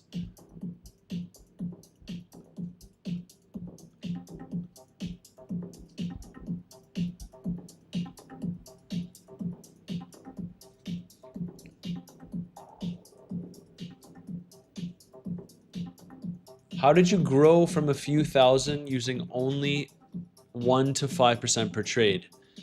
Well, I've been trading the crypto markets for nearly a decade now. So I had some spot investments. I had some other endeavors as well to continuously add funds to my account. It wasn't just trading starting with $1,000. I added to my account as well over time. So yeah, I hope that answers your question. And again, we've talked about this basically every stream. I would never recommend that you just quit your job, your day job, and just trade unless you have a significant amount of capital. Otherwise, you could put yourself in a stressful position where you're relying on trading to live. And that's not what you want when you're starting to trade.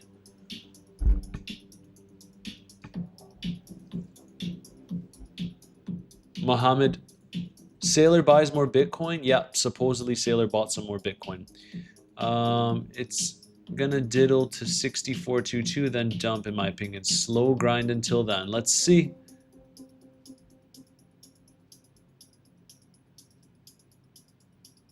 Okay, yeah, thank you, man. Appreciate that, and it's nice that you're actually honest with stuff like that. Of course, there's no reason for me to not be honest about it. So yeah, of course, trading built up my capital significantly. I made the most money in my life trading, but the early days when I was losing a good amount, I kept on adding with my day job and my business on the side. When I first started trading, I went bankrupt the first week. Don't give up. Learn from the mistakes you make. Exactly. Exactly. What would be a significant amount of cash, ballpark number? Tiago Costa. I'm not sure in what context. Are you asking to get access to the priority folder or significant amount of cash for me? Like what do you mean? I'm not sure I understand.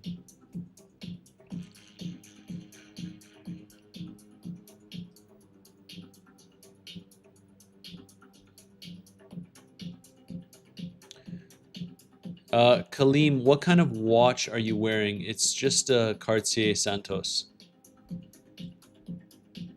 How do you place, Yasha, how do you place your stop loss properly? Do you look at the previous lows and highs to determine this? Yes and no. I also look at the liquidity and the structure of the charts. I personally, and some members in the group have complained about this, so I'm going to be vocal about it. I personally like using SSLs, especially on my bigger swing trade positions. SSLs are soft stop losses. So rather than you get wicked out of a trade, you're stopped out, I like to have an invalidation where I go on and I personally close my trade if price gets acceptance above a certain level. Now, I understand that not everyone has the opportunity to do this because some people need to protect their capital a lot more, but that's what has worked for me historically. For example, if Bitcoin gets, like, let's say I'm just gonna go on the 1 hour. Let's say you're in a long, rather than having like a hard stop loss here, in my situation, it would be something like getting I would maybe have a hard stop loss a little bit lower in case the market just nukes, but when I would cut the trade would be getting an hourly close or getting a 4-hour close below this level. So the close of the candle itself. That has worked very well for me historically.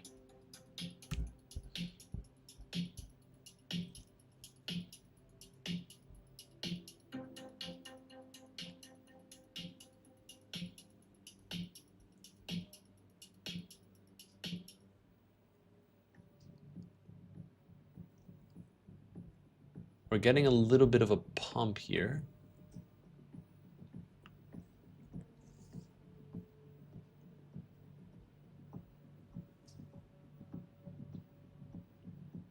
Tiago Costa, I don't know, man. I don't know. Like, it really depends on what a significant amount of cash is for you. For some people, $10,000 is a lot of money. For some people, $1 million is a lot of money. For multimillionaires, $1 million is nothing. For billionaires, $1 million is nothing. For some people, $1,000 is a lot of money. So I don't know your circumstances, right? It's what are your expenses? Do you have your expenses covered? Are you able to live, for example, 1 full year without any income? 2 full years? So it really, really depends. Let's see if we get a sweep here. Let's see if we get a sweep here. This could be interesting.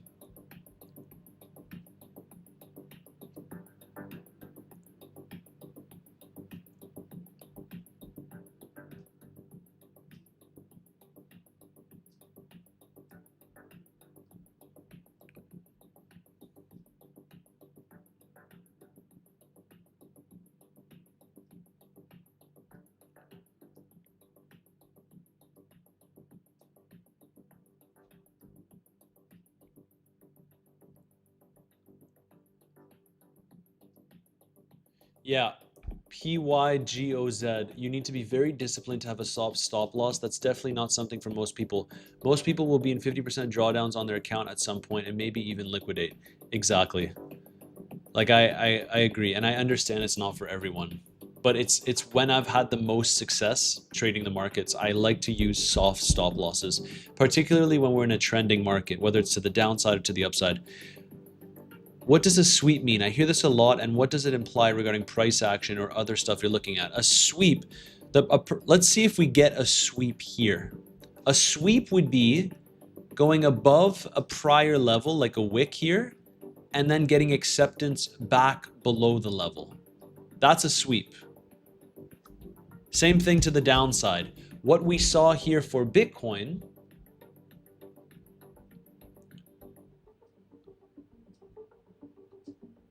actually it's easier on this chart. What we saw here for Bitcoin was a perfect example of a sweep. We swept that low that we established in February. As you can see, multiple wicks below the level and acceptance back in, which is driving this current rally. So a sweep is you grab the liquidity below the level, the prior low, and the higher the time frame, the more significant the level becomes. That's why I'm open to the idea of us getting a potential relief rally, because we swept it, and I'd like to see another sweep if possible.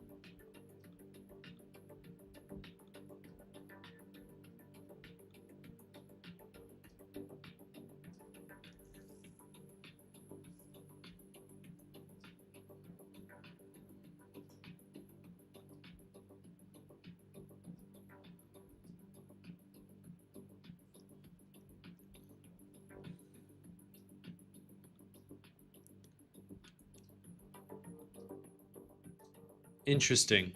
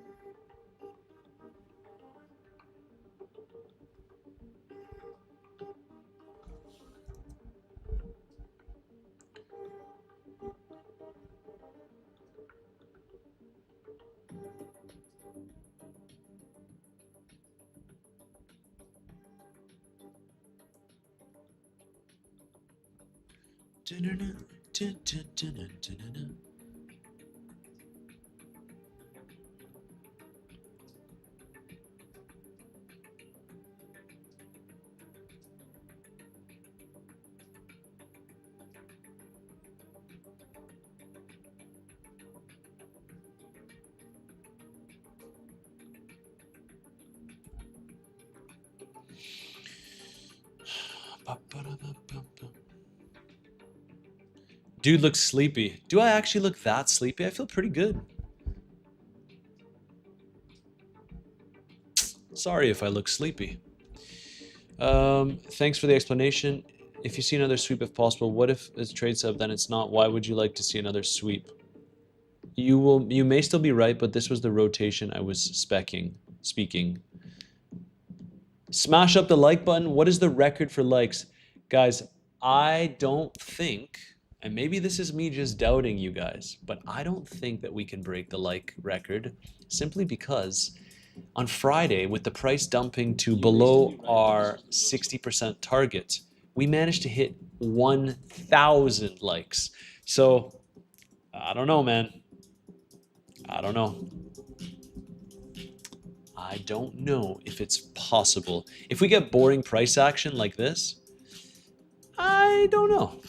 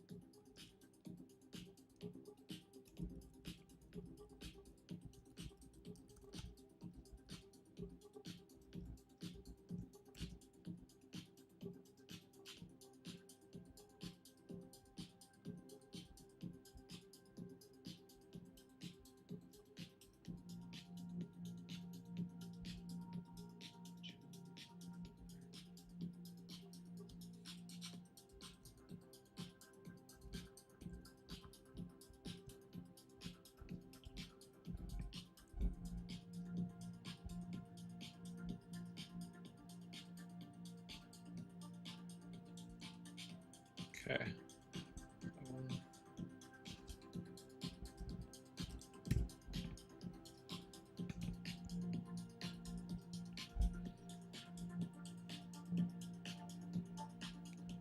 Waiting. I'm waiting.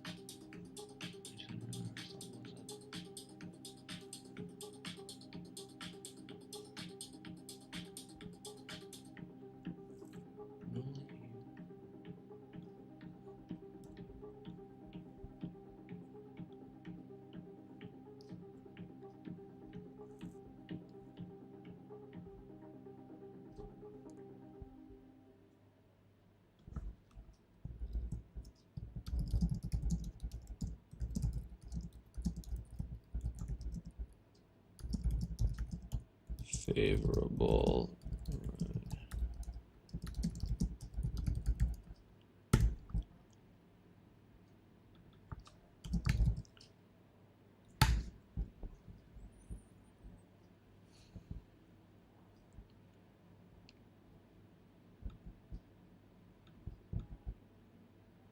Okay. All right. What happened to the music?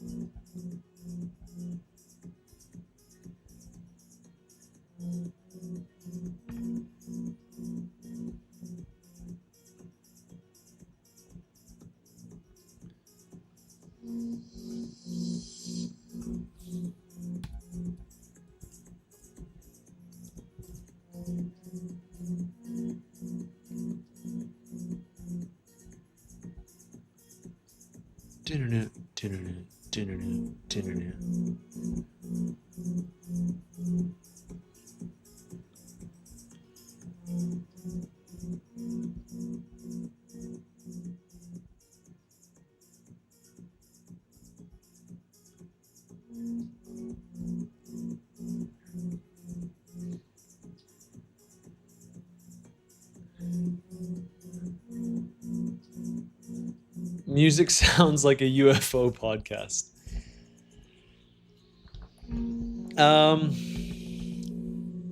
Hype is moving faster and leading the direction. Is that so?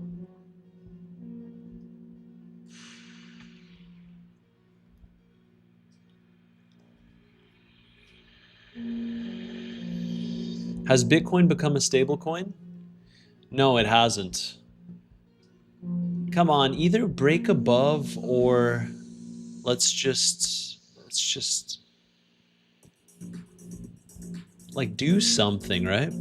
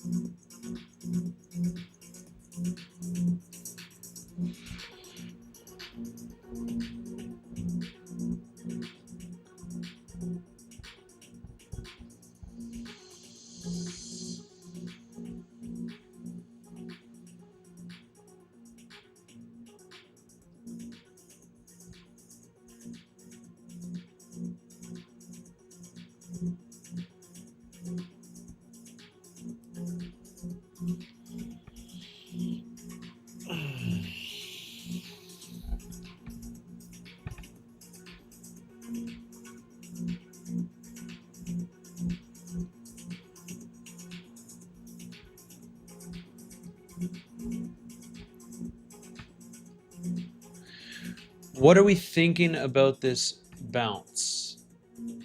What are we thinking about this bounce? Look, I need a trigger. If I wanted to speculate on this, I need to see a sweep of the highs at least. As you know, guys, I'm in my shorts already. I didn't enter long. I would have liked to enter long.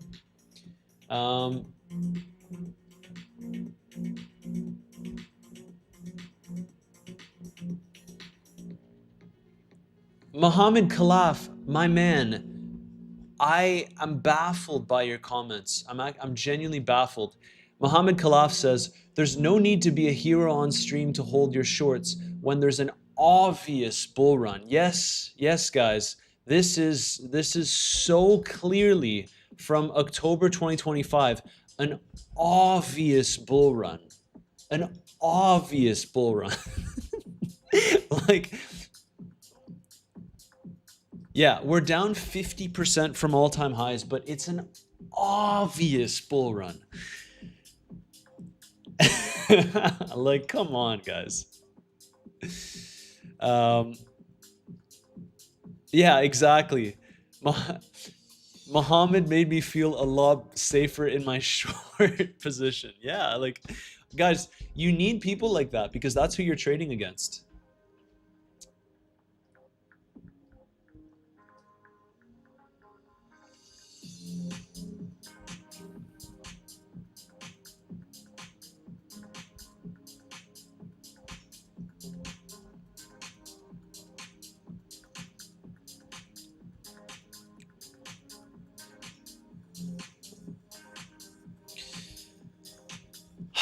Bitcoin has a way, though, of just like, so let's talk about the CVD because people were longing this, right? And if we go to CVD here,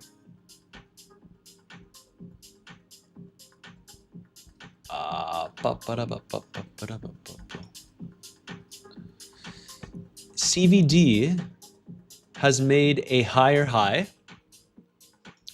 So this is where you want to pay attention. CVD has technically, actually,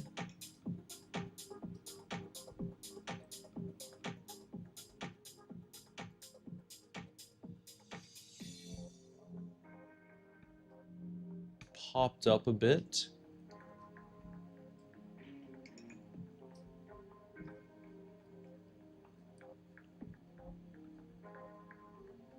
We also have that liquidity there. You can see we have the liquidity above.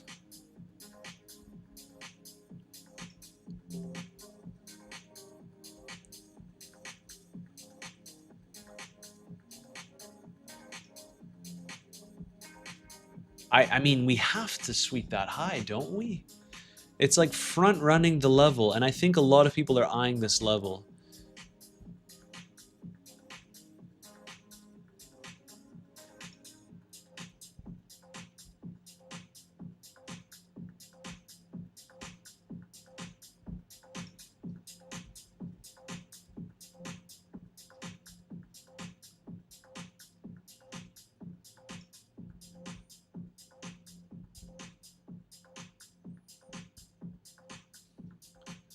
Are you guys enjoying the UFO music?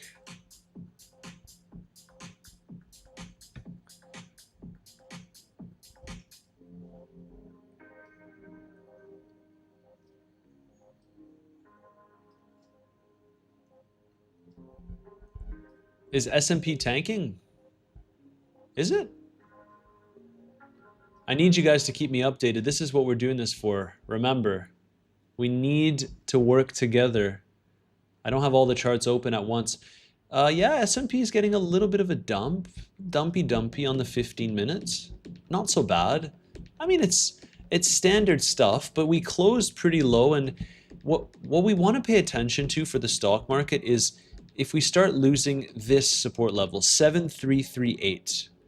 Because the moment that we lose levels like this, it does suggest that perhaps we can drop even further, at least to 7272. So let's see. Bitcoin's still doing okay.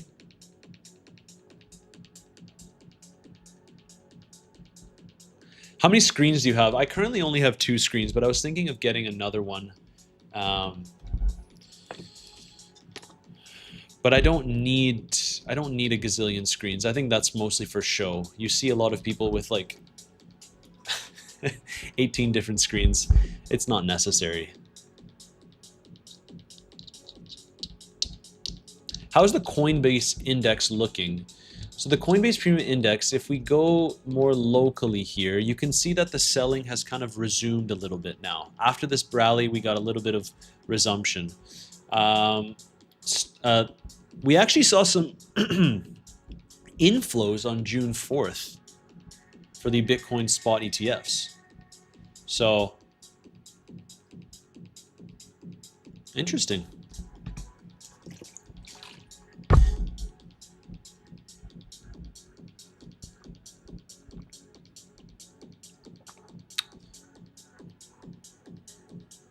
Yeah. Thank you for the comment, Cali Complier. You are right. Thank you. So he says, time for the professor's glasses, and that is correct. It is time for the professor's glasses. Don't want to burn our eyes out.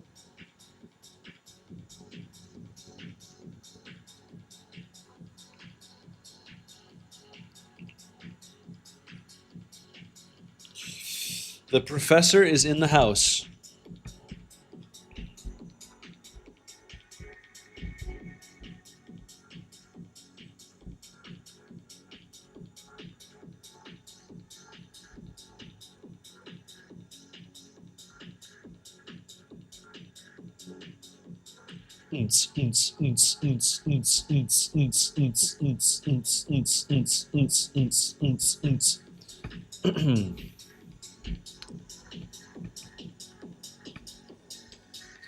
Legends, all of the trades that I take, you know where to find me.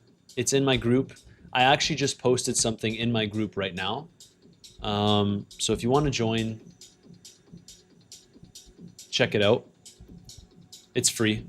DM me the keyword CBM on Telegram, and I'd be more than happy to add you into the group. The only requirement is that you've signed up with one of the affiliate exchange links down below, and you start trading on there as you normally do. So I'd recommend bluffing. Let's see how we're doing in terms of the trading competition, because I'm getting a little bit annoyed. So they're at 400. Okay, we're catching up. We're catching up. And you can see Jason Casper is number 5. We're number 4. So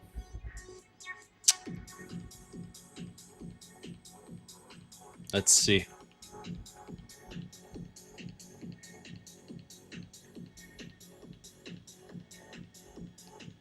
Dude, every time you go live after a few hours, the price keeps dropping. Is it my fault?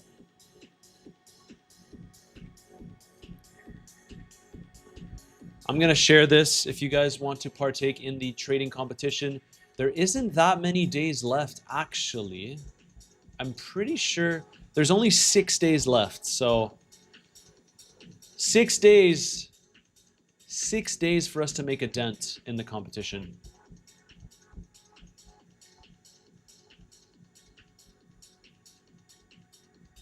Can we hold here? Can we hold and sweep the highs?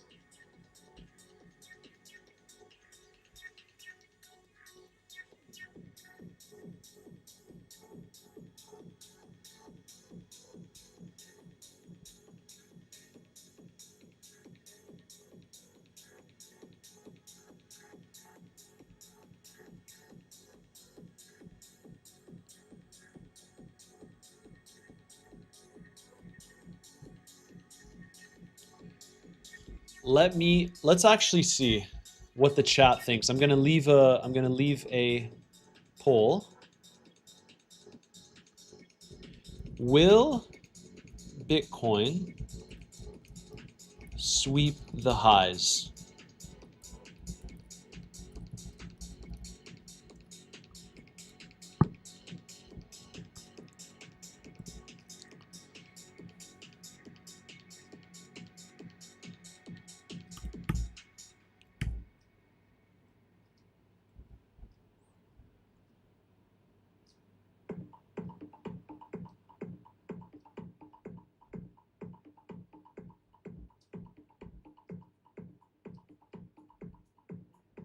64246. I don't like it when we can't sweep those levels. 64246. Will Bitcoin sweep?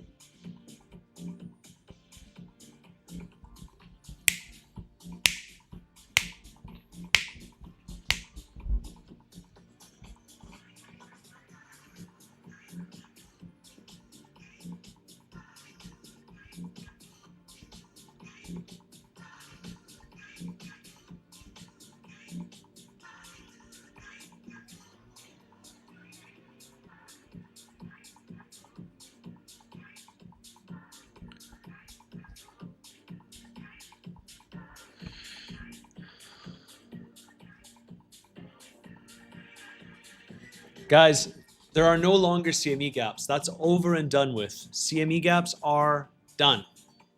No more CME gaps.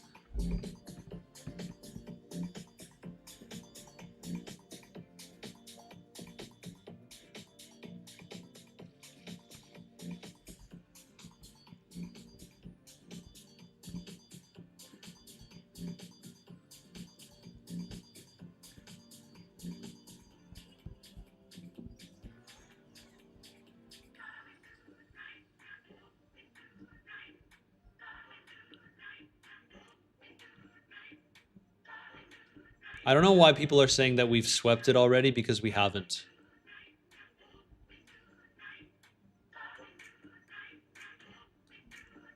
Inches away.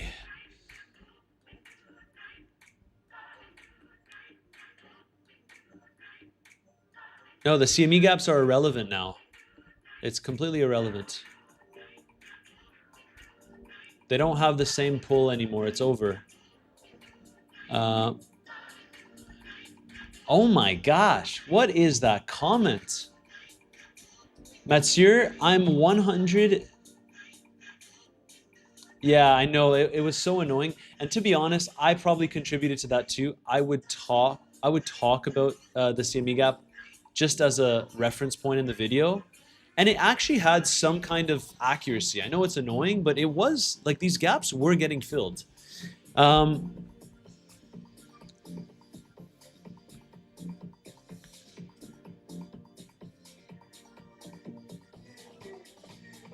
Jim Heller,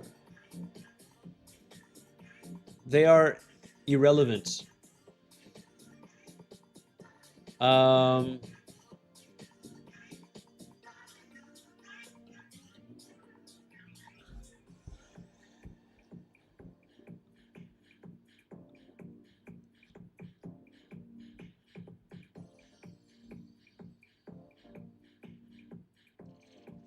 Yeah, there are some funny trolls in the chat today.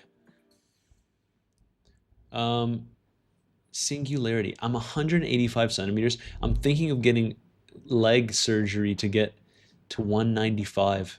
Would you suggest I do it? Bro, what the hell? What a question. 185, bro, you're taller than me. That's very silly.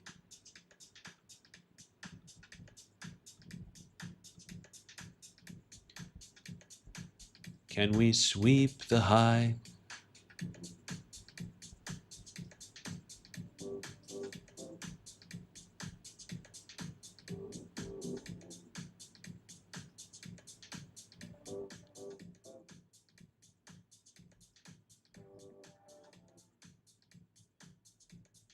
Yes, it's still, so like there's still the old ones, right?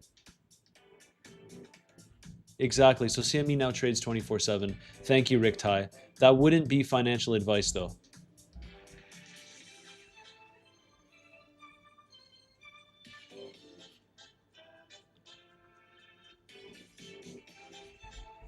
I'm surprised that a lot of you didn't know this, guys. You didn't know?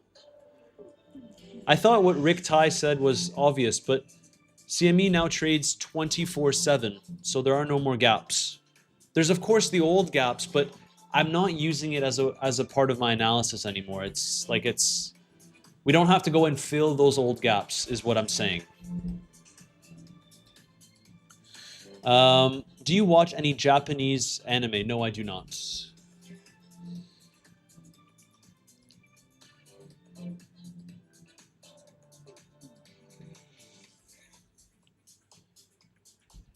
So now what? Do we just sit on our bums and wait to see what happens here? Because I'm a little bit annoyed. I would have liked to see that swept. If not on Bluffin, then at least on Bybit, and you could see it didn't sweep. So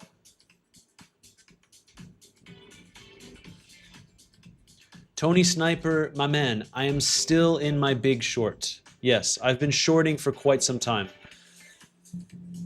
This and any new trades are shared within my premium group. If you guys want access to that, you know where to find me. DM me the keyword CBM on Telegram to join. It is free because you trade with your own money. CBM on Telegram. I'll share it here again. You click this link and type that word. Did it sweep on Binance? Did you guys want me to check? I can do that. No worries. Binance. I have a Binance one saved. There it is. It shouldn't have. No, it did not. It did not.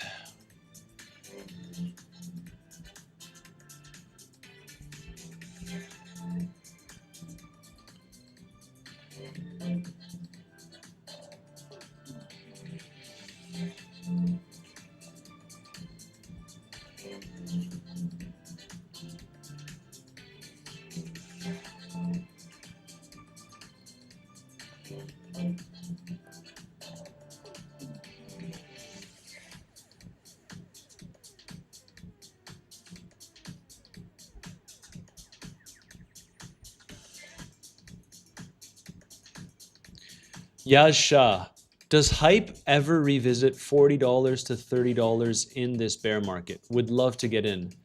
I actually think it's possible. I do think it's possible. If we're talking about a Bitcoin going sub 60 and then staying there for a little bit, then yeah. But if that was the low, probably not. But my base case is that, yes, Bitcoin will likely move lower, even if we get some relief here.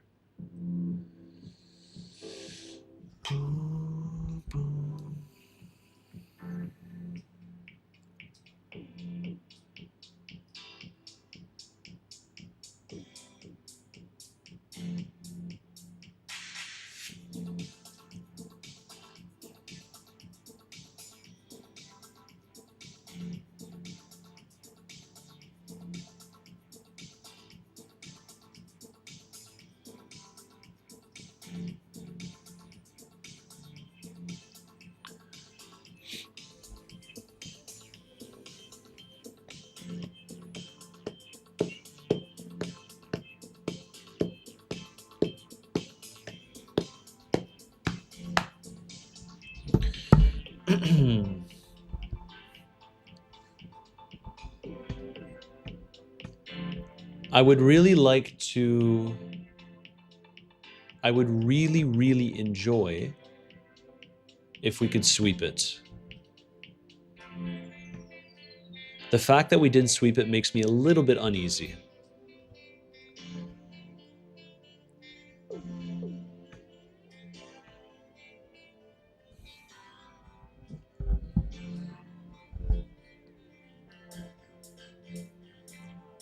Crazies of the road. What happened to the bull run? My man, we've been in a bear market since October. I don't know who's been telling you that we're... Tony Sniper is preparing a long entry. Canada or France? Who are you supporting the most? greetings from Norway. Look, let's be real. France are amongst the favorites. Obviously, I want Canada to go far, but the reality is it's probably not going to happen, right? And I actually think that Norway could be a dark... Actually, no. One sec.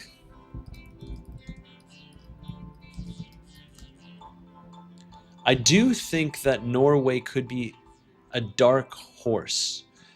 You guys have, obviously, the big boy up top, but multiple big boys. So I think that Holland could perhaps perform, and it would be a very, very interesting spectacle.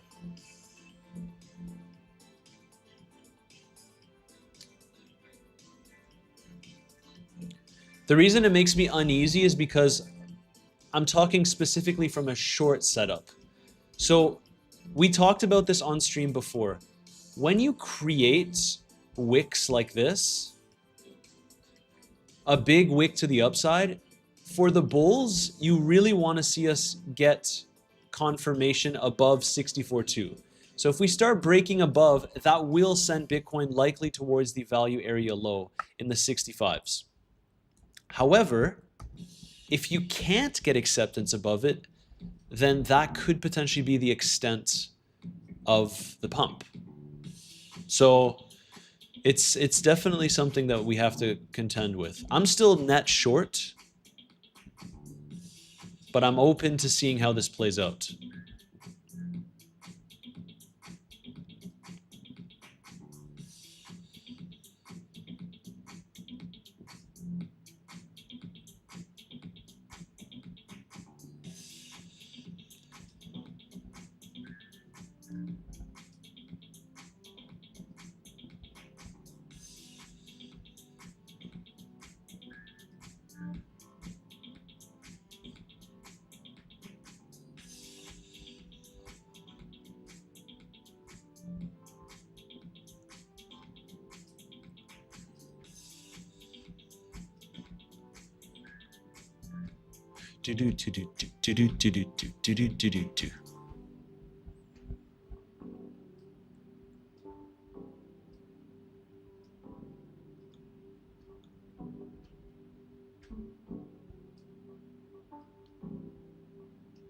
Okay, okay. Show me some upside. Thoughts on new shorts at value area low? That could be interesting. That could definitely be interesting. Now,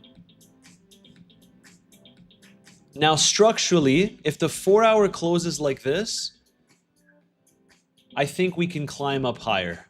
Because this is... Now we're holding on to this level as support. But it really depends on how this 4-hour closes in the next 6 minutes. It looks okay, honestly, for continuation higher. That's why I'm saying higher time frame always trumps lower time frame. So you look at the 1 hour, you're like, okay, we didn't get the sweep, potential rejection, but then you zoom out a little bit more, and we have multiple wicks to the downside.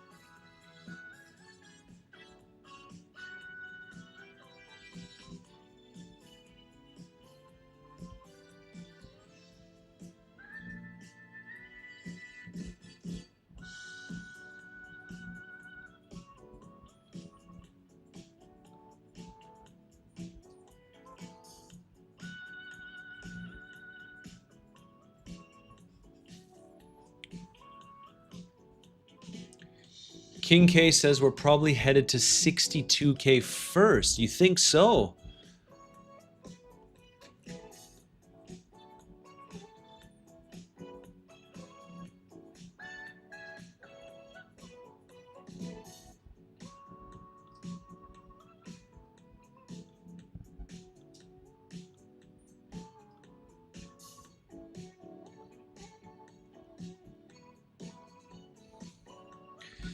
Mr. Wolf, Legends, I think if you've been tuning into the live stream and my content over the past few months, I think you guys can help me answering this question.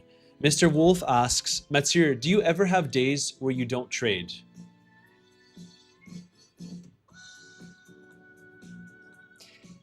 Most days I don't.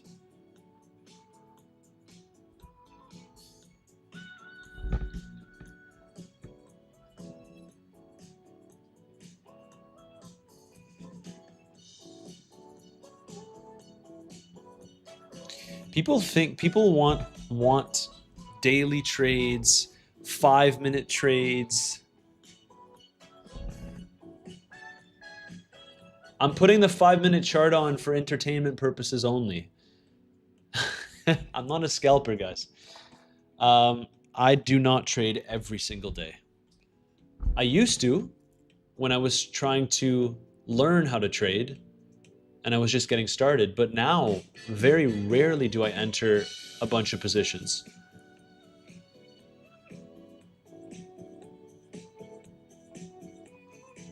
Sesh Monkey, sometimes I ask myself, does he even trade? Valid.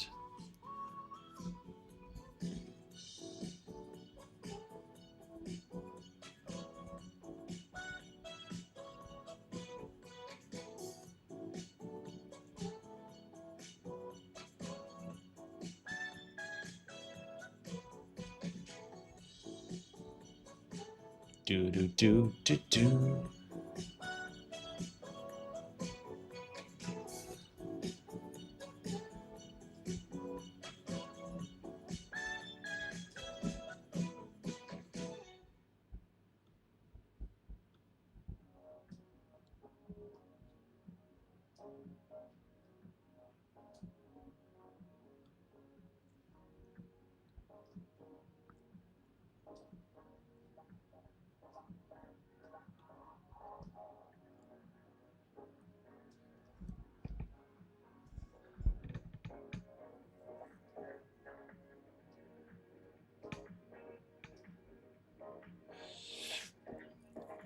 Matt, this is my honest opinion. Your lives are lengthy, but not at all boring. I'm trying to have long live streams so I can engage with you guys and we can chat, talk about the markets. I can answer some questions and concerns,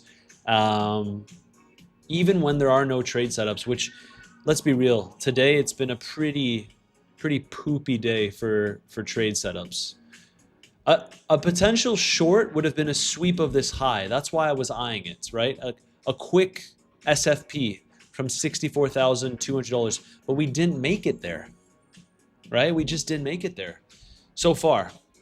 I'll probably keep the live stream going for a little bit, but I need to pace myself because Wednesday we're going to do a big live stream with inflation data coming in. So there should be a lot of volatility. And normally on Wednesdays, I don't live stream. So we have to pace ourselves here.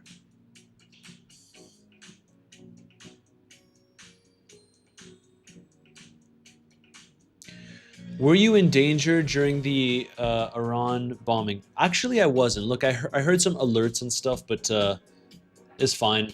It was honestly fine here. I feel safe. Can you check ICP? Do you really want me to pull up another altcoin and go on the monthly chart? Is that what you guys want? To show you what I think of a coin that has structurally just continued to bleed? This is what I think of ICP.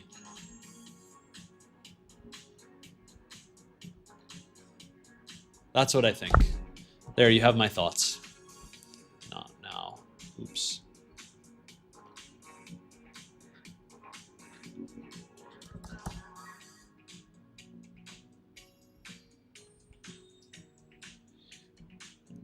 All right. So the 4-hour candle just came in. And you can see that we're within the wick, but it still looks okay. There's not much, I cannot say that there's much clarity. Based on the 4-hour close, I would say that it's likely we can go ahead and sweep those highs, but I don't know. It just looks a little bit weak. It looks a little bit weak.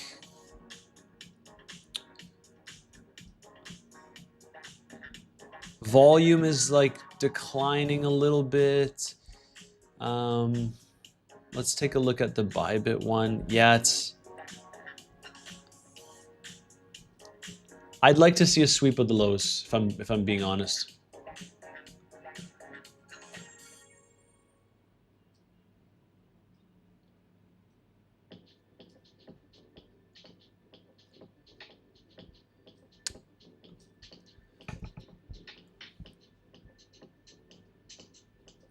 If we take a look at the 2018 price action, because we've made this comparison before. Oof, banger. We go Bitstamp is the one.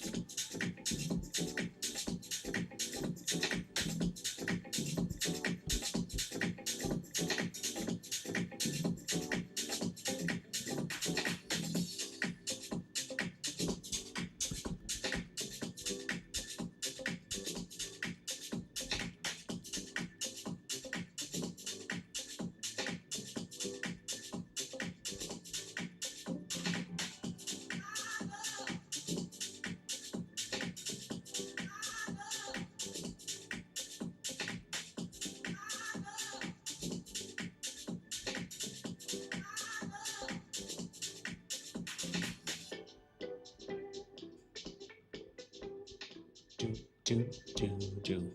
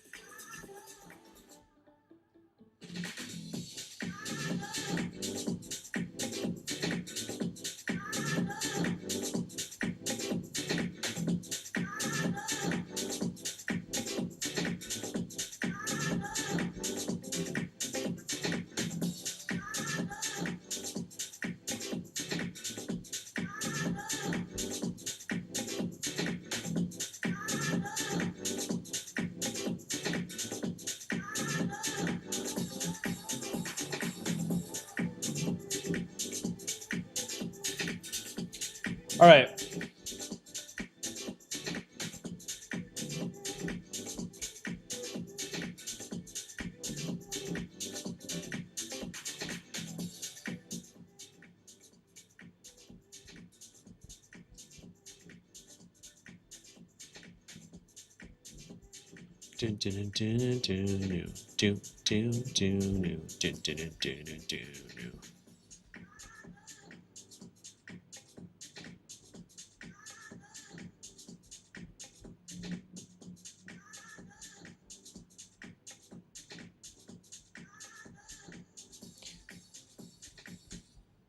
Okay.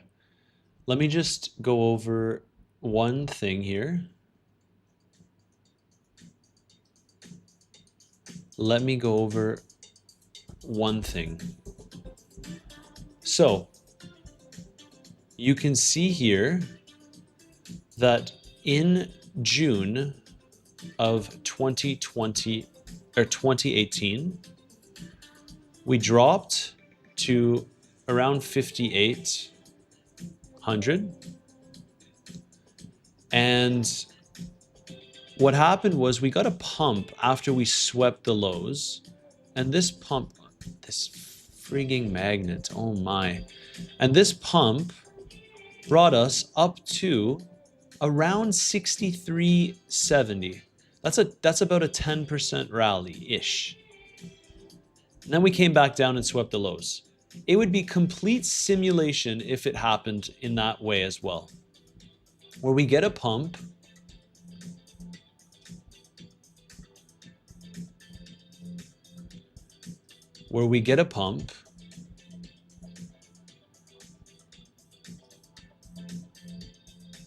we get a rally, and then we sweep the lows again.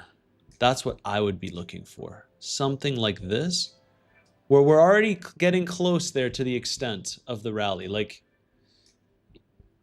we would have to reject soon if it were to happen, in my opinion. Maybe a little, let's see. But I'm looking to play that if we come here and we gain acceptance, like another sweep of the lows alongside the liquidity. Otherwise, I'm going to maintain in my shorts.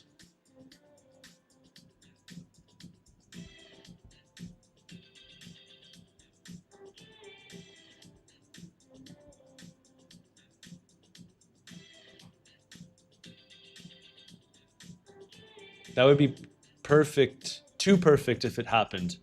So let's see, we have that liquidity getting built up.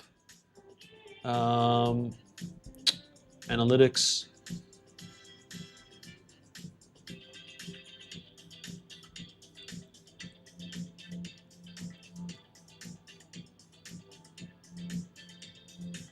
Let's go.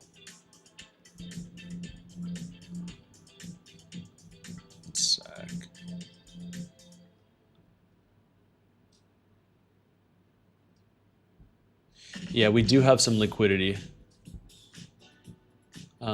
Let's see, liquidation map, this one. I don't know, I would love to see this grabbed. It would be very nice for a potential long setup. But guys, you know the drill. I'm still in my massive shorts. And I will continue to hold these positions. Any new trades that I take, if I'm not on the live stream, you know where to find me. If you DM me the keyword CBM on Telegram, you'll be able to join that group for free. It's where I share all of my own personal trades and my overall market analysis. And that's that. Legends, we've been at it for 5 hours and 15 minutes. And honestly, not much has changed. We've been in the same range. Over the course of these next few days, I'll probably do longer live streams, but we've set the bar pretty high with Friday. So I would really appreciate if you guys could absolutely destroy that like button. And we're at 500 likes. Awesome. Legends, I think I'm going to wrap it up there. There's not much else to say. I was hoping we could get a sweep. We didn't get a sweep. And I'm going to save my energy for when we have more interesting price action. So I hope you enjoyed the still long live stream. If you did, smash that like button, subscribe. Remember, all the links in the description down below. I mainly trade on Bluffin. If you want to join, that's the second link in the description down below. But I have other alternatives that give you access to my group for free as well. As always, I'll see you in tomorrow's live stream. Thank you very much.